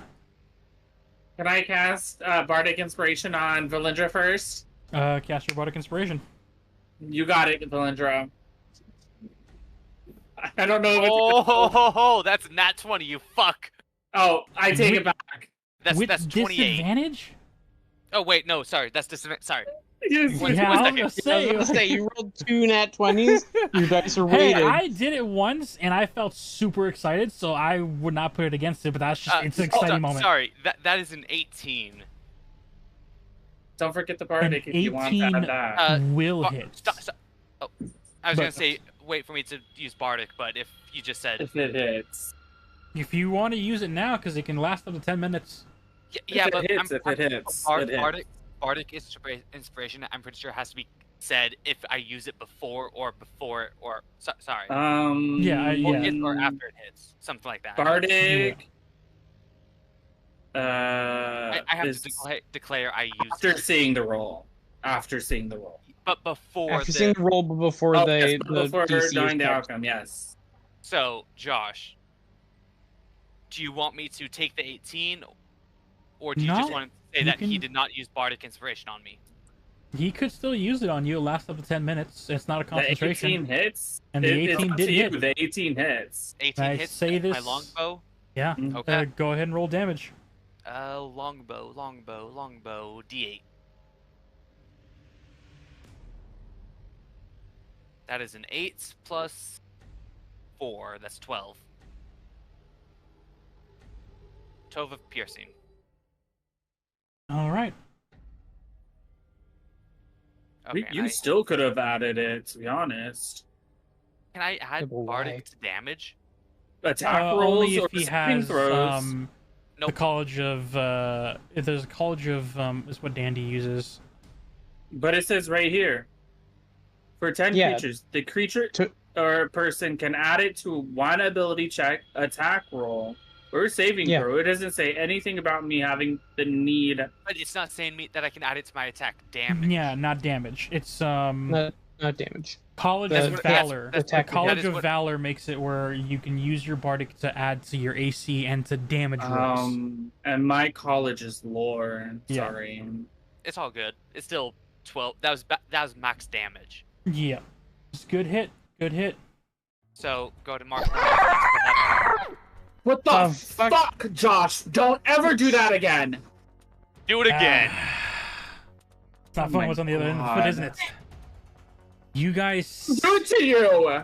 See the shadow movements of this weird, estranged creature jumping off of trees, moving quickly. As it is. Hell? Ew.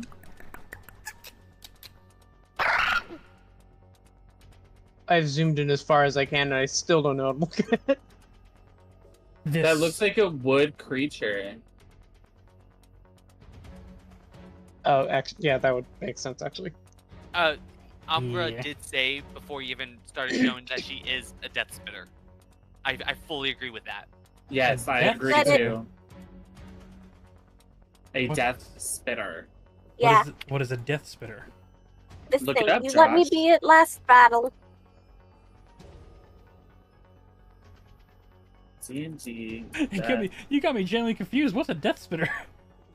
Oh, A real death spitter. It's a dinosaur from Ixalan. The creature you transform into. Yeah, no, that's fine. That's fine. That's fine. Yeah. Okay. We just wanted to make sure. Yes, she did transform into that before I this took my thing. shot. Yeah, you took a shot. Yeah, because I did hear her say and declare it. Yeah, so that part I did hear. It doesn't even show a photo to me, so I have no idea what this thing still I looks got like. you. I got you. It's Delphosaurus, whatever. I need There you go. initiatives from everyone, please. Where'd you put it? In the Twitch chat. Oh yeah, just what I thought it was. Okay. Yeah. But it's Okay. Magic's version. Yeah. And you said, Initiative. Initiative. yes.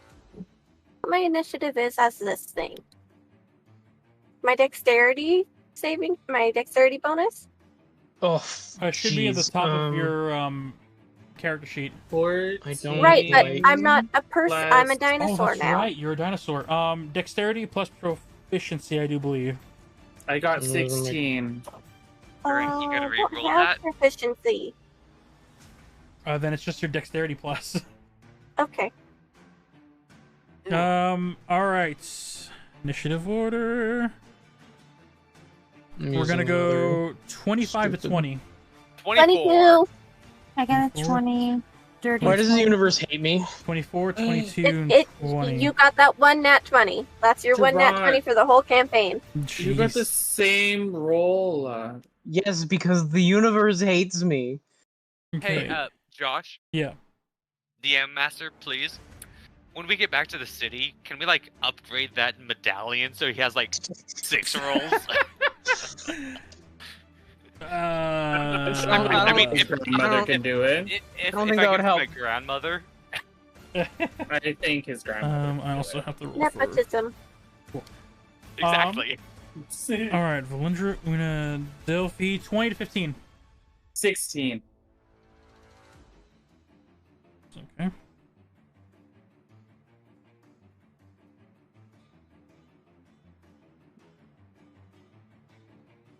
Fucking bugs in my room. Literally, I feel that. I Last have- night I had to kill 10 spiders. 10. Spiders Ooh. don't bother me all that much as long as they stay in their corners of the room. Yeah, just They were coming to me, and I was like, I'm not having it. no, that's I- fair. Ditto. I have my window open with my fan on, and it's just like bugs get blown through the fucking window. Yeah. All right. Durant, What? what did you get? 6. He got it twice. Twice. I used a look thing and got another 6. Oh no, you got one charge Because left the today. universe hates me. Do you understand why I asked so it could be upgraded? I understand, but to be fair, 3 lux a day is already. It's a I mean, feat. I guess technically he could take the lucky feat. And that'll turn it to it, 6. it wouldn't help. Oh no. Okay. Top of the round. Valindra, you're up with Una on deck. Of course. I take a shot. One second. Do I want to use my fucking crossbows or? Do you want to use your hunter's mark first? I can't see it, so I can't. Oh, okay. Yeah, he only was able to hear it through the echo of its screaming.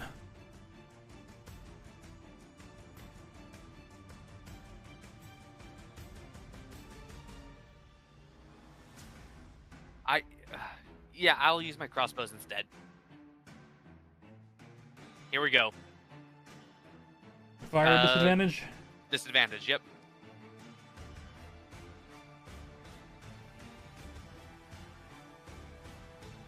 Damn, I just rolled another nat 20, but disadvantage. Fuck you.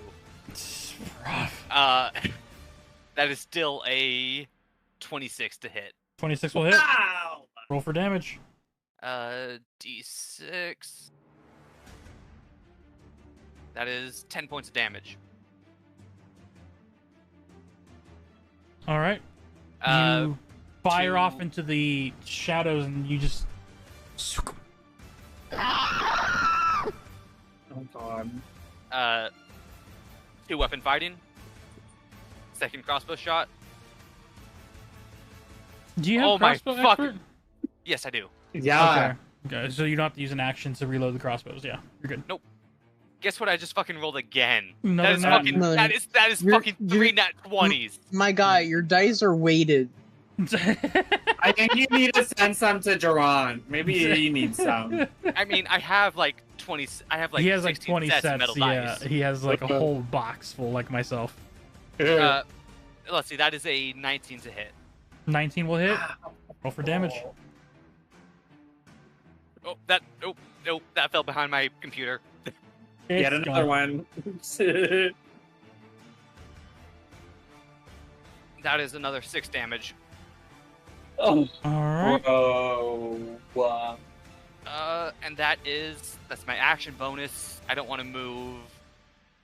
Turn ends. All right.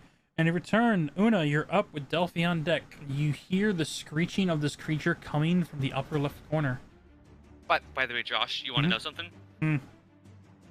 The dice that rolled 3 nat 20s, Was it the one It I was got the dice that you get. It's the one that you got me 3 years ago you? Yeah. on the Christmas special. Ice dice. Hell yeah. Gosh, Yes. if it says range 15/30 feet, I'm assuming that means my minimum is 15 and my maximum is 30. Yes, but if you shoot past the 30 feet, it'll be at disadvantage. Not that it matters. You already have disadvantage because you cannot see it. Can I roll perception to see it? That'd be bonus action. It'd be a bonus action, but on the top of that, the only way you guys were even able to detect this thing at first was because of the detect magic and the detection of good and evil. The Yeah, and now it's casters have. screaming. I got ears. All right, yeah, make a perception check, bonus action. See if you can hear its location.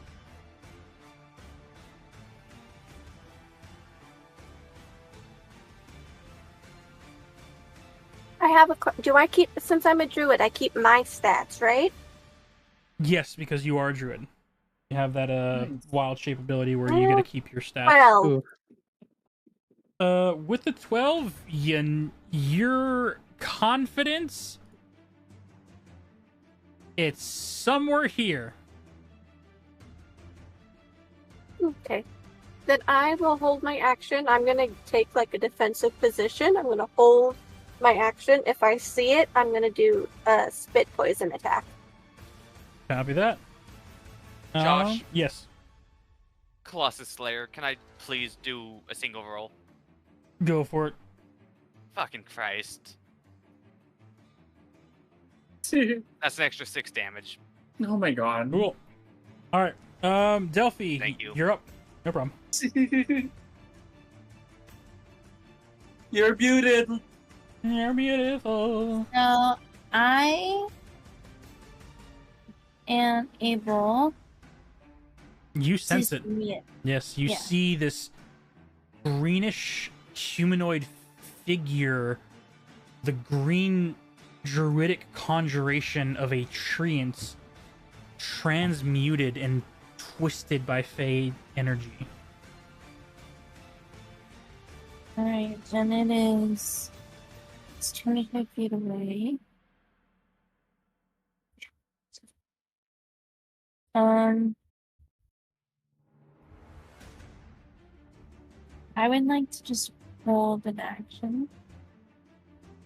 I'm gonna hold firebolt. Hold firebolt? Yep. Okay.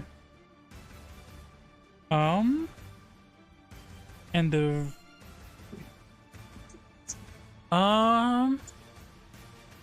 actually, I actually need to do something first. I forgot to do this because I didn't about it. You said 30 feet for your protection. Yep, 30 feet. Mm-hmm. Yeah, that's fair. Yeah. Nice. Detection of good and evil is really good. Ooh, fuck. Fuck. Excuse you, I can see that one too. Exactly. That's why I forgot. I forgot to do it. It's not just a line. It's a radius. I forgot about that.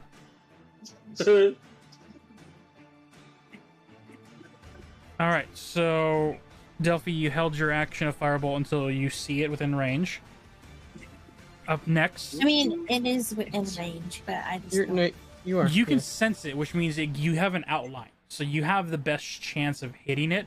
But the moment you cast something, it drops the concentration of your detect magic. Okay. Yeah, so I'm just holding them. Okay.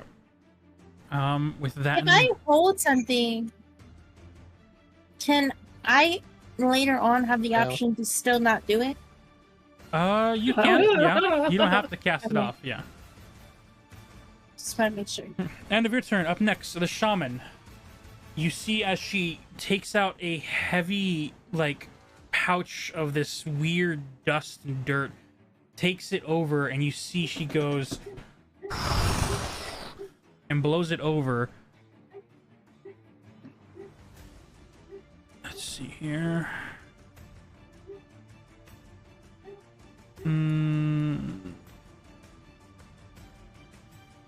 Yeah, If I ever run essentially. a campaign, I'm using hexagons. Darn. Okay. Only one child next to her is not touched. However, you see the family in the center. Your guys' perception for them, even though you're 5 feet from them, slowly dissipates as she will cast Pass Without a Trace with these ones, blending them into the fog itself. Hooray! Support Oh, magic. that poor kid. Yeah, they're already in heavy fog, so visibility is already difficult. Timothy, you're up. I feel like it's not for this thing. I'm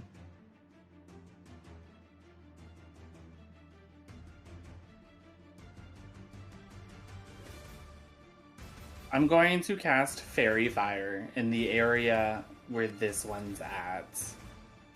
Fairy Fire is 20 or 10? It's 60 feet, 20 feet squared. 20 feet. All right. And ping it again. Which one? Oh my god. This bad boy. Boom. Yeah, even if you didn't know exactly where it was, just hearing the directional screen with a 20-foot Fairy Fire, you would have got him at some point. And it's... Okay. For both level 1 and 2, it doesn't say that anything is different. So I'm just going to cast it as level 1.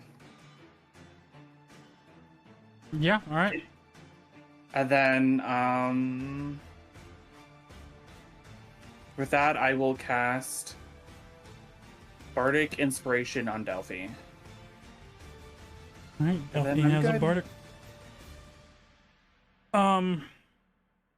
I will also make notes. You guys see, glistening through the fog, the shimmering of fairy firelight as it now encumbers this one particular one, giving it a presental aura, which makes it where attacks against this specific creature, so I'll mark them, thanks to fairy fire, would not have... because it was disadvantage, fairy fire makes it where it has advantage, so it's a straight roll attacking that one. Y'all are so welcome. End of Timothy's turn. Theo. Well, you're in your human form, right, Timothy? Yes. Cool. Theo is going to go ahead, bonus action. Cool. As he stands next to you, you see him turn towards you and hands you the rope that is attached to the kids I grab it. as he disappears into the fog. What the fuck? You lie to me, Josh. You liar. 15, 45 feet. As you just hear him run into the forest, heavy footfalls, but fast nonetheless. First strike is hit. Second strike is 26 for a hit. Liars.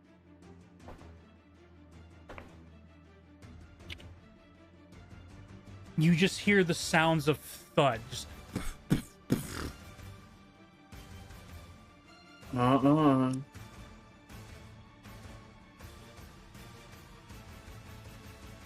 and that'll be the end of his turn. Gazara, keeping an eye on everyone in the back here, will hold her action in case anything tries to attack them. And then finally... Is she holding Simon diagonally? Oh, she still has his rope that's tied to the back of his hands. Okay. But she's like moving in position where her halberd with its 10-foot reach can try and defend at least the shaman as well, because the kid, the shaman, and Simon are all not within the Pass Without a Trace effects, so they're not like somewhat hidden. Simon could die and we won't care. We need Judgment tragically, we do need him alive. We do tragically need Lawful- him alive for his information. and lawful We paladin. really don't. Lawful paladin. Yeah, Trina's turn. Let's see, who was the last to hit it? Ooh, actually, because of the magic, that would have been, yeah. 5, 10, 15, 20, 25, 30, 35, 40. You guys hear as it springs off the tree, as a tree once again just creakles, cracks, and falls as it lands and hits another tree. Bonus action. Is this a fucking ent? 5, 10, 15, 20, 25. As it bursts I think off it's from that tree, heading off to the one individual that last attacked it, or got a ability off of it. It will now take a charging stab attack. Oh, does a 9 hit? No, bitch! You barely see as you hear the tree breaking in front of your pathway, and you see coming from the shadow like a spinning drill of wood and bark as you're able to dodge out of the way as this creature lunges past you in range, lands on its feet, and you just see this twisted blackened green moss treant-like creature as it's Yes. What is that? that is the creature. No, the language. None. What is it? One sec.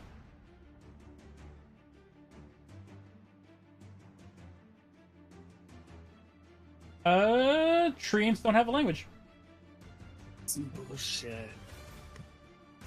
Actually, I was right. It was a fucking ent. Oh, okay, so Gazara, holding her attack of opportunity, sees the shadow to her right with the fairy fire. Does fairy fire follow, or does it stop when it leaves the range? Each object in a 20-foot cube. I think it. Wait, did you fail the dexterity saving throw? Any creature in the area when the spell is cast is also outlined in light if it fails a dexterity saving throw for the duration. It did Objects and affected creatures shed dim light in a 10-foot radius. Okay. Any attack rolls against an affected creature has advantage if the attacker can see it. Cool. So it did fail, so it's currently lit up like a Christmas tree, pun intended. Gazara will take her strike at it because with disadvantage, just one straight strike. That is a natural 20. Go Gazara. Hell Yeah, come on, Gazara. She wants payback after the hag knocked her cold unconscious. That bounced out. Max damage would be 15 plus 9 for 24 points of damage. Ooh, 24. This bitch has to be hurt. Why not? She'll pump a divine smite into it. Why wouldn't I? You know?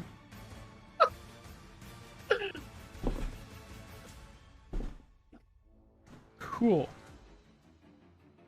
And thanks to natural 20, it's max damage. Yeah. That'll be a total of 38 points of damage. As you guys see from the back end, as the creature finally lands, the halberd swings backward, and you can only see the outlay of this wooden creature, but nonetheless, you see its half of its body is like hanging off into the side. It is nearly destroyed. And that was just her reaction of holding her action. The other treant will be fighting Timothy for strike. Timothy? No. Theo. Is it Timothy or Theo? No, Because Theo. Sorry, Theo. You're doing so good. I was doing so so well. good. Yeah, the natural 4 Then and we brought natural it to your 7 attention. don't help. That's the end of those two turns. Yep. Durant, you're up. Yay. Can I even?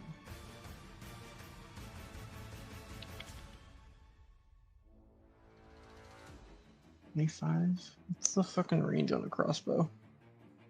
30. Well, actually, I can't see this guy, can I? Thanks to your detection of good and evil, you can. Oh, okay, cool. How long does that spell last? Is it 5? Until, One? until the 10. end of the next turn. Okay, 10 so minutes. it is gone. But that's What? where you last pinged him from. Oh, 10 minutes? Wait, what? Concentration up to 10 minutes. You have him highlighted. Oh, I'm thinking of Divine Sense. That's No, until no. the end of the next turn. No, Divine Sense only detects Celestial Fiend and Undead. one other one that isn't Fey. Undead. Yeah, but it only lasts until the end of your That next is turn. correct. Yes. Yeah, with this, no, yeah, you Um, see it, it's lit up. And you see it's fighting something, and it's not landing its Do I- strikes. Hold up. Do I see it or do I just know where it is? I'm sorry. Because it's the small wordings I don't realize. Can you please one I more just time? know where it is. You know where it is. One more time. What do you detect? It is Aberration, Celestial, Elemental, Fey, Fiend, Undead. Does he see it? Okay. Okay. No, it's good. It's good. All right. You just see the No, you're, tree. you're thinking about Divine Sense. Also, do I see it or do I just know where it is? Because there is a difference. You know where it is. Okay, I can't use Sacred Flame then. We're told the dead.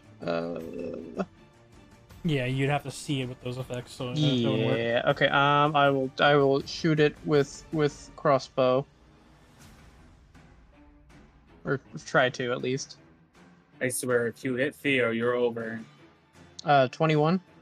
21 will hit. Hooray. Job.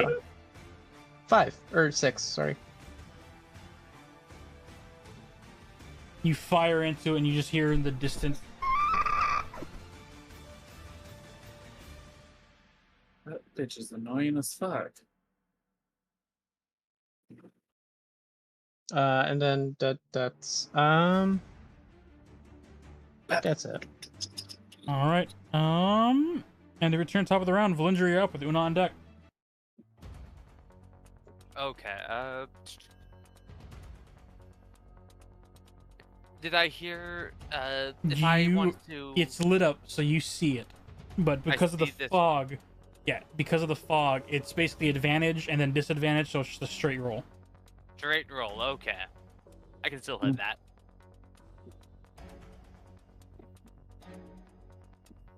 That is a 19. That will hit. Ba-ba-bum. I have my crossbows out. Yeah. Oh, that slipped on my hand. 5. That's 9 points of damage. You fire at this thing, and you see it already hanging off, and you fire directly at the small hinge of its rib cage that is holding it up to upright, and it.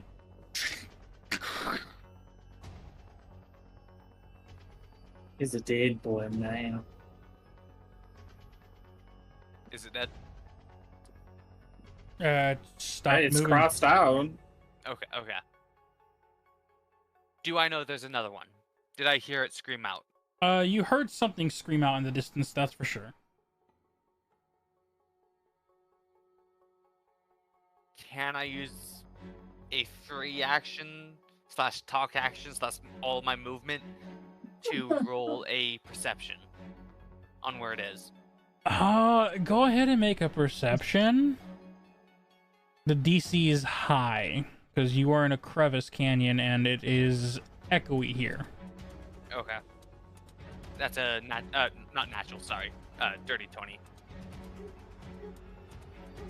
With the dirty 20, you get the idea that he's in that direction. You can't pinpoint him. But you definitely know there's one more over there. I will use my 2 weapon fighting and try and make another shot. All right, go ahead and roll. I assume this is gonna be a massive DC. Disadvantage.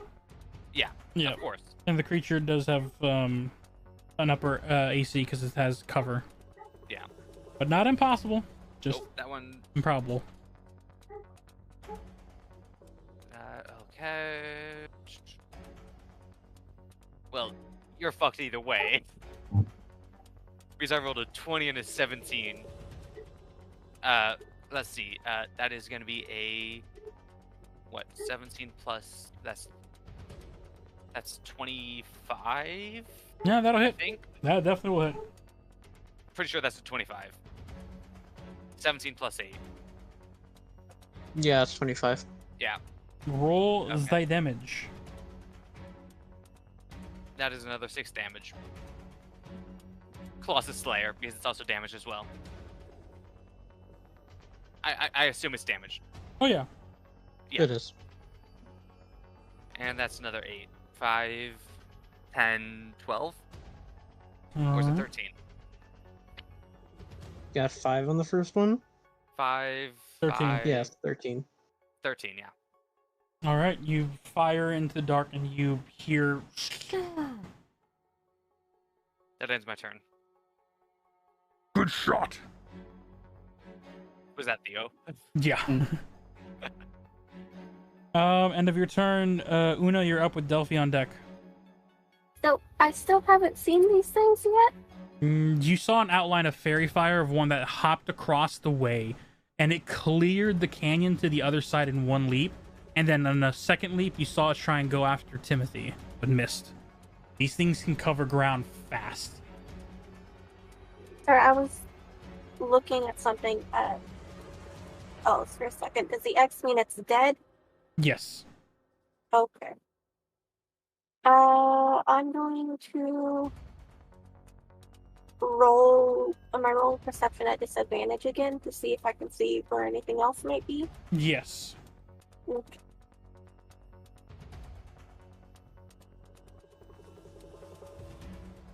Wait, am I at disadvantage or just a flat roll? It's a flat roll. For perception, it's just a high DC. Okay, I got a dirty 20. With the dirty 20, once again, you get that same idea that he is essentially somewhere within this range here. Okay.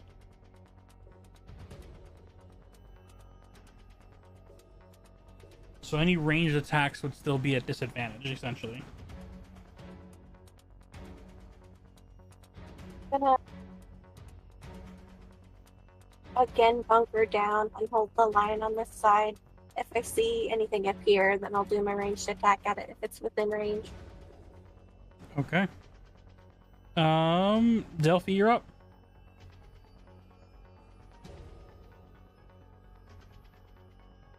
You're muted. Has it been 10 minutes? No, not even close. I hold my action. All right. Shaman is up. She's Still gonna fire. Still fire. Yeah. Shaman's gonna use her turn. The group is under. She's gonna hold the concentration for the group because they're still hidden with past without a trace. Timothy, you're up. I'm going to cast Fairy Fire again, but on this side. Does Fairy Fire target friendlies as well? Each object in a 20-foot cubed within range is outlined in blue, green, or violet light, my choice. Any creature in the area when the spell is cast is also outlined. If it fails a dexterity saving throw, it is lit with a 10-foot radius light. So yeah, that'd be both Theo and the possible treant that's there. Do you still wish to cast it? Can I cast it more like this way? Well, the hard part is you're casting this with no vision. Oh boy. Okay.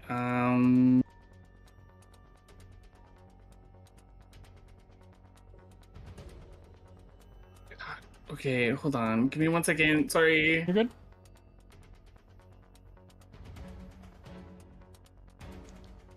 Can I do Bardic Inspiration? It's 60 feet. Yeah, And 'cause he's they just well need to hear you. within. Yeah, they just need to hear you. And so yeah, that works. Then I just say, Theo, this is for you, and then I Bardic Inspiration for him. And then that's all I got. You hear from the fogged area. Thanks, babe. That handled welcome. There's a small silence.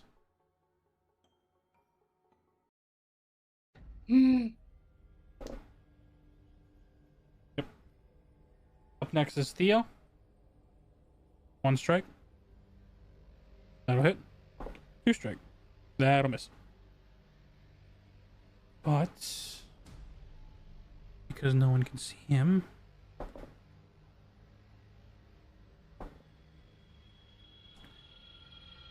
creature will make a dexterity saving throw. That's a fail with a natural 7.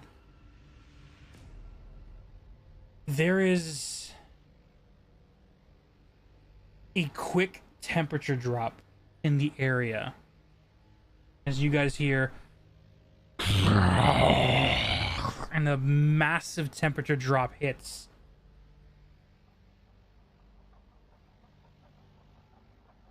That's my dragonborn.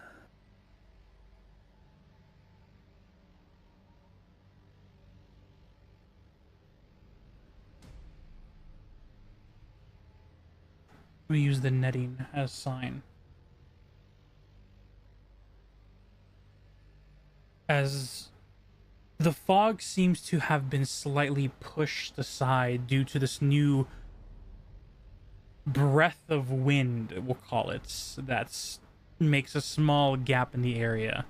Not completely clearing the vision, but clearing enough to see figures. And you see coming down the slight hill before he reaches the bottom, sliding to the floor where the rest of you are at. That one is pinned for now. We can continue to move forward. Our objective isn't to fight these things. It's to keep the people safe. You got it. Do you Alright, all... Sorry, do you all continue to move forward? Let's get the fuck out of here, you guys. Follow his orders. Go forth. As the group... I'm just gonna do this because it's a lot easier. As the group begins to move forward... Wow, wait to leave me alone. I had to get you out of the range where I wasn't grabbing the dead tree in as well.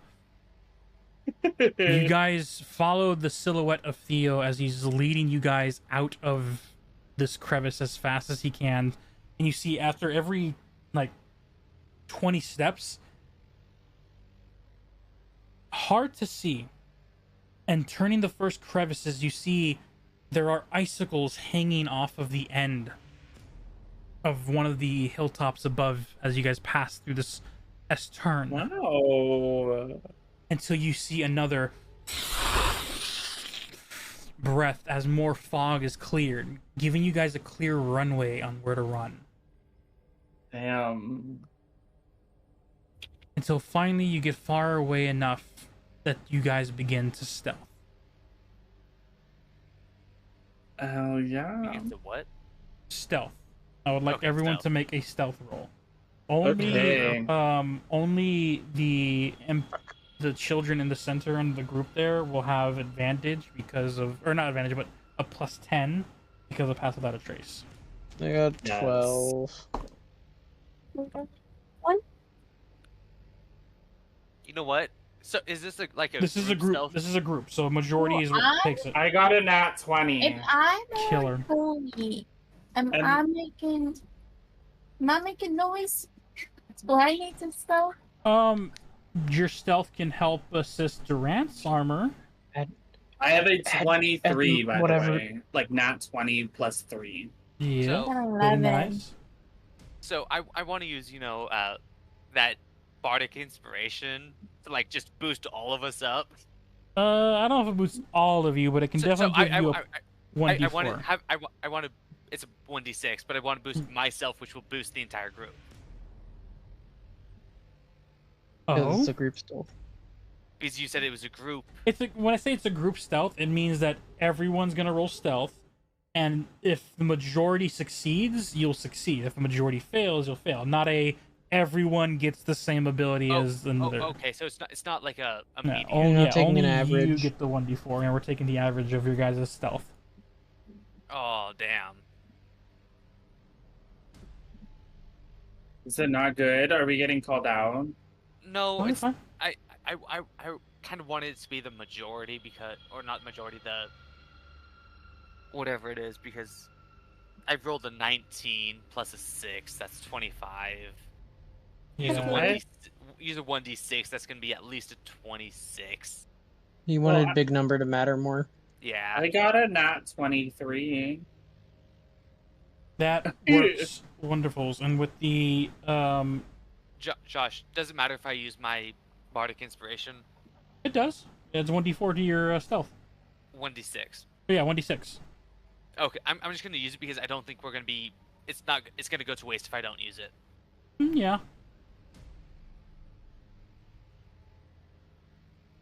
That is another 6, so that's 25. That's 31. Cool. And with the group of the civilians, thanks to Pass Without a Trace being 22, you guys move stealthily into the nights of the fog. As the afternoon lights slowly fades into the evening, you guys find a section in the fog where you can have a decent fortification. You guys use a bunch of heavy tree lines, different types of broken things you find, pitch up tents and light a very, very small campfire. I will add the other NPCs later, but this is going to be the campsites that we will be picking up in the next session. Can I That's use odd. prestidigitation to get rid of all the smoke? So it's just the fire? Yes, absolutely. That'll Okay, that's I'm what doing she that did. too. It is a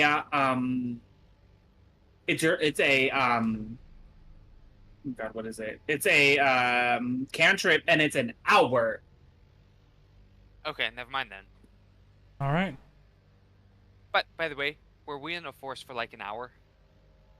You got into the forest plane finally after that hill runaway, and so at this point, at the start of the next session, you would have been in this forest now for the hour. Yeah. Okay. And we won't be here till next I Saturday. want to just do a quick few rolls, if that's okay. Go for it. What do you? What I'm looking for right now is like within the immediate area. Is there anything that we can forage for food? In the Purify food. I have purified food and drink, so you find we probably berries won't get poisoned. that are not recommended to eat. What if You- I purify them? You purify them, yes. You find a water source that has weird contaminants in it. Jill says purify water. And yes, I'm basically saying everything that you're able to find, but this cursed place has either twisted or warped in some way, shape, No. and form. So still, Una, you have purified food and water.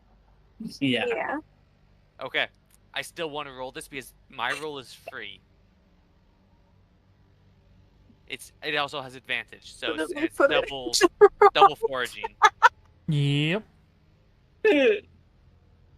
That is another natural 20. Oh my Bro, God. dice are going in your And favor like a Guess god. what, you fuck? That is also the same fucking dice you gave me. It's pulling its weight, man. It's pulling its You weight. gave him weighted dice. Should have kept You them for gave him- yourself. They're magnet dice. What They're do all I magnet. what do I forage? You are able to For get food. enough like vegetation that would technically be bad, but you know your druidic friend has a way of purifying this, so you still collect anyway. Get enough water canteen to be able to feed not only the children's but keep them not parched. Parched is dry. What is hydrated? Keep them hydrated. And as he takes a few about 20 or so minutes scavenging the nearby area, he comes back with a good bucket or casing of water It goes out for another trip, comes in with a good bag full of different types of berries that really don't look appetizing. But as he gathers them all up in a 5-foot radius sphere, Umbra, you cast Purify Food and Water. Yeah. Casting the do. magic, the food begins to ripen, the water begins to come clear. Crystal clear. During these types of environments, you guys are going to have to decide who's going to take the first watch and shifts to keep you guys safe in the night. I'll take first watch. Alright, so Keep- discussing. Yeah. I will take first watch, Umbra, or sorry, Una, you take second watch. Oh, We fuck, both my headphones died. we only need 4 hours of sleep. We are the best people to watch. Yeah. Okay. We do not suffer from exhaustion from the 4 hours. Yep. No, Nico. As Also, I use the last little bit of tea leaves that I have to make tea with the water that we have. all right. And I make sure that all the kids get a little bit of it. Okay. As everyone still scared, still in a sense of not panic, but in a heightened sense of appropriate fear, constantly keeping their ears perked up, eyes peeled as fog patches sometimes clears up and then thickens in other areas. Huddled in this group of trees that gives you a semi-defense, you guys hunker in for the night, getting ready for the two individuals who can best utilize their sleep patterns to keeping the place safe. There are small tents made. We'll say the 2 tents on the outskirts are for the children and the adults of the lizard folk.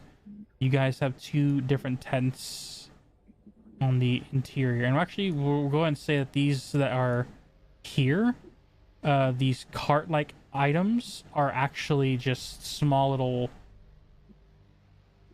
heavy thickets of wooden tree trunk to help make this a more solidified wall. Okay. Villager will climb this tree for watch. All right.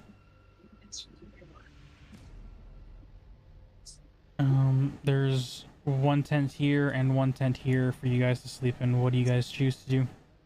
I'm following Theo. I'm making sure he's okay. Snap Because time. I don't know if he had gotten hurt or whatnot, because I couldn't see him. So I'm just trying to make sure he's okay. You see, after he eats the food, very excitingly hungry. I can't move me. Oh, did I not? I thought I did. I gave it to Polly. Wow. Wait, does that I mean I can made move you. Polly sass? No, I didn't. Okay. My bad. Imagine. There we go. You see, after he finishes eating the berries and foods, he like scarfs them down. Oh, that tastes so Timothy good. still has a big smile on his face. You have no idea how good that tastes, especially after you're fighting like that. You're welcome. Appreciate it. Welcome for the forage. Delphi says, "Well, I'm pooped," and goes into the tent and curls up in the corner. Have a good night. Thank you. Good night. You see him reach for the bucket of water, takes it, and begins to chug it down.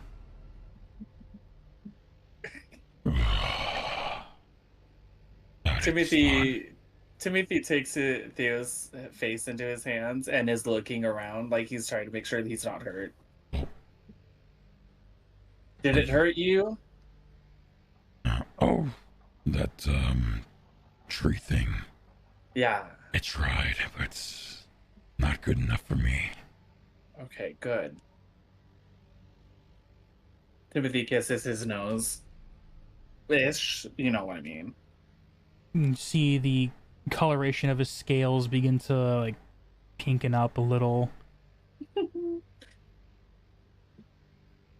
Timothy drags Theo to this one, and then we just go to we hide in there. Oh, okay then. And this is our tent. As Timothy and Theo enter that tent, Durant, is there any particular place you... Snap time.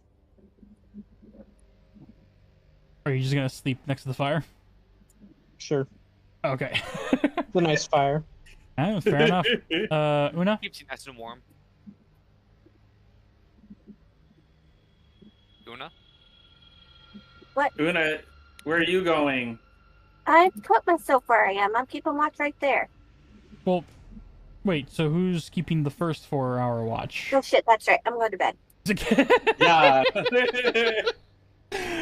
Alright. As you... Granted, I'll still be keeping, like, semi-watch even when I'm sleeping, but yeah.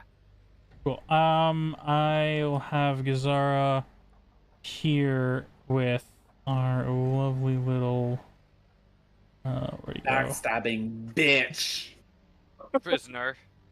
Prisoner, and she will not stay up to watch, but just wait until she can confirm that Simon has gone to sleep, and then she'll She take needs his to just, chains and then wrap it around her halberd, and then stick it deep into the ground. She just needs to hit him with the back of a pan. Knock his ass out. What is this? Disney's Rapunzel? Yeah, why not? As we wrap up the session, Come on, we can go for another 2 hours. No. Unfortunately, we cannot. No, it's sleep time. I am on 30. will vomit. Wait, not 30. I'm on 20. What's 8, 9, 10, 11? I I'm on won't vomit, 20. but I will riot. I'm on 27 hours of no sleep, so I'm gonna give it a good call there. We I will. Wow. I will let you viewers know. Stick around for the end. I haven't done this in a while, but there's a nice little after credit scene. we're gonna get an No, after why- credit scene. Why Yes. do you First hate time me? in like 10 weeks. I'm sorry. Durant. Literally. Why do you hate me? Hey, I'm also suffering with you, my guy.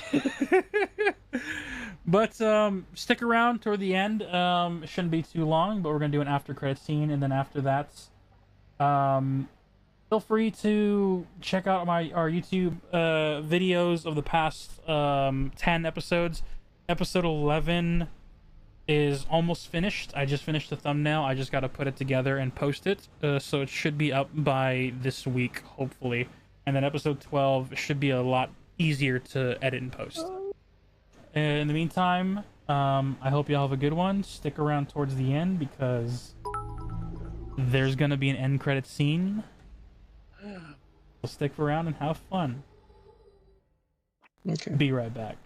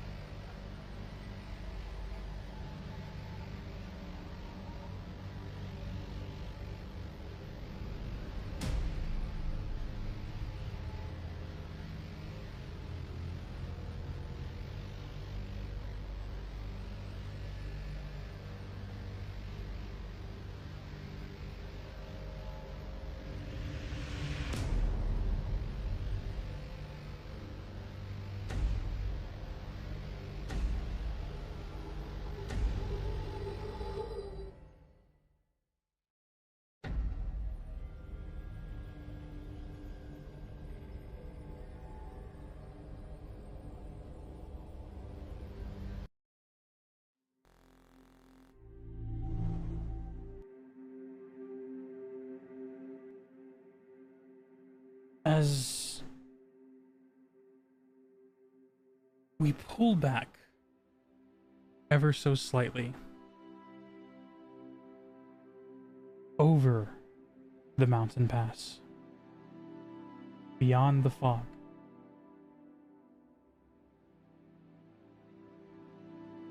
emerging in sunlight, as his hand goes over his face, his horns popping out of his hat, and 3 others behind him, visibly seen.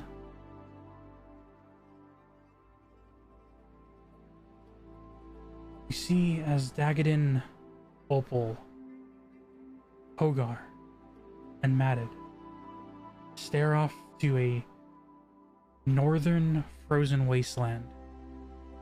Just to the west of them, the sun rising enough to give enough heat in this tall mountainscape. As Dagadin looks to Matted, we're gonna start heading to your city first. Frozen Kingdom, right?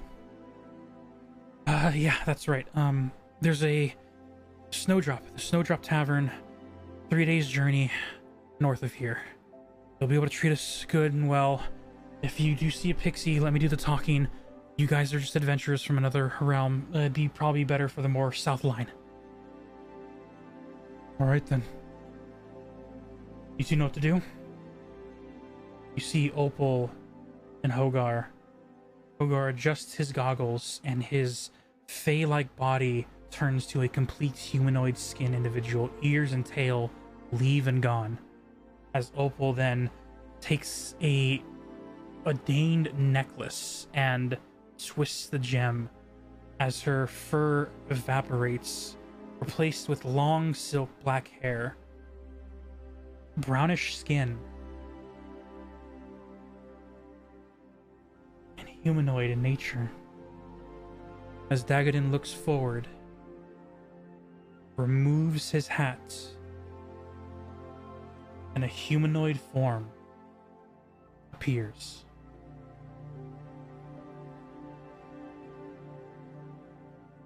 Let's see what's beyond the fog.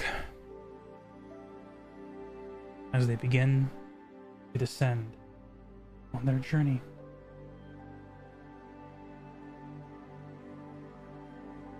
As they move forward,